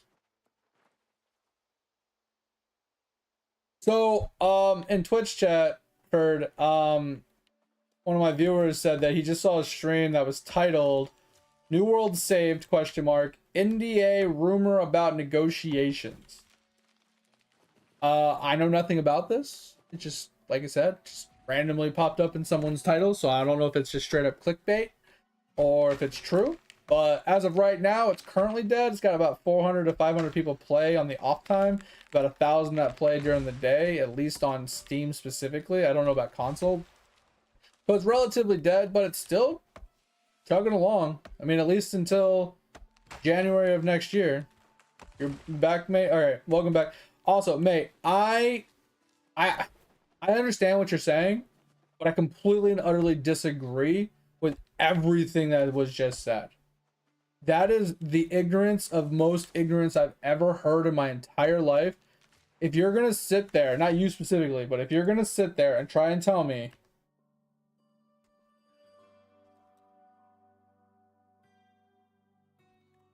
that this picture is in any way, shape, or form trying to depict them in, what did you say, minstrel shows or whatever, which is basically people pretending to be black when they're not and trying to make them look like in some sort of racist manner. It's a fucking picture of a lady with an afro and a collar. It's not a white person with painted face or anything like that. It's an AI generated picture of somebody of some kind. Yeah, I know. I Googled it myself, but I'm just saying that has nothing to do with this. It's a fucking picture. If you're gonna sit there and tell me that women don't have afros nowadays, do women, I can't spell women, have afros in 2026? Let's look. Okay, well, she has a big afro. She has, you know, crazy hair. Oh, are these racist? Are these, so they should all change? Are they all being racist? Every one of these people is being racist? Because having an afro is racist, I guess? It's fucking ignorance beyond ignorance. You're sitting there fucking eating a fucking bagel or fucking a pancake, and you look over at your fucking syrup and you're like, oh, that syrup's racist. They got a picture of a black lady with an afro. Are you fucking dumb? Now, I would give validity to the argument if it was an actual attempt at what you're saying, right? AKA, there was some sort of evidence or proof or something in the picture that referenced it was trying to do that.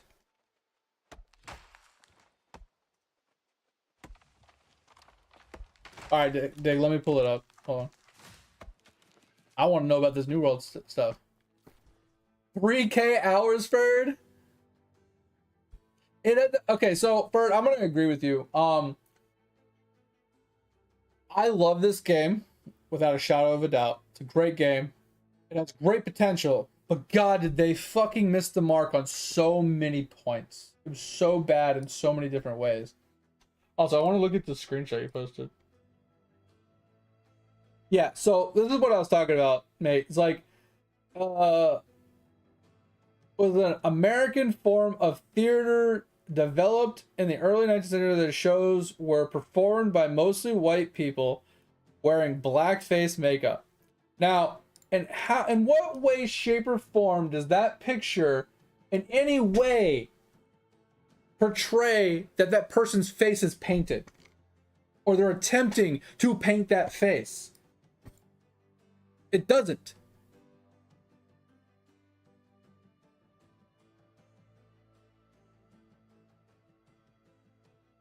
But that's what I'm saying, mate. Is like, I'm not saying that what the reason they changed, like, what I wasn't arguing the point of like why they changed it. I was arguing the fact that someone can just look at something and be offended for no apparent reason, and then the reason they give you is complete and utter bullshit, like this, for example, right? And as long as they're annoying and loud and obnoxious, they can get what they want, right? That's what it's telling people. That you can literally make bullshit up. You can say, oh, that offends me because that person's supposed to be white. Well, no, they're not. You're just a fucking idiot. Well, I think they should be white. It's like, no, they were black. So why should they be white? Well, because it offends me. It's like, well, why are you offended? It's like, because I am. And then they just bitch and bitch and bitch and bitch and bitch and bitch, and they get louder and louder and louder. And eventually they just cave because they don't want to deal with it. And that's what we're catering to this day and age in social media. And this fucking day and age with this fucking these youngins, they're coming in. They think as long as they're loud, as long as they're obnoxious, as long as they stick to their guns and they're annoying as fuck, that they can get and do anything that they want, because the rest of us are just going to give up. We just don't care enough. It's so fucking dumb. Anyway, so New World, a term could be rescued as Face Punch COO. Is this the guy from Rust? Signals something is brewing. This was posted today.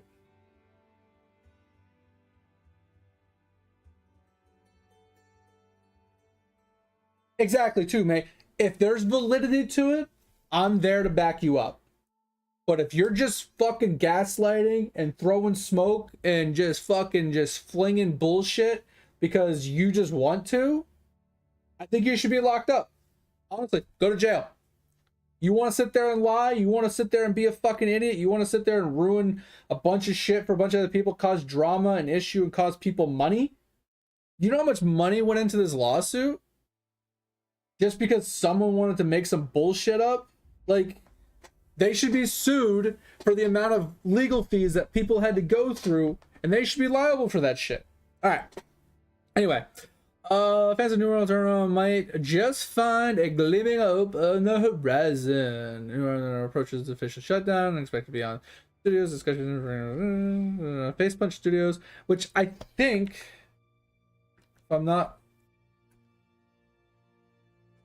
Isn't that the people that do Rust? Yeah, so this is from that original Twitter post, right?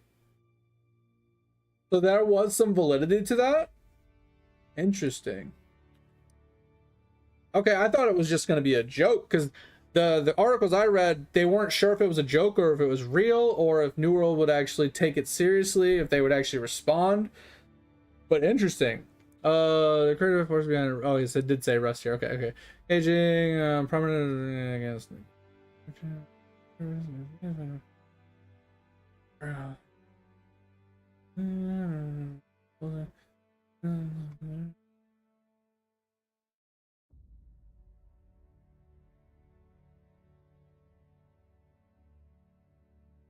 All right.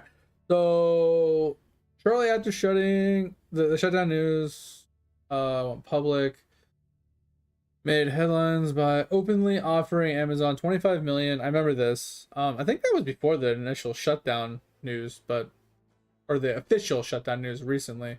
But this was like before that. Comment instantly went viral. Blah blah blah. Yeah, final offer. I remember that. Okay. Multiple outlets reported offering the offer. Rolling. It still created a real buzz. Statements. Game should never die. Became a rallying cry for players. But yeah, so I remember that. So here's a new post, I guess, from earlier today. Okay.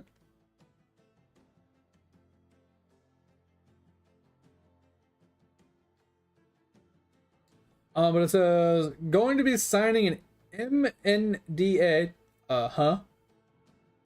With unnamed company. This is the end of my communication for the foreseeable future and anything related to unnamed company games. What the fuck is so generic? That just means any discussions going forward stay private, which is standard and expected. Nothing more than that. Okay.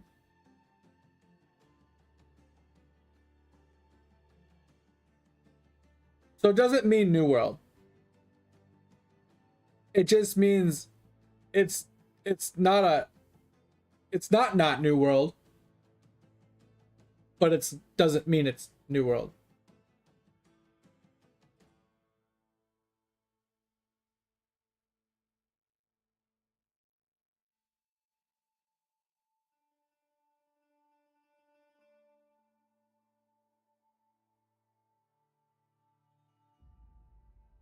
Interesting.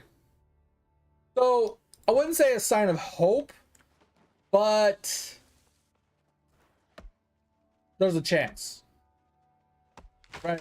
Not saying there's not a chance, but not saying there's a chance. But I'm not saying there's not a chance. So the short of it is, it could be anything, but it could be something. They could be talking about New World. Shit, they could be talking about fucking... They could be talking about Ashes of Creation, bro. What if they're talking about Ashes?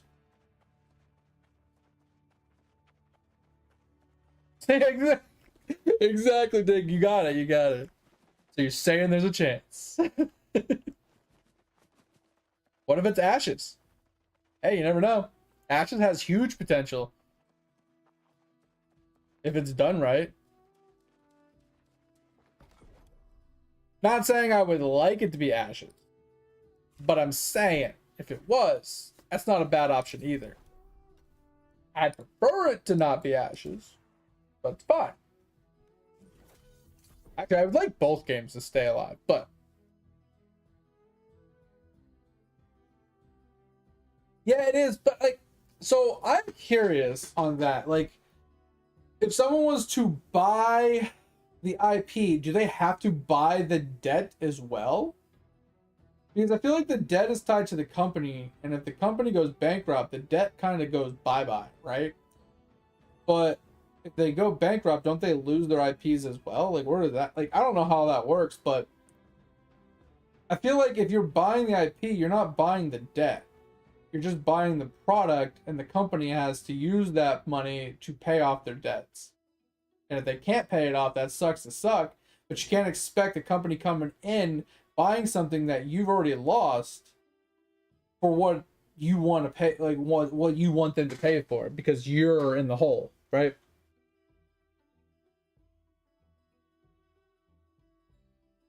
Yeah, you're right, Dick. You're right. You're right. But I mean, think about it though. What if you were a company that basically just went out of business and closed your doors, and you have a product that you can sell for 25 million, even though it doesn't cover your debt? Like, you know what I mean? Like, couldn't that be something you can finagle? Like, rich people always have a loophole somewhere, right?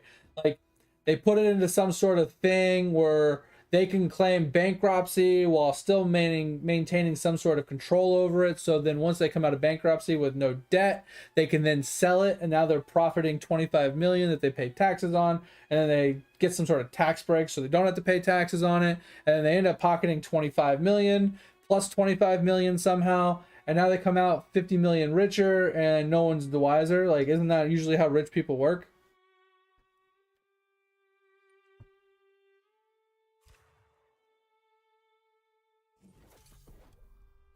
Like, I'm pretty sure that's how rich people operate.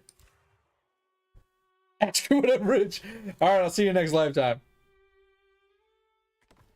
I'll see you when I'm rich. Cause that ain't never gonna happen.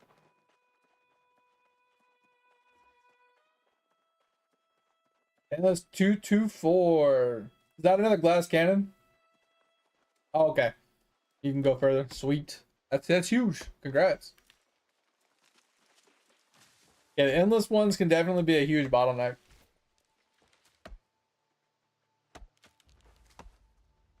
So we're just gonna grind up. We'll do more chest runs later. I need to put the chest runs on hold temporarily so I can get my daily craft in. I need so much, like, charcoal. Oh.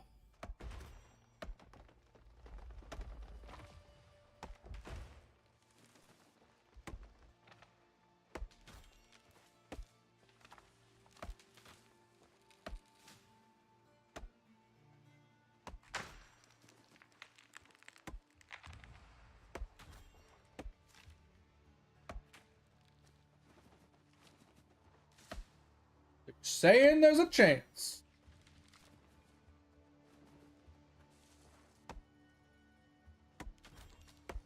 All right, Dig. So here's what we need to do.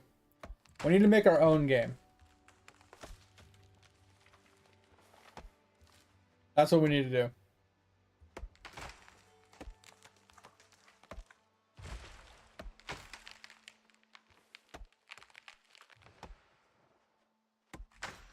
Yeah, pushing summoning is so tedious and tiresome.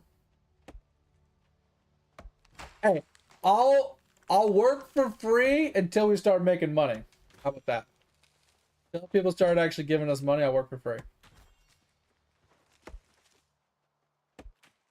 Neither one of us will make a dime until we make money.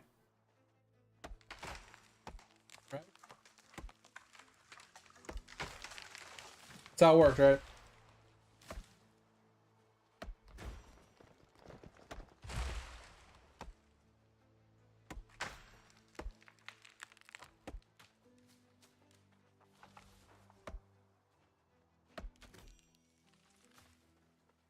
Oh, I love me some jiggle physics, man.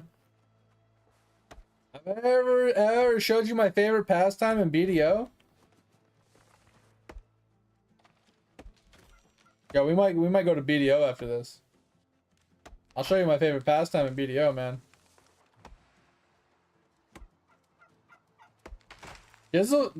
Jiggle physics sells well. You want to make money? Put jiggle physics in your game. Every time you'll make money. Promise you. 576 triple. I haven't touched my spelunking in like 2 weeks. I've like given up on spelunking. I hate it so much. So fucking annoying.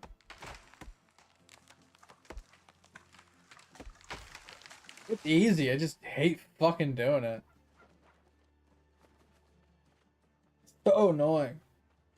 Ugh. Okay, so we can both confirm jiggle physics and minimal skin coverage, right?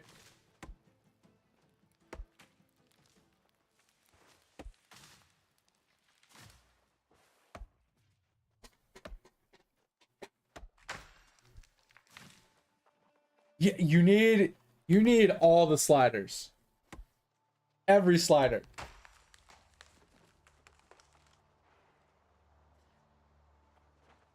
Oh, I'm going to, mate. I'm going to. I'm gonna just put it on auto and just let it go. Honestly. I could just care less, honestly. Bro, Conan Exile was so funny for that reason. That shit was so funny.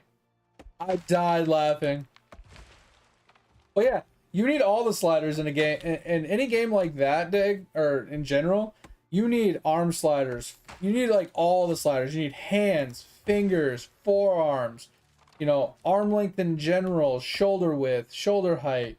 You need to be able to customize every inch of your character to make it as funky as you possibly want. But like I said, the cosmetic outfits, the ones that you purchase, as little clothing as possible. If we can agree on those 2 points, or those 3 points, I think we have a winning game no matter what we make.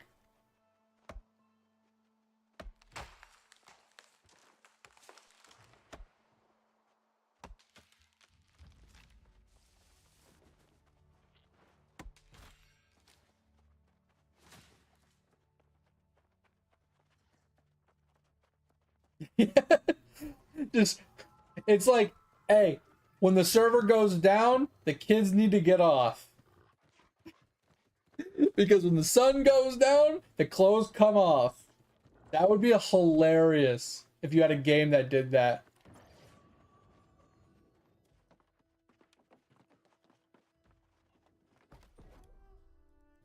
Could you imagine if you had a game that could do that, Big?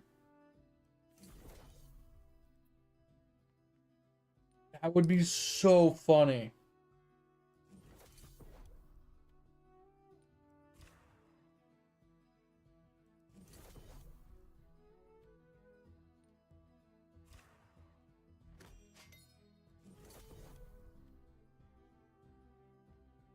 All right, we got 9 minutes for daily reset. We got more than enough stuff here. Don't think we have enough mithril though. Might need to do another mithril run because we have 89, so we need a mithril run. I'm gonna need more charcoal as well.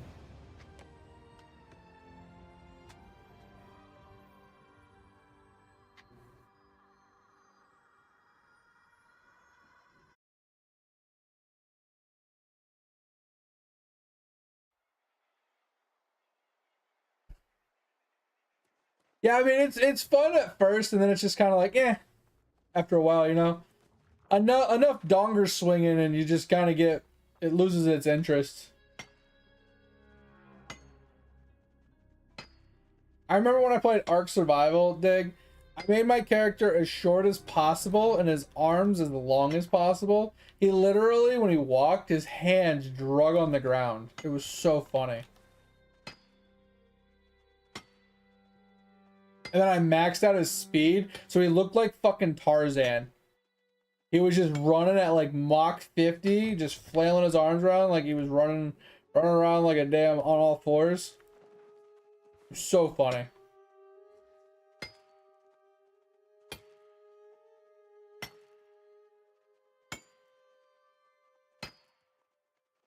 It would. Sometimes it was a pain being that short, but it was so funny. Because like I said, I maxed out my speed, and I would literally, like, saber-tooths would be chasing me, or like raptors, and I would be outrunning them, and then I'd see like a ravine or a chasm or something, and I would jump and I would clear the chasm like all the way across. I would jump like a fucking football field. I was running so fast. Shit was so funny. I would just fly through the air. I remember there was one time I was running and I jumped and I yeeted myself out into the ocean, and I ended up getting eaten by a bunch of megalodons because I couldn't get out of the ocean. It's pretty funny.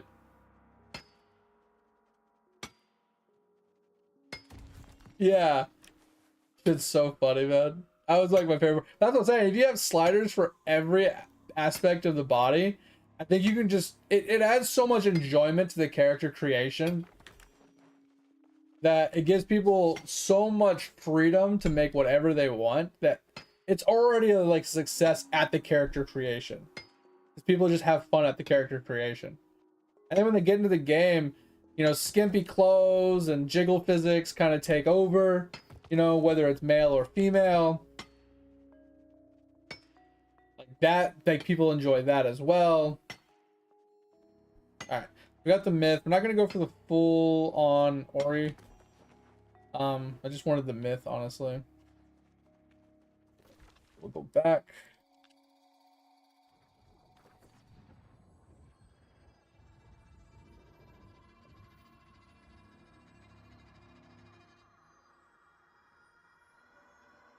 Really? That sounds cool. Oh. All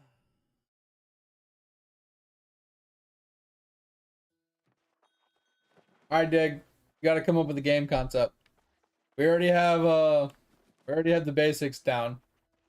Skimpy, clothed, jiggle physics with character creations, very customizable. What else do we need?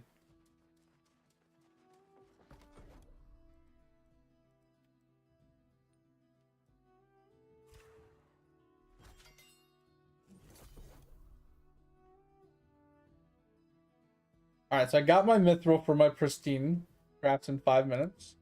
We have our bars. All right, so we're good for Asmodium for now. Okay, I'm gonna go pee really quick. Give me just a second.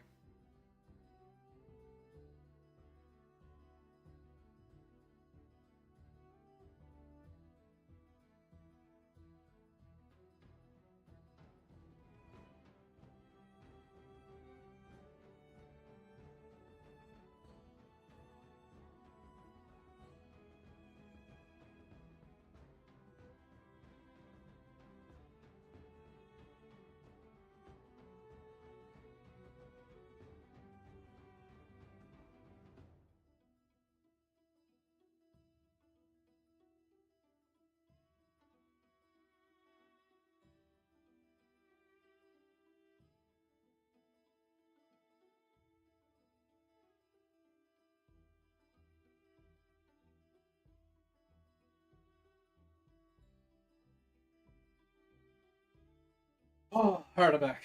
Yeah, so I'll be able to craft this one today, but I'm almost out of flux. I think I went through 1,000 flux today already. All right, so what are your ideas?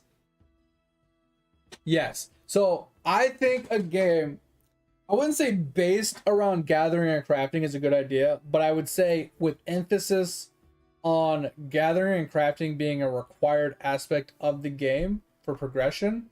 Not for every character, but for the economy and like gear and equipment in general. I think that should be a focus because most games don't do that.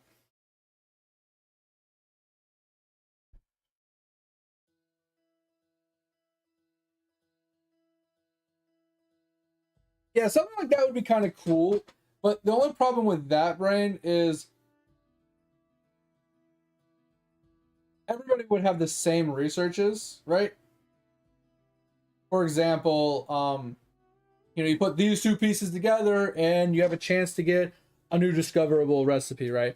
But everybody would end up with the same X amount of recipes, right? There wouldn't be unique recipes to unique people because everybody would have to have the same recipes at some point, or they would discover the same recipes at some point, so on and so forth. So no, it would be nothing unique, but I would definitely say that would be something you could add in order to get like BIS recipes. You have to do some sort of researching profession to research new wares and maybe crafting aspects, stuff like that. That's kind of interesting, right? Because like if you think about like taking inspiration from some like animes and stuff, right? After you start leveling up, you start learning how to craft different gear, right? You start learning as you level up your blacksmithing, you learn how to work with iron and then steel and then mithril and then so on and so forth. So it's the same thing when you get to the end and you have all your different ores and your minerals. Maybe you learn how to heat them differently or shape them differently or combine them in different ways to make maybe unique elements and stuff that are only obtainable via some sort of alchemic process to craft a new unique item or material or mineral, right? Like stuff like that would be kind of cool.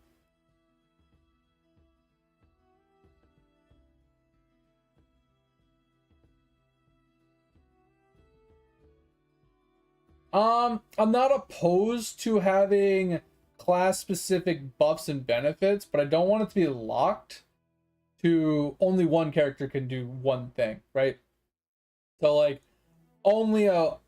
only the hobbit can cook food, or only the the merchant can sell. Like I would agree that I would say like something more close to Eidolon, where the character has buffs and benefits in its tree that buff or benefit the aspect of doing the profession on that character, but it doesn't limit you to not being able to do it on other characters.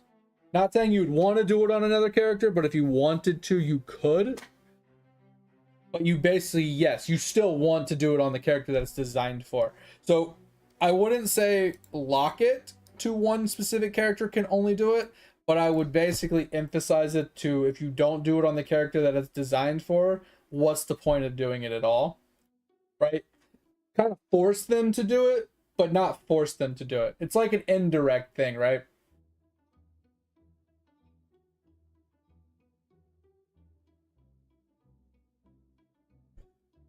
But at the same time, Dig, I'm not saying do one character for each profession. I'm just saying, like, if you did it like RO, where you can only do trade shops if you have a trader, you have to have ults now. The same philosophy. You have to have your main character doing what you got to do, and then you still have to have your alt character. But you can't have them both running at the same time, so you have to make an alt account to have an alt character running for your shop that trades with your main character. See the dilemma, right? But I mean, obviously you can feng shui it to where you don't have to have two accounts, but you still would have to have two characters at bare minimum. So you still have to have alts. And you want to make a game where you're not required to make alts, but if you want to take advantage of min-maxing your crafts, you would want to make extra characters. But at the same time, you want a game in a state where people want to play more than one character, right? You don't want a game where it's like, I only play one character and I only do one thing on one character always, and I never make another character, and I only play the game one time through and I never touch it again. You want people to want to come back to experience all the different professions, to kind of use all their characters in conjunction with each other to make best in slot gear and different parts and different pieces, and research certain things, but still have their main character that does their main stuff, right? Yeah, I like archetype styles. Big. I like it where you have like a main class, right, that has subclasses that allow you to have archetype styles, right? So you can be like a mage that learns to do melee, right? So you can be like a magic melee type of user, or you can go like magic and priestly, so you can heal but do magic, or you can do archery plus stealth stuff, right? Like assassinry. I love the idea of being able to combo different things together so people can get the exact play style they want. I do love that.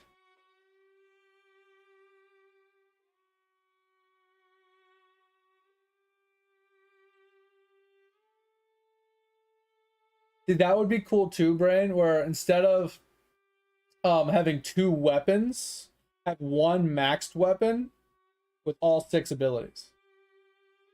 That way you can main one weapon only and specialize in one weapon and just be one Giga Chad like weapon user, right? Because I never really liked the idea of weapon swapping. It just took too much time.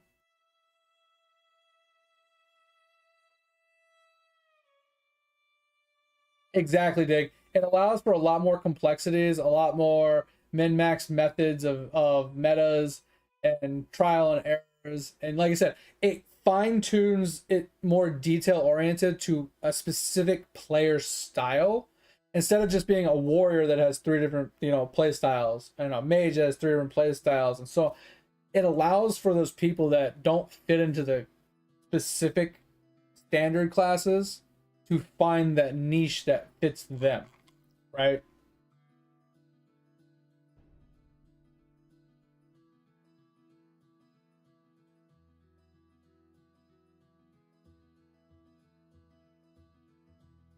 And exactly, Dig. It allows for you to expand upon what you've made with little effort,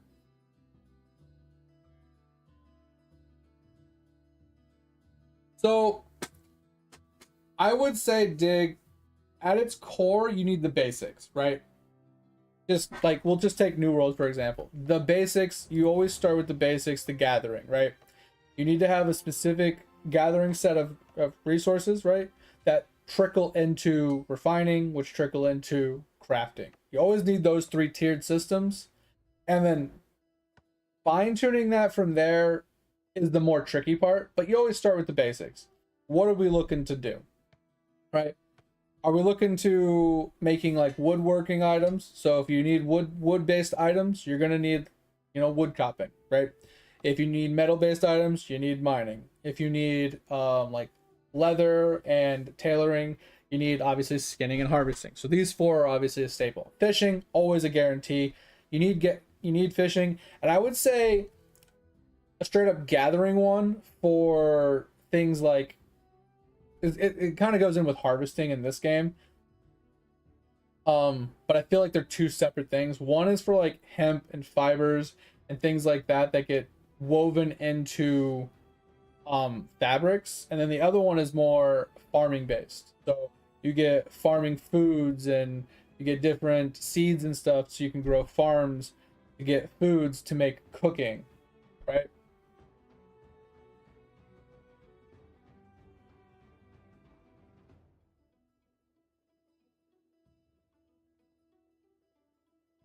Yeah, so I would like a system that's kind of like Lotro, where you have to actually join the guild and you have to progress the rep by, doing daily missions to get your unlocks and to progress it to get further and further to get, you know what I mean? I like that system.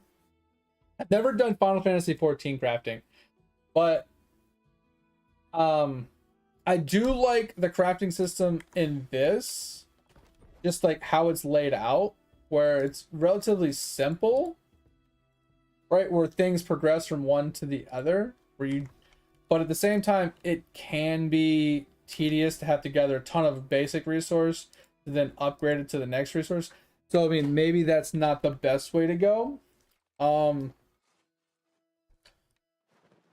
But when it comes to crafting the actual goods, I do like the idea of like how you can select different resources to maybe get better success chances of extra stats or higher rarities and stuff like that. I do like that idea, right? Instead of it being a gear score based, taking Lotro standards, instead of it being like a green quality, you can push it to a blue quality or legendary quality if you have better materials. I do like that option. Something like that could be really cool.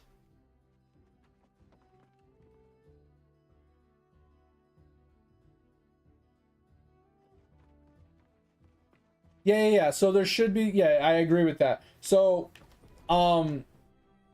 like if you have iron, you make iron into iron. But if you wanted steel, okay, steel doesn't count because steel is always just an upgrade from iron. There's no changing that. But like let's say star metal, for example. If you get star metal ore and you combo it with like the flux, you should just be able to make star metal bars. You shouldn't be required to use steel, right? But take this for example. If you wanted to upgrade your steel to star metal, right? Maybe instead of it taking 6 ore, it only takes like 3 ore and then like 1 bar, right? And then if you do the other way, you just did the ore itself, it'd be like 6 ore but no steel, right? That way you can go, if you have excess steel, if you have excess lower materials, you can convert it up so you're not wasting it. I don't hate that idea. Or maybe downgrade as well. If you need the lower tier material for something, you can downgrade, from one of the downgrading just seems weird. But honestly, what I would say, Dig, is maybe not so much allow for upgrading or downgrading, but what if when you go to craft, like I was saying before, the outcome is based off of what resources you select. So even though this is a high tier item, right? If you make it with tier 1 materials, you're going to get a really dog shit ass item. right? But the higher tier materials you put into it, the better the item becomes.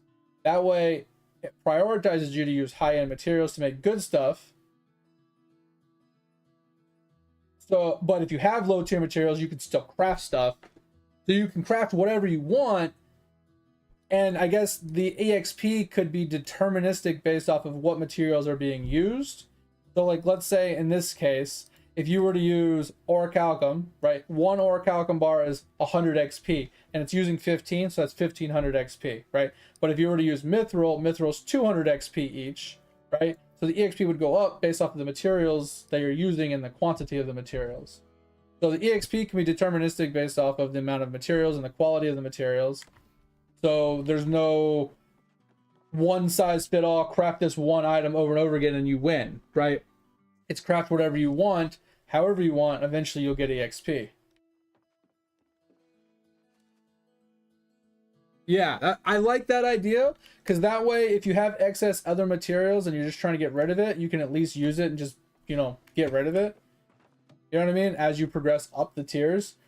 But I would say that to prevent power leveling, the higher tier materials should be locked behind level progression. So you have to hit a certain tier before you've unlocked the ability to be able to use that, right? Same thing with like, you can't just instantly know how to use mithril. You have to learn how to use iron, like, you know, smelt with iron before you can smelt with steel, before you can smelt with the next one. So maybe there has to be a tier progression of levels as you push through, but then you can use the lower tier materials at higher levels to get rid of them so you don't have to hold on to them.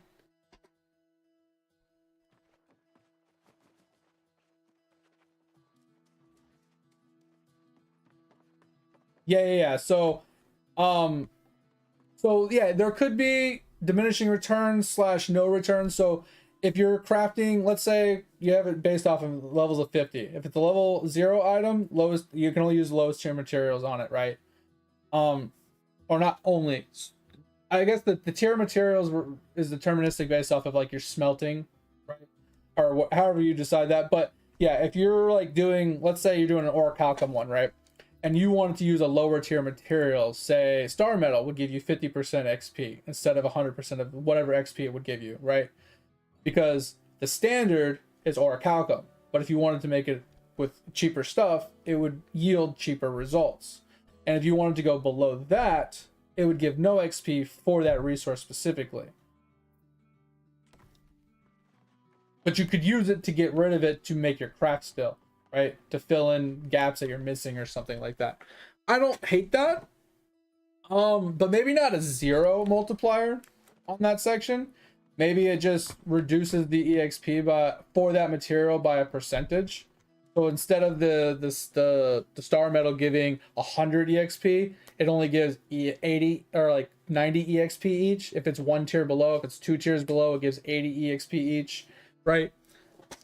I think that wouldn't be too bad, because that way it's still viable to use, but it doesn't make it completely useless. Because what would be the point of using lower tier materials if you get 0 XP for it, right?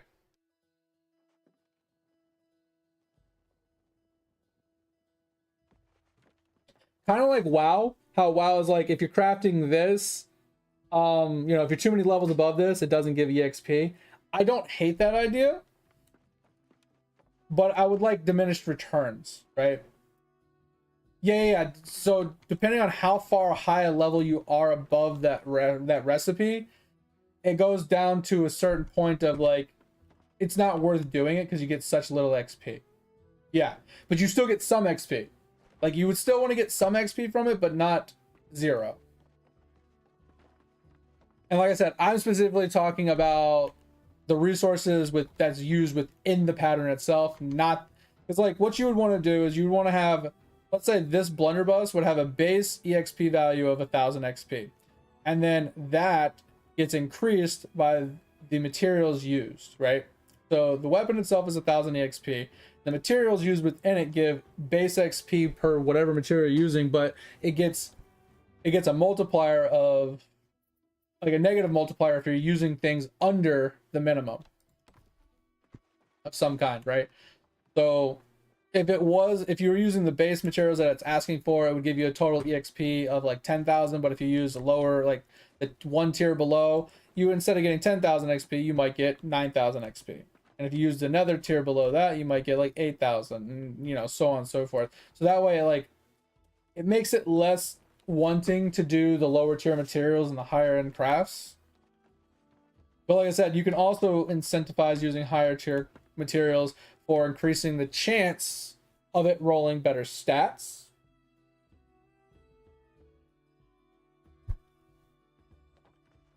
Well, I'm not saying that we need to do anything like this. Like, I'm throwing shit. Like, I'm throwing a lot out there. Kind of see, like, okay, we have these ideas. Which ones can we work together? Which ones would, like, kind of be... Because you want something that's not boringly easy, but it's not super min-maxy difficult, right? You don't want something that takes you an entire day to craft one item, but you also don't want something where you can craft 1,000,000 of one item in 5 minutes, right?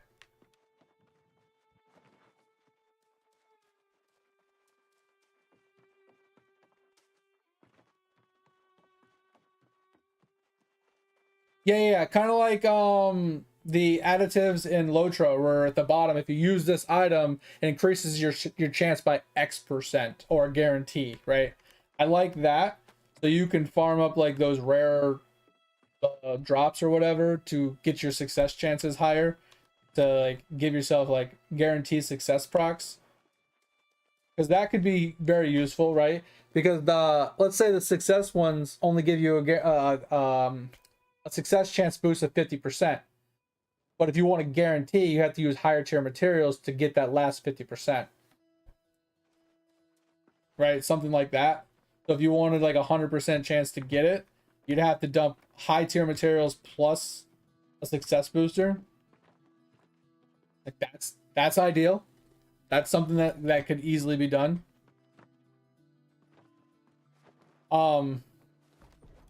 But like I said, the EXP itself is like a conversation separate from the actual crafting process itself. But like I said, when it comes down to it, you basically want you want to find out all the things you want to be able to be crafted, and then work your way backwards. So you want to be able to craft metal weapons, metal armors, leather armors, cloth armors,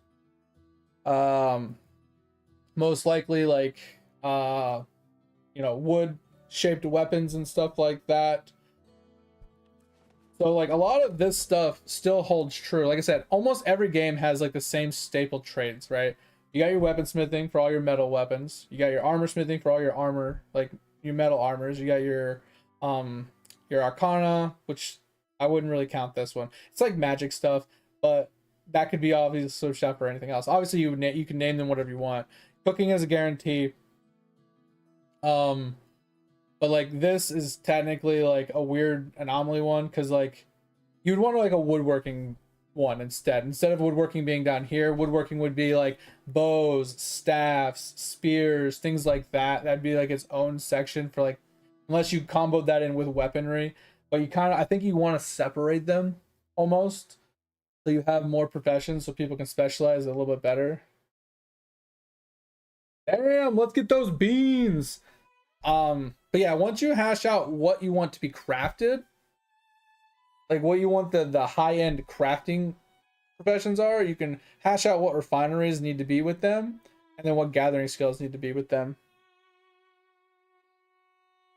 Yeah, so I like it when you can level your crafting while you're actually leveling the game, and it doesn't seem like that one game we played where we were gonna spend 20 something hours trying to make level 1 armor, but in those 20 hours I could already be like level 40, and to make level 40 gear it would take me like a fucking week, and by the time that week was up I was already level 100. Like the time just didn't make sense. So you would want the scaling of the gear and the character leveling itself to kind of match. So like you're doing in Lotro, where you're able to do your professions and your character simultaneously, where they're growing at the same rate, right? Obviously, if you focus on just leveling, you would, you know what I mean? You wouldn't be able to keep up with your professions. But if you spent time on the professions, it would slow down your combat leveling growth. So you wouldn't combat level as fast because you're spending time leveling your profession, but you can at least grow your gear in proportion to your character to make your leveling process better. Because the one thing I don't like about games is if they require you to do your crafting to get gear to actually progress the harder content, but the amount of time it takes you to progress the gear heavily outweighs the amount of time it would take you just to push through the game, it doesn't make sense. Right? But at the same time, you don't want the crafting to be too fast and too easy where they're not spending any time into it and enjoying it. But they're also, you don't want it to be where you're at a bottleneck choke point where you can't progress your combat because you don't have better gear, and you can't get better gear until you farm rep, and that rep is going to take you 1 to 2 months to figure out. Like, you don't want a bottleneck like that either, but you do want that in the game at the end for bisque gear when you're at max level. So you have to find that fine line of where, kind of like RuneScape, where, you know, you can level up your lower levels really fast, and you can make low level, you know, combat gear for your character to keep progressing without having to rely upon other players or NPCs or stuff. But you also gotta design the game in a way where you could play the game without doing professions and aren't forced to do professions, because there's a lot of people that don't like professions. So if you are forcing people to do professions in order to get gear to progress, you're alienating a lot of people. But you should have both avenues. You should have quests that give good enough gear to make you strong enough to continuously progress if you don't want to do professions, but give an advantage to players that want to take the time to craft with gear that is better than what you can get from quests to make their questing even easier and faster, right? To make up for the time they're putting into the professions. But I like having both avenues.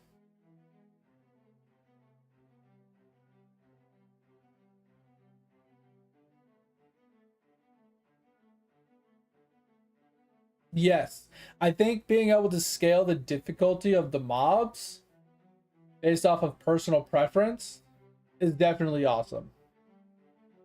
But I don't know if I like the idea of implementing higher drop rates or anything like that for higher difficulties. Now, higher XP rates, I'm not opposed to, but there shouldn't be better drops for higher tier difficulties. I know they don't, but I'm just saying, like, I know some games do have that, right? When you're partied up, you get better drop rates. When you're, you know, you're doing higher tier stuff, you get, you know, whatever. I don't want people to party up just to have better drop rates or just to do higher content to get better drop rates and stuff like that. It's more or less just personal preference. Do you want to just shit stomp everything, or do you want to actually play a game that's a little difficult on your way through, or find a happy medium in between? And I will say, I don't know how I personally feel about the Lotro system, where when you go up in the difficulties, they add those really annoying mechanics that trigger constantly. I don't mind them triggering every once in a while, but that fucking Heavenly Fire drop, that square fucking thing that drops every 5 seconds, is really fucking annoying. Especially when you pull like 5 mobs and they're all staggered. So it's like rain of fire, rain of fire, rain of fire, rain of fire, rain of fire, rain of fire, rain of fire, rain of fire, and they just never stop because the cooldown is so low and there's so many of them. They never stop casting it, so you're constantly running. That's fucking frustrating. Now, I wouldn't be opposed to the mob having a one-time cast of one of the annoying abilities. So if you pull 10 mobs, all 10 of them can cast that ability, but they can only cast it once, and once it's casted, it's done. But maybe they have like 2 or 3 other abilities that they can trigger at random as well, but they can only do it once. There's a lot of leeway in there. There's a lot of feng shui and you can do, but I don't. Like I said, there's a lot to hash out. There's a lot you could talk about. But I definitely think finding a way to make sure gathering, crafting, and refining is useful for BIS gear at the end of the game. And not just BIS gear that you wear, but like BIS attachments and consumables and things like that. So that way the crafters and the gatherers always have a reason to be doing content. Same thing I've been talking about with New World. Like, I know crafters and stuff like that, sometimes they don't like doing dungeons. They don't like doing PvP. They don't want to do raids. They just want to log in and they want to make their gear and they want to log out. But I think if you made the items sellable, so the items that were only obtainable via doing one of those objects, right? So there's a specific crafting material that only comes from either running like high rated dungeons, not like basic dungeons, but high rated dungeons, raids, or PvP, right? There's a specific item that drops in all three of those, and they all drop the same item, and they're sellable, right? But there needs to be like a finite resource cap on how many you can get a day or something. Or maybe it only drops in PvP when you win a match, or it's like a percentage chance to come out of the bag when you win. Same thing with the raid. It's a percentage drop chance off of each boss that's killed in the raid, or it's at the very end of a dungeon if you get like if you beat it in a certain like score time limit or whatever, you get, you know, a bag that has like a 50% chance to drop the item, whatever it is. This way, people that are spamming dungeons or raids or PvP, they can get these items and they can sell them for money, the auction to the crafters, and the crafters can buy them and craft these goods to then sell to those players that are consuming these items that need them. So that way, everybody has a reason to run the stuff, but also if a crafter wants to get the items themselves, they have a reason to run those dungeons. They're not just running it for no fucking reason. There's a reason. They're trying to get to the end to get the items, right?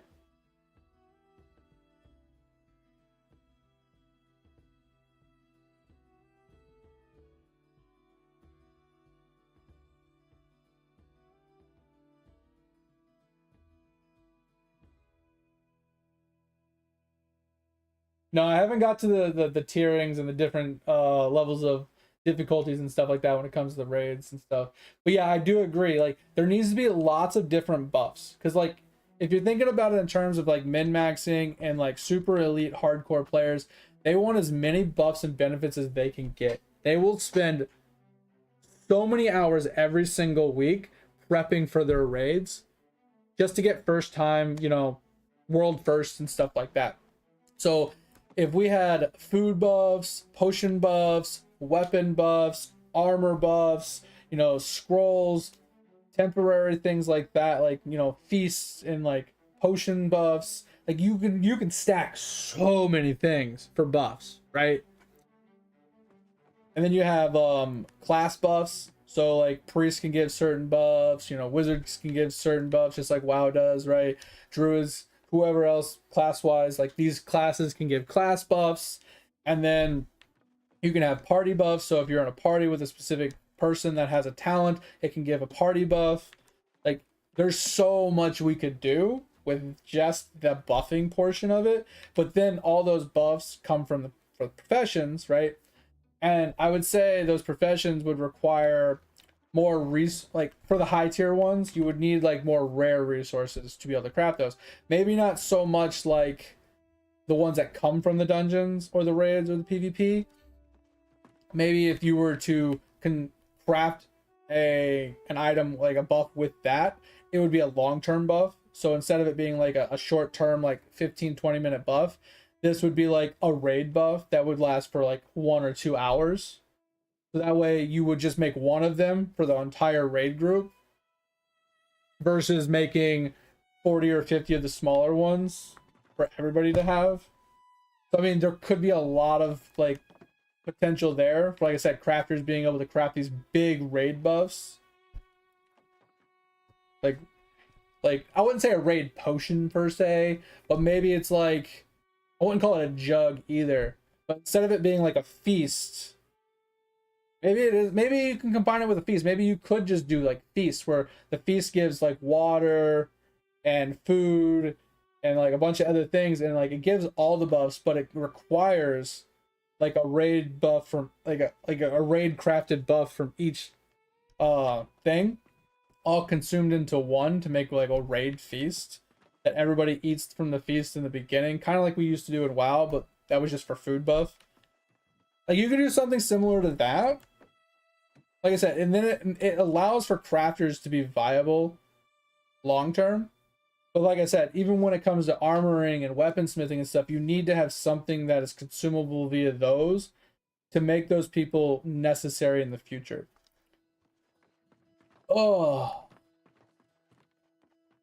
And then obviously, you know, gathering is just gathering. I mean, that's just going to be a thing. All you have to gather the resources, put them around the world, make them, you know, viable in some way, shape, or form.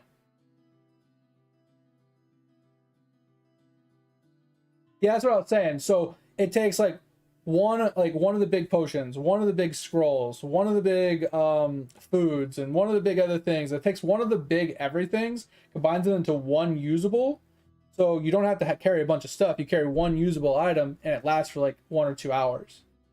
But it requires a lot of high tier materials to make it.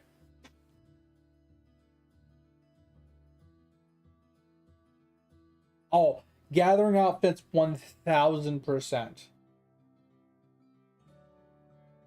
I love the fact that this game has gathering outfits, crafting outfits, and refining outfits. Because then it allows for you to min-max your professions even further, forces you to go out and grind these materials and these items off of these mobs or whatever, or level up your profession enough times to get proficiency boxes, because, you know, you don't want to be maxed out. When you're maxed out, like, what's the point of continuously, you know, doing your profession? If you're already maxed out, like, why do I want to keep doing it, right? So I would say proficiency boxes are pretty cool, and giving resources, like how like you have to do proficiency levels to get the pattern to then make your best in slot outfit isn't a bad option either. Not the best option, but it's not a bad option, right? Because then you can technically turn around and possibly sell those extra patterns and or items to other players if you over level. But then, you know, it makes it too easy for other players to be able to buy it from. I feel like the outfits should be character locked. You shouldn't be able to trade it to other people. It should force crafters to have to go and get them. I don't know. I'm kind of torn on that, but I think there should be outfits for all the professions. I also think there should be some sort of way to either A, have like a ton of gear sets that can either auto swap when you're doing something, or some sort of, I want to pull a reference from RuneScape really quick, but some sort of like armor stand or something that's in your house that anytime you're doing this aspect, it gives you the buff from this, even though you're not wearing it. So maybe that would give you a reason to do furnishing, because if you can make armor stands in your house that you obtain the buff while doing the action, you don't have to wear the armor, so you don't have to worry about armor swapping. You don't have to worry about carrying a bunch of armors on you and making sure everything's pitch perfect every time you try to do it. I don't hate that idea.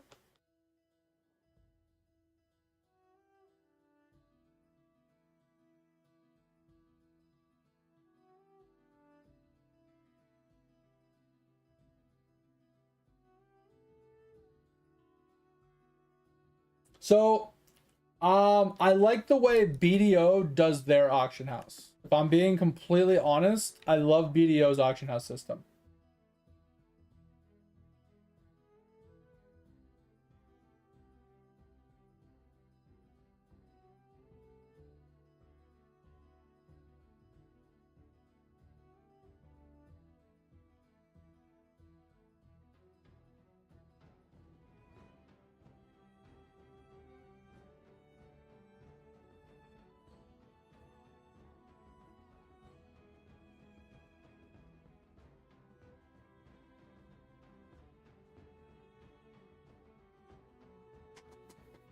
That's an interesting thought, but I mean, personally, I think if you put something in the auction house and it doesn't buy, it should go back to the player. The original seller, right? But I would say if you killed something, right, and it dropped an item and you didn't loot it, it goes back into the world. Obviously, I mean, it doesn't really fucking matter at the end of the day because that item's going to continuously drop.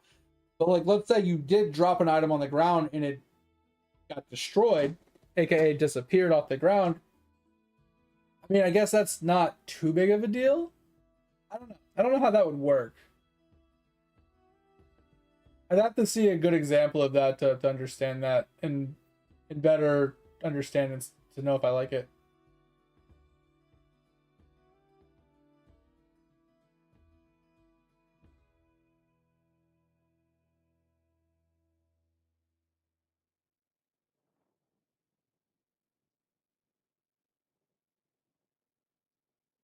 Interesting.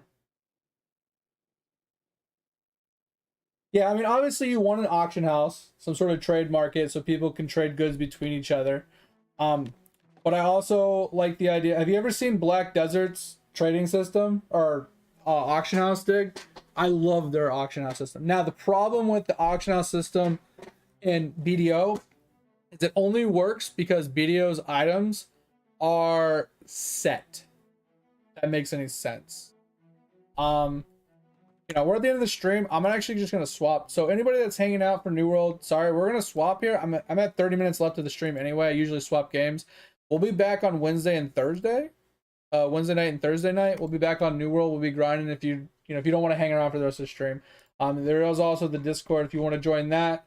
Catch us anytime in there. I appreciate y'all for being here. Like I said, sorry it's like abrupt swappage, but I do want to talk about this a little bit with Dig. But if you want to join the Discord, feel free. The only thing is, don't be a dick. We're going to be streaming for at least a little bit longer, so if you want to stick around, you can. If you don't, that's fine. But if you ever need to reach me off stream, that's the best place to reach me. We'll be back on Wednesday and Thursday. More New World, more hanging out, more chilling. But we're gonna talk about this for a little bit. But Dig. So basically, how it works is every item in the game. So on like WoW, you have like leather belt of the sloth, leather belt of the whale, leather belt of this, and they have set stats. Like always 4 strength and 4 stam leather belts, right? Or whatever the fuck the stam combo is for the name. It's kind of like that in BDO, but a lot more simplified. So imagine in WoW, it's like the set pieces, right? So you have the judgment armor, right? The judgment armor is always the judgment armor, no matter how you look at it, right? It's always the same exact stats on every single piece of it across the board. That's how the armor is across every armor piece, every weapon, every piece of gear in BDO. There's no variations in them. It's not like, hey, I got this piece and it can roll between 5 and 10 strength or 5 and 10 stam and there's like a variation. There's no variations. It's a set standard across the board. So there's no min-maxing of like, oh, I got to farm this item until I get a perfect 10 out of 10 on both of these or anything. There's none of that. So what this allows for them to do, it allows for them to, in the auction house, standardize, hey, this weapon with that name is always the same exact stats, right? So it allows for you to post that item, but it puts you into a pool of everybody else that has posted that item for that price. So you're not buying from a specific person. You're buying from a pool of people, so it's randomized and it's anonymous, right? On top of this, they set the price standard based off of, there's an algorithm that they have built into it that says how many people have bought it for what price recently, and it automatically adjusts the price based off of the X amount of purchases or sells in a certain time period. And the price can only increase or decrease from that value by like 10%, right?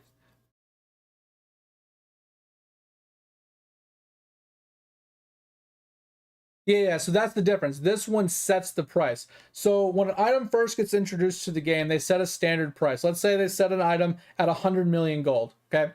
Obviously, that's insane. So what ends up happening, I'll show it to you when I get in the game, but they set a price of 100 million. So you can, the price variation is within 10% on up or down. So you can either buy it for like 900,000 or you can sell it for like 110,000, right? Buy or sell. 110, between 90 and 110,000, right? Or 110 million. So let's say a bunch of people put a buy orders in at 110 million. If no buy orders are fulfilled within a day or something, then the algorithm will say, okay, no, there's like 100,000 people that have put a buy order in. None of them have been filled. No one has sold it. They will bump the price to 110,000, and then the next, and then it brackets 10% up and down. So eventually, this will standardize to a point where people are willing to sell it. Once people are putting buy orders in and people are fulfilling it, it'll standardize right around that point, and then it'll fluctuate, right? There'll be times where people won't be selling it at all and the price will go up, and then there'll be times where people are dumping a bunch of them and the price will go down. And the algorithm takes care of this on its own, so it prevents people from setting their own prices. It prevents people from somewhat price fixing items in the game, because they'd have to buy every single one of these items out, or they'd have to set so many pre-orders to eventually get it to go. You know what I mean? Like there is such hard standards put in place to be able to price fix. That would be difficult, Dig. The auction house for that would be difficult. But I think it's doable if you can find the right information to Google to figure out how to do it, right? But that's sick, right? So it prevents people from buying from a specific person, and it prevents people from putting a needlessly cheap item in for high prices to be able to gold fix, right?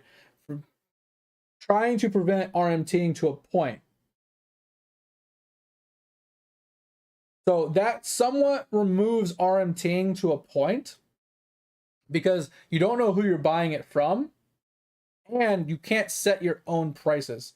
Plus, you can't buy everything out and then reprice them at a ridiculously high price. They also have a tax fee in place. Now, the one downside to Black Desert is they do have a membership, quote unquote, buff that is almost necessary if you're going to be an auction house flipper or you're going to make a lot of money from the auction house. It's called a value pack. Basically, the short of it is there's a tax every time you sell something or buy something or whatever on the marketplace. It's their way of taking currency out of the game and keeping the inflation down, but also preventing people from buying something for 1 coin and selling it for 2 coins and making shit tons of money, right? So it prevents people from price fixing or like item flipping constantly. Because in order to item flip, you would have to buy it when it's at its low, wait a few months for the price algorithm to eventually go up to then sell. So it's like a long-term flip rather than a short-term flip because of the tax.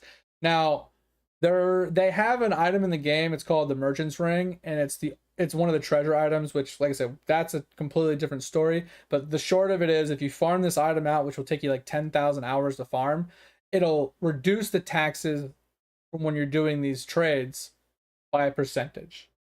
So it's a really cool item to farm out if you want to be an auction house person, but it takes you a very long time. I do like the idea of having treasure items in a game, so it gives like really in-game players something really hard to grind for that is like some bragging rights kind of style. But the standard is it's like 65% tax, or you only get 65% of the item, so it's like 35% tax. If you have the value pack reduces that by like 20%. So now you have 15% tax. And if you upgrade your account by leveling up your characters and doing a bunch of achievements, you can grow the tax another way from the account buffs to like 90%. And then if you get the ring, you can get to like 95%. So there's still always tax. You can't get to 100%, but you can dwindle that tax window down so you can actually start flipping items, or you can make more money from your stuff. Now, they also had a loyalty points thing. So every day you logged in, you get X amount of loyalties. So like 100 points. And then they had a loyalty point redeem for a 1-day value pack. So what you could do is, as long as you logged in every day and you got your loyalty points, at the end of the month or the end of the week or however, whenever you got enough points, if you had a bunch of items waiting to collect gold, like your currency, you could redeem a 1-day value pack and then claim all of your currencies from the auction house, so you weren't heavily taxed. And that was the one thing I really liked about BDO, as it kind of incentivized you to log in every day to get those if you wanted to take advantage of that, or just pay real money for the value pack to be on for 30 days or whatever. So there was like microtransaction that made it like a little bit less tedious, but there was a reason for it because it gave you much better return on any items you sold.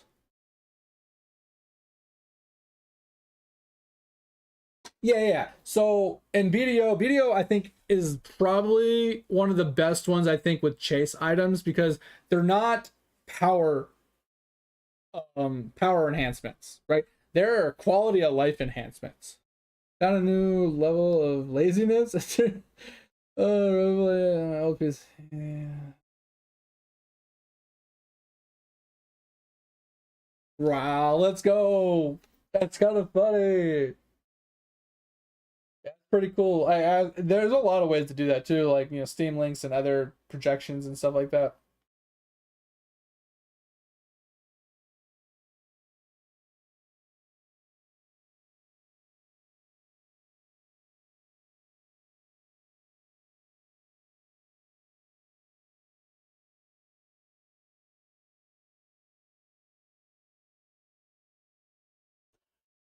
Um, I could see that being abused, Dig. Um, because all you'd have to do is take like a really cheap item and just put a whole bunch of like basic bitch iron up. Sell a whole bunch of basic bitch iron, get a really big tax break, right? And then sell a big ticket item. So you could abuse it. I don't hate the idea or the premise behind it, but there'd have to be limitations in place to be able to prevent it from being abused, right? Yeah, I think it would have to be a numerical value, I think. So if you sold X amount of gold worth of items, you would get a tax cut on that, right?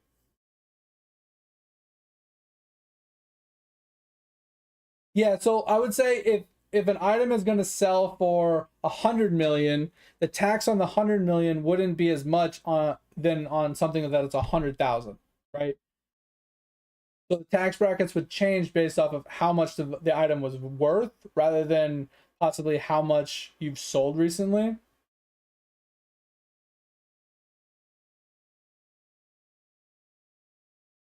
But I still like the idea of what we are talking about before, of like maybe a specific profession gets a buff for selling stuff to auction houses, right? Kind of like we were talking about with like the Ragnarok thing, where Ragnarok was like, oh, if you want to trade items and sell items, you need to be this guy, right?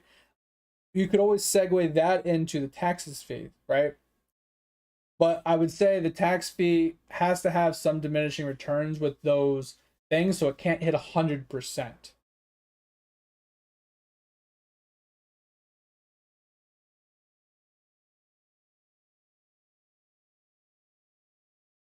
Yeah, I mean there is potential. Like I said, I don't like flat taxes of, hey, everything is 2% tax no matter what it is. Right? I feel like any item that's under like a certain threshold shouldn't have taxes on it. Right? Because like anything under like, because like there's been situations, like I think it was Lost Ark. If you sold an item for 1 coin, you got zero money from it. If you sold an item for 2 coins, you got 1 coin back. If you sold it for 3 coins, you got 2 coins back. So there's like a threshold where you hit where it's like you wanted to sell it for exactly this much to get, you know what I mean? Like it was just dumb. So I feel like cheap items could be a percentage based, like a 1% fee or something, but you're selling them in bulk, right? So maybe it's like a 10% fee, but if you, because I feel like the tax break should be based off of the price per item, not depending on how much quantity you put in. So if you sell a piece of wood for 5 coins, right, it should be, or you sell 1,000,000 of them, you shouldn't have a tax cut because you put in 1,000,000 of them, because then it makes your profits way higher than if you were to just sell a 5,000,000 coin item, right? You see what I'm saying? So I think it should be based off of the price of the item individually. Should be, because like I've never agreed with everybody being taxed the same, right? If you make $100,000 and I make $10,000, we shouldn't have the same tax, right? Because 10% tax to me is a lot more money from you, right? If you have 10% tax on $100 versus 10% tax on $1,000, it's a lot. And you want people to have an incentive to want to sell these bigger ticket items, because it's still going to pull out a lot of money because it's worth so much more, but it also doesn't need to be heavily taxed because it's already pulling out a lot of money.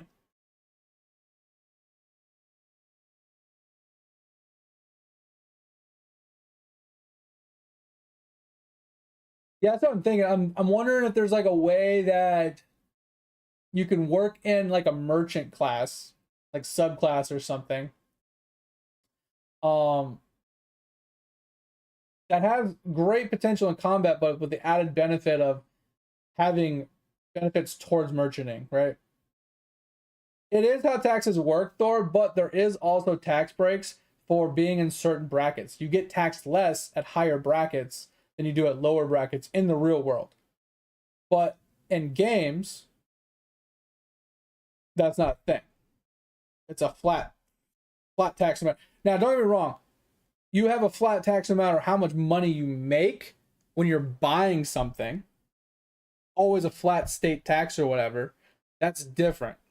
We're talking about when you're claiming your taxes at the end of the year. If you make $100,000, I'm paying X percent on the $100,000 I made. When somebody that makes $20,000 is being paid, it has to pay X percentage on their taxes. That's what I'm saying, is like it should be dependent on the bracket you fall into, not what everybody should be paying. Like BDO, it's a flat tax across the board. So if you sell something for 1,000,000,000,000 coins, it's the same as if I was to sell something for 1 coin.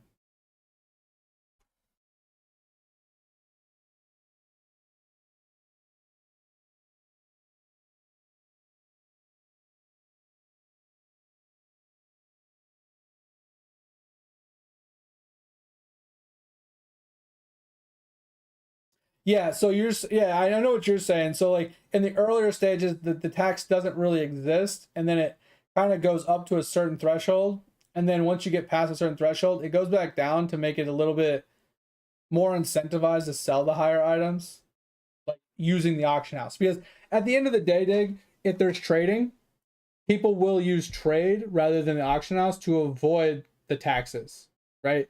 And that's something else BDO has removed. You cannot trade items with people, and it's a double-edged sword. I like the fact that you can't trade items because it forces people to use the auction house, but it's also cucks people because now you have to pay the taxes and you have that problem, and people don't like that. And if you want to help a friend out, you can't.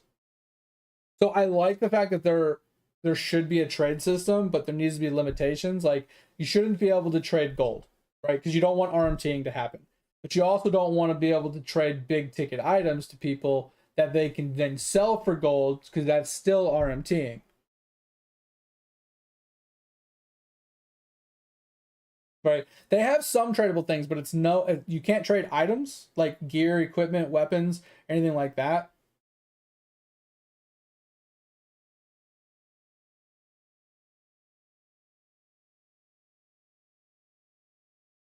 So what I would think, Dig, is I would say trading it to another player should make it untradeable. That way it can't be sold in the auction house.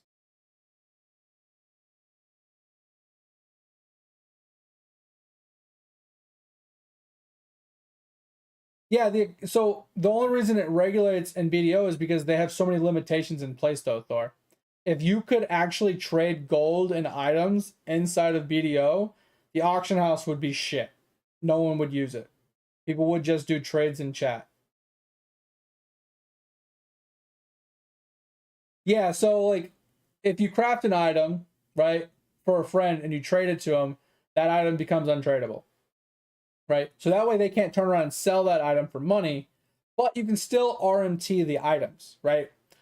So if someone paid real money to another person to make them a full set of armor, then that's still a thing. Now it does minimize the amount of RMTing, but you could also put a limitation in that you can only trade items of a certain quality and below. So the high tier best in slot gear can only be traded via the auction house or crafted yourself. That's a little bit more complicated, but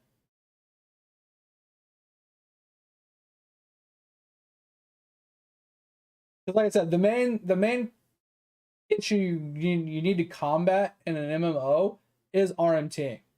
You're doing your damnedest to try and prevent bots from overtaking the game and flooding the market with stuff and making money off of your game, right? You're trying to prevent them from being able to trade any type of goods or you know, gold or manipulating the market in any way.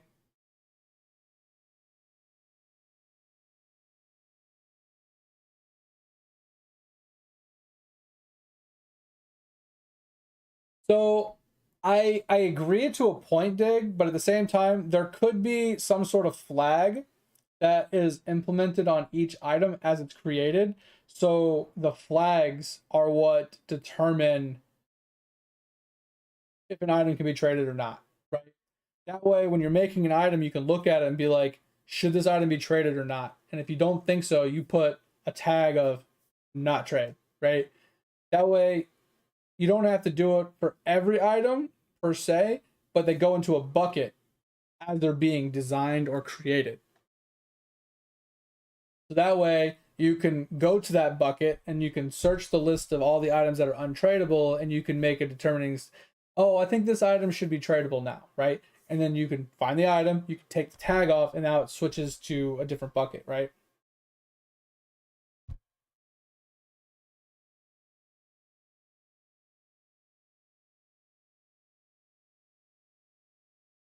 Yeah, RuneScape does that too. It's so funny.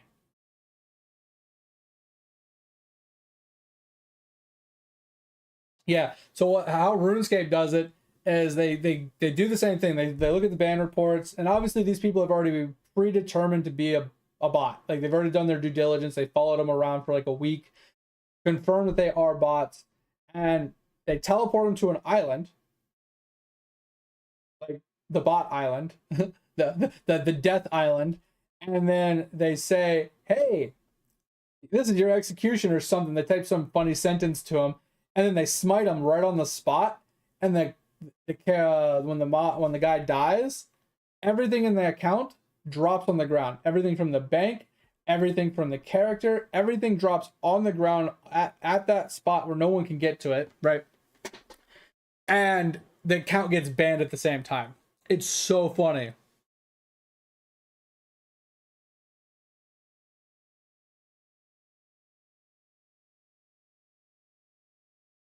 It's so funny because like even if they log out, it doesn't matter, right? If it's a bot, like yeah, you can kind of try to program the bot to log out before, but even if they do log out, they still get banned. You just don't get the satisfaction of watching the loot explosion on the ground. I think the loot explosion is hilarious. Because then the devs will right click the pile and they'll be like, let's see what he dropped. You know what I mean? And they like kind of scroll through the list of the items that are all laid on the ground, and then they just like, well, hey guys, if you want to go farm some black d'hide, that's time to go and do it now, because now the bot's dead. You know what I mean? Like they make a fun of it. It's kind of funny.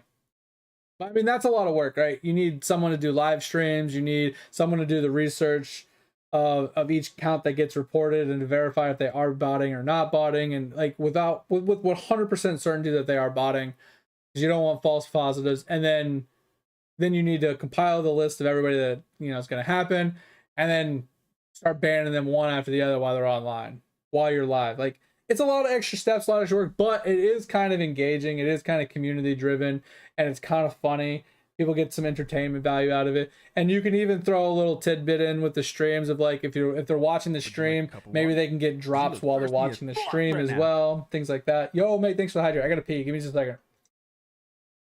I know you're gonna be leaving soon, so let me pee really fast.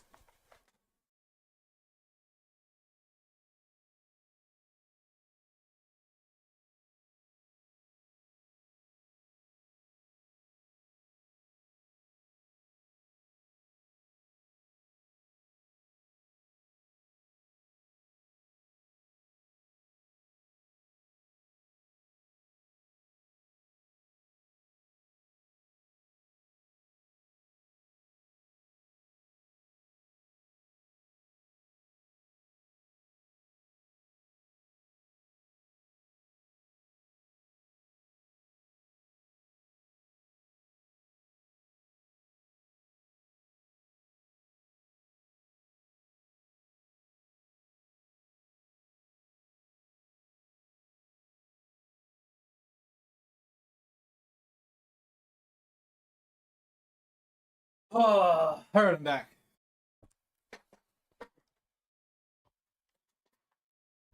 I know it's almost done. It's almost done. I haven't played BDO in a hot minute, so I didn't think it was this big of an update. So there are some other things that I do think deserve to be in a game to dig. One is territory control for guilds. They should be able to control like either hotspots or towns themselves. I don't want them to be able to take taxes from the town per se. And put them into their own coffers so people can abuse money and stuff like that. But I do think there should be a town coffers that can't leave the town that is used for upkeep of some kind or for upgrading certain buildings and materials and trades, you know what I mean, like so that way that you can build the towns up over time. And I do think there should be wars to fight for them, but the wars shouldn't be like a one and done, 50 on 50 where only 50 people get to participate because then everybody else gets left out.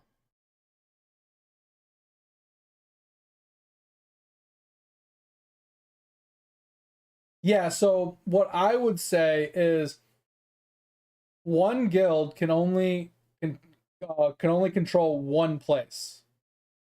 And if there's 100 places on the map to control, then that gives 100 guilds options to control area, right? Now, that doesn't mean that these people can't have alt characters, alt accounts, alt guilds, things like that. But I also think that with the way the wars go, there shouldn't be like a, hey, there's going to be one war with 50 people and 50 people, so 100 people get to participate. Whoever wins, wins, right? Because that's limiting how many people can fight in that war. But I also think that if there's multiple wars to be fought for that territory or multiple territories, that a person shouldn't be able to fight in every single one of them, right? They should be limited to how many wars they can fight in a 24-hour period. And that's that, right? So they need to have enough people to fight X amount of wars or whatever, because you need to have them spaced out, and you need to win X amount of the wars or something like that, or get X amount of total points in a certain time period, and you can only contribute up to X amount. You know what I mean? Like that way, it's team oriented. There's so many more people involved, and it requires you to have a really high tier guild that's full, rather than a lot of low tier guilds with very little people in them to control as many territories as possible.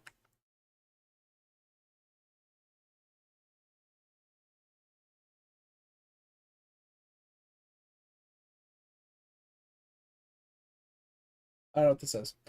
All right, mate. I appreciate you, man. Take it easy. Sleep tight. I'm glad you had a good. I hope you had a good time. I hope you sleep well and everything.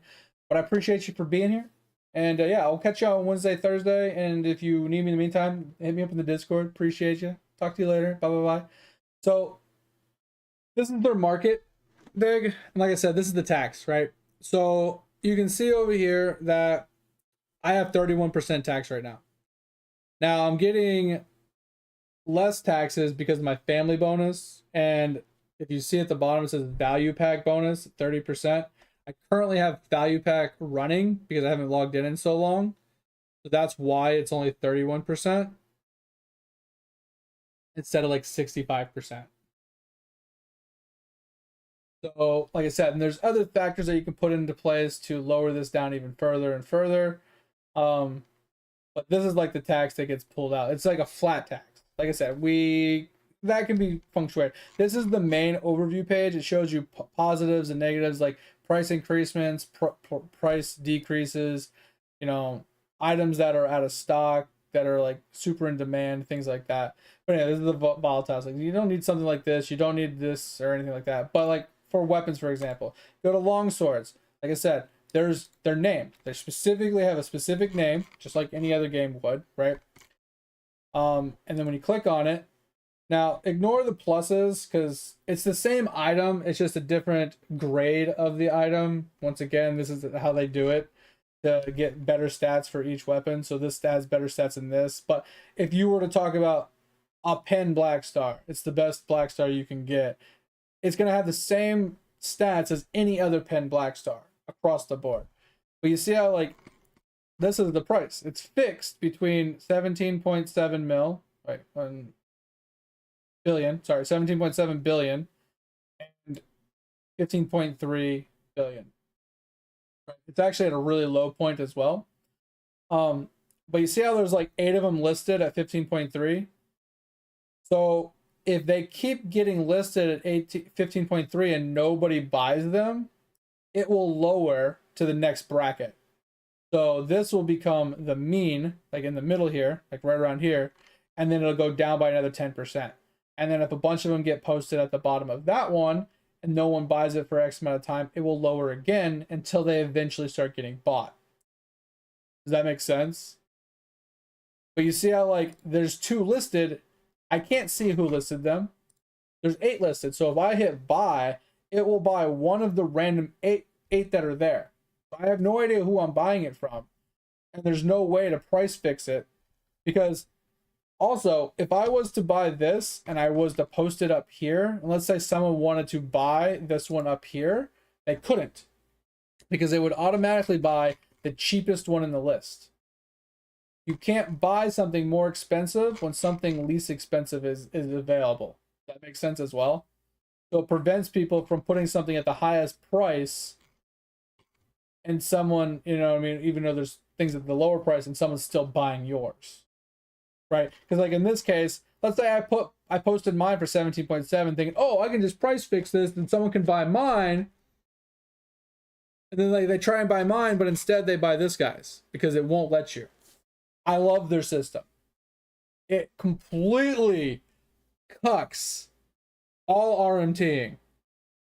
Like I said, the caveat of not being able to trade does suck, but I think that opens a can of worms like Pandora's box, making it a little too difficult to prevent RMTing if you can trade items, right?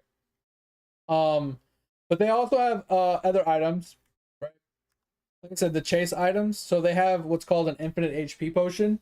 You can farm mobs and kill a bunch of mobs, put these items together, and you have a potion that never runs out. So you don't have to keep buying health potions. Kind of a nice little chase item, right? Just saves you a lot of effort in the long run. They also have an mana pot, an energy pot.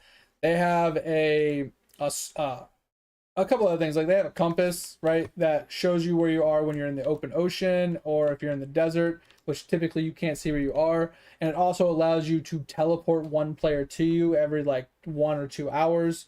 They also have a map that allows you to freely teleport to the closest town to you. And then if you use it again, like within like 5 minutes, it'll teleport you back to where you were. So it's another chase item that's really nice for someone that's out in the middle of nowhere grinding items. So they don't have to like run all the way back to town, then run all the way back out to where they go. Oh yeah, the weight system is atrocious. So I would rather there be a bag limit like WoW has than a weight system. Not asleep? You're good. You're good. All right, Topher, I appreciate you, man.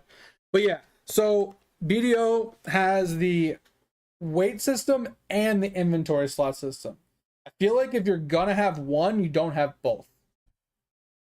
But I'd rather be limited to inventory slots than weight limit.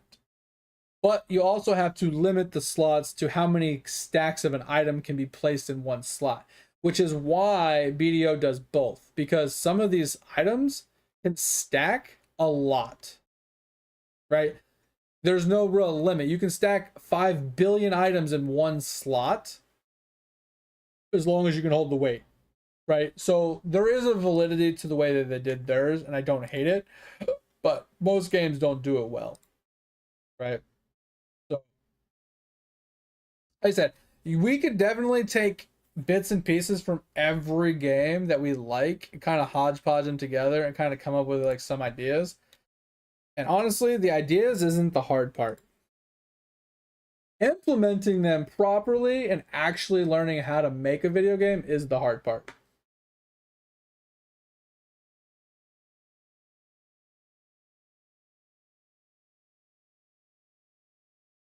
Yeah, or like Lotro, where you have the carry bags, right?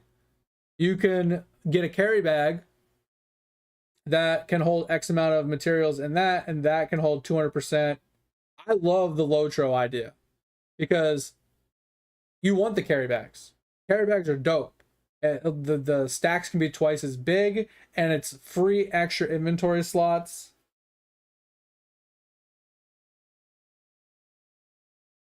Yes, I think doing deeds and achievements in a game should allocate you premium currency. Not I wouldn't say, I don't really like the idea of premium currency, but I would say in-game currency that can be used for account progression.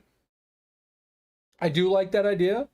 I don't like swiping your credit card to buy in-game currency, to use the in-game currency to buy that stuff, right? I feel like if you're going to swipe your credit card, just have a straight up numerical value attached to it. If you want the carry bag, instead of it being 2,000 of the in-game currency, it should just be $5, right? Or whatever the conversion rate from USD to whatever, currency you have. It should just be a straight fee, not, hey, buy one of our bundle packs of currencies to then use that currency on an item, right?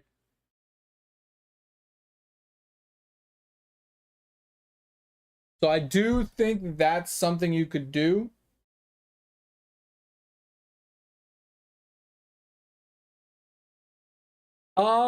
I agree, but not so much a monthly sub kind of requirement, but more like a additive buff if you want it. Kind of like, okay, so you saw that value pack I showed you in BDO. That gives you increased carry weight, increased bag space, less taxes, and a couple other things, right? And you can buy that for real money for a 30-day. It's basically the subscription fee, right? But it's a buff, so your count doesn't change if you don't have the buff. You just have less bag space, or you can't carry as much weight or whatever. I feel like doing it in that system where you're buying a buff rather than a subscription is a little bit more palatable for a lot of people, but you don't want the buff to be a power enhancement, right?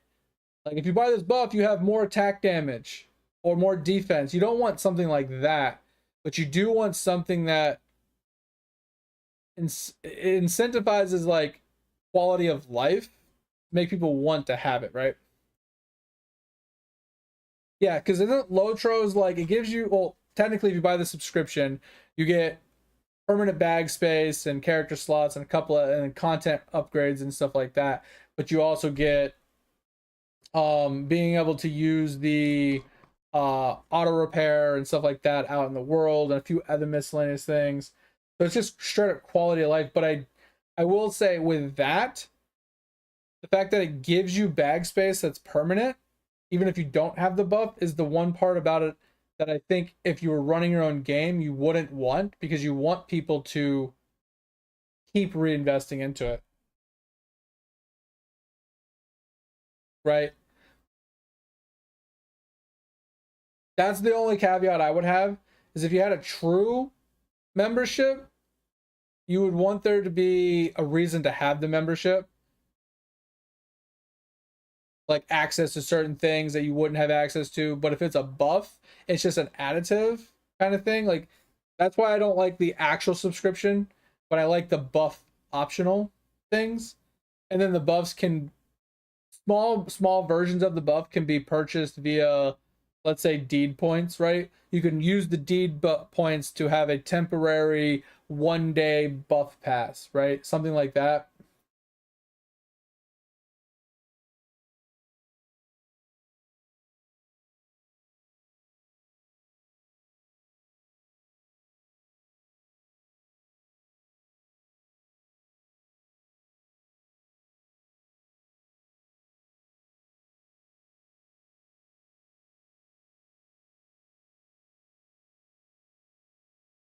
Yeah, that's what I'm saying. Like, the only thing I would say is, like I said, if you had like an actual membership that had a VIP status like Lotro did, is they'd spend $15 or whatever on the subscription, right?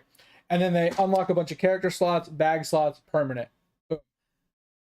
That also, like, if they had the bag slots permanently unlocked from buying it one time, why do they want to continue? You know what I mean? It's the quality of life of being able to repair anywhere, basically, is why you continue paying for it in Lotro. But if you're running your game and you're trying to make sure you're making a decent profit per month, you want there to have a fall off of the buff and the requirement for people wanting to do it, right? So make the buff kind of cheap so everybody wants it, because the quality of life is nice. But if you don't have it, you lose whatever it was. You don't keep it forever, but you can always reobtain it, for free to play players as well, periodically as needed, right?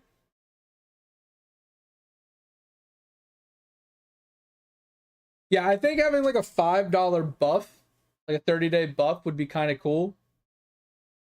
So you can spend $5 a month and you can buy, a buff that allows you to, I don't know, I wouldn't say give character slots, but maybe it gives extra, like, you can hold more, you have more bag slots, right? You have maybe access to, I don't know. I wouldn't say, I always find it weird to be able to repair your gear when you're out in the middle of the woods. I always find that weird, because how the hell are you just randomly repairing it from an NPC you can't reach? It never really made sense to me.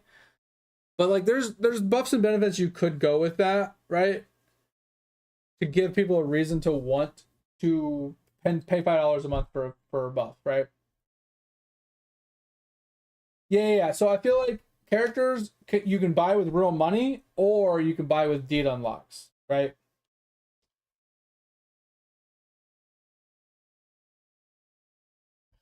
I would say to a point, Dig. Like, I would say, um, you start with a standard of like maybe 3 character slots, and then maybe like four more of them could be unlocked with character level, like account level, more or less, right?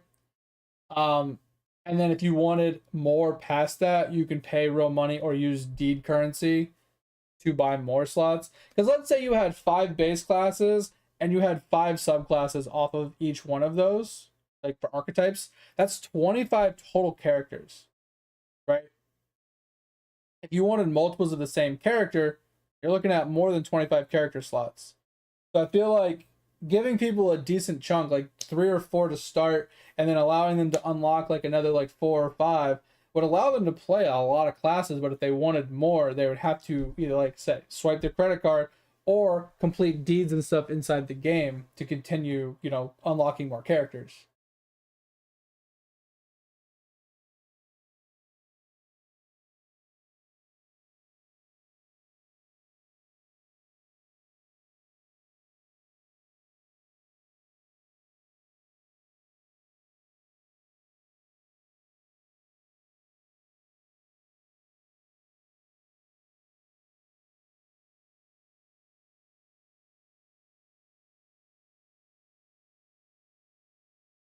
Yeah, but so if you have 3 character slots, like, so the way I look at it, Dig, is like, if you did that, you could have unlimited characters and never have to pay a dime, right? Because you make a character, you level them to 20, you get 2 character slots. You start with 1 character with 1 character slot, you level them to level 10, you get another character slot. Okay, you level them to 20, you now have 2 character slots. So now you have 2 open slots, you make 2 more characters, you level both of those to 20, now you have another 4 slots.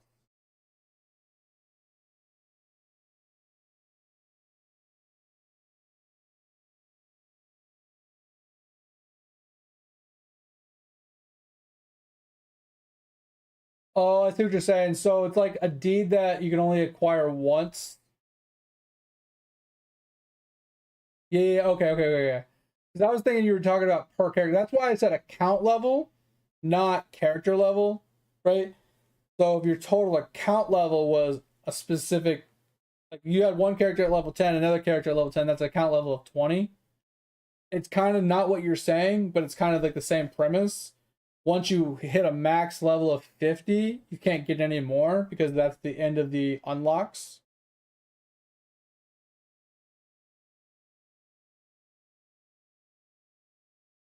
So I think that's not a bad option. That's kind of like what I was thinking as well. Is like you could unlock a few of them from just playing the game. Like you start with a few free ones, and then you unlock more from playing the game, and then you can buy more later down the road.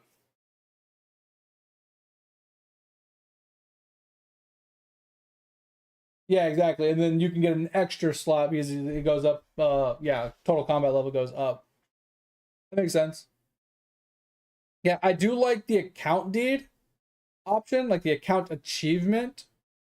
I don't know how easy, because like the problem with like Lotro is they might be account deeds, but I'm pretty sure they still show up on each character, even if you make, like, if you were to do one of the rare like name deeds, right, for like Bjorn, right, you got like you leveled to 130 without dying once at, certain thing. Doesn't those deeds still show up when you complete it? You don't get, you still can complete it, but you don't get any rewards from it. Don't they still show up?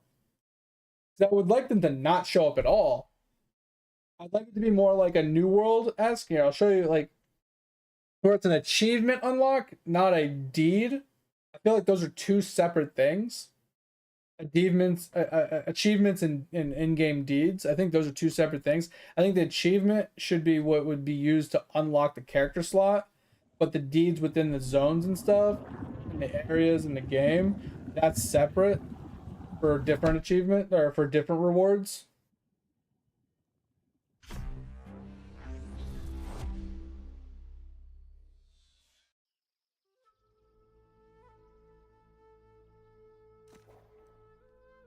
Yeah, so this is what I was gonna say. So, um, New World doesn't have a deed system, but they have an achievement system, right?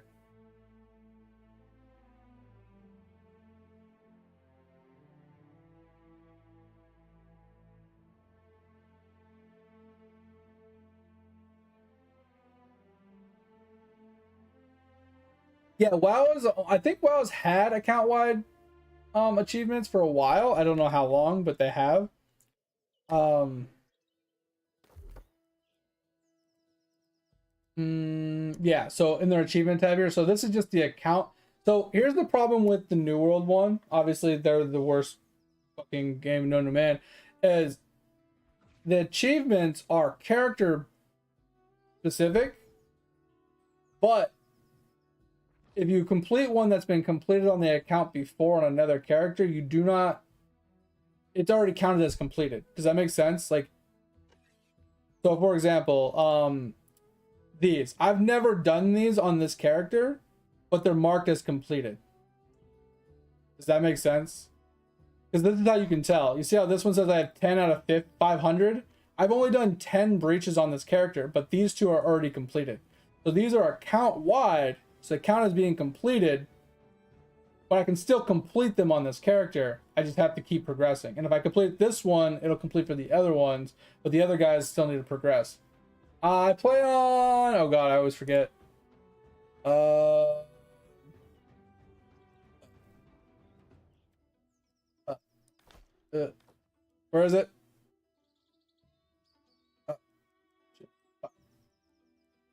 Is it? Valheim. There it goes. Yeah, Valhalla.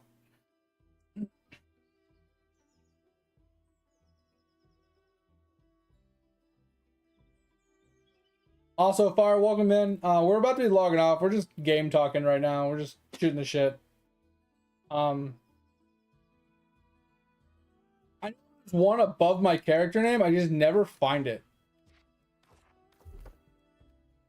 Yeah, I always miss this little tidbit. I always miss it. But we will be back Wednesday and Thursday, Fire. I also have a Discord. I also have a VODs channel. If you want to go and check out the VODs channel, you can catch up on the, any of the streams you missed or rewatch something or whatever if you want. You can always hit me up in the Discord if you ever need something as well. But like I said, I'm going to be working the next couple of days, so I won't be back till Wednesday and Thursday. We're going to be back on the grind on New World on Wednesday and Thursday. Currently just working on our daily crafts and our professions. Currently are sitting at... We finally started doing our daily crafts and smelting. We've been doing chest runs so we can finish up woodworking, which I think is what we're going to do Wednesday and Thursday. We're gonna try and get our daily crafts for Wednesday and Thursday done for smelting, and we're going to try and get this to 250 as well. I think that's our Wednesday, Thursday goal. I still need to finish up engineering, but that's a later date thing. That's currently where we're at with this. But yeah, Dig, lots of ideas, lots of interesting things. It's just trying to figure out how to actually implement it properly without it being dog shit, and then actually how to make it in general, right? Art styles, coming up with like logical quests and or lore if we even want to go that route, things like that, right?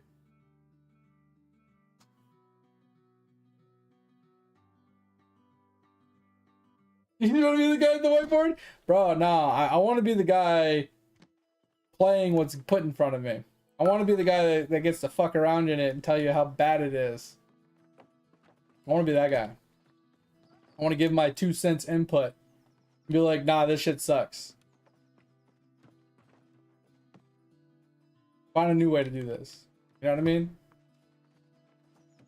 It would be sick though. I would love to make a video game. I would not want to run a company, but I would love to make a video game. I would not want to be the guy that has to stress about paying payroll or profits and loss and making sure we're making enough money and, making sure, we're cutting costs where we can so we can still keep the lights on. And like, I don't want to deal with any of that. Or the continued progression of releasing new content. That's a struggle bus in itself.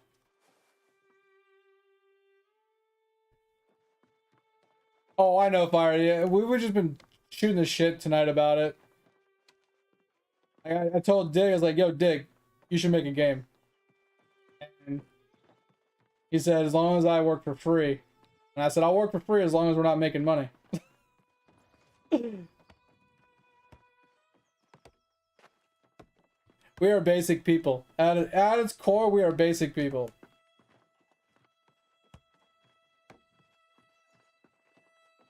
Oh yeah, we already talked about that, Fire. It's like an archetype system that we would prefer, where you have a couple base classes that have a bunch of archetype style, subclasses that each base class can touch each subclass, so it infinitely increases the potential of how many total classes can be played. I love that system a lot because it turns you from a 5-class system with let's say you have 3 talent trees in each one like WoW does, right? Turns you from a 15 class system to a 25 class system with just one small change. And then it also allows for people to more granularly decide on their play styles. They're not hard set into playing a warrior. They're not hard set into playing a priest. They can play like a warrior priest. They can play, a fucking a mage warlock. They can subclass into different things to suit their exact playstyle more appropriately. Why I like the archetypes a lot more. But yeah, we already talked about that. That's for sure. That is a for sure needs to be in the game.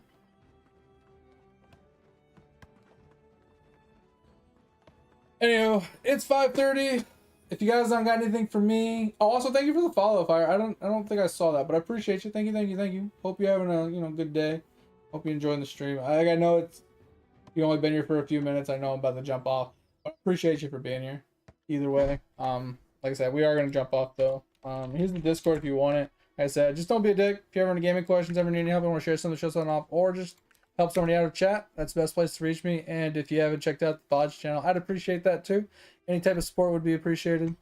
You know, if you want to rewatch a VOD, rewatch something, go back and catch something you missed, or watch an old VOD, that's the best place to reach it. Yep, I'll be around Wednesday and Thursday, like I said. More New World, more grinding, working on our professions, more Ironman progress. You know, hope for the best. It is what it is. Yeah, I appreciate you guys. Take it easy. Talk to you later. Bye. Thank you. See ya.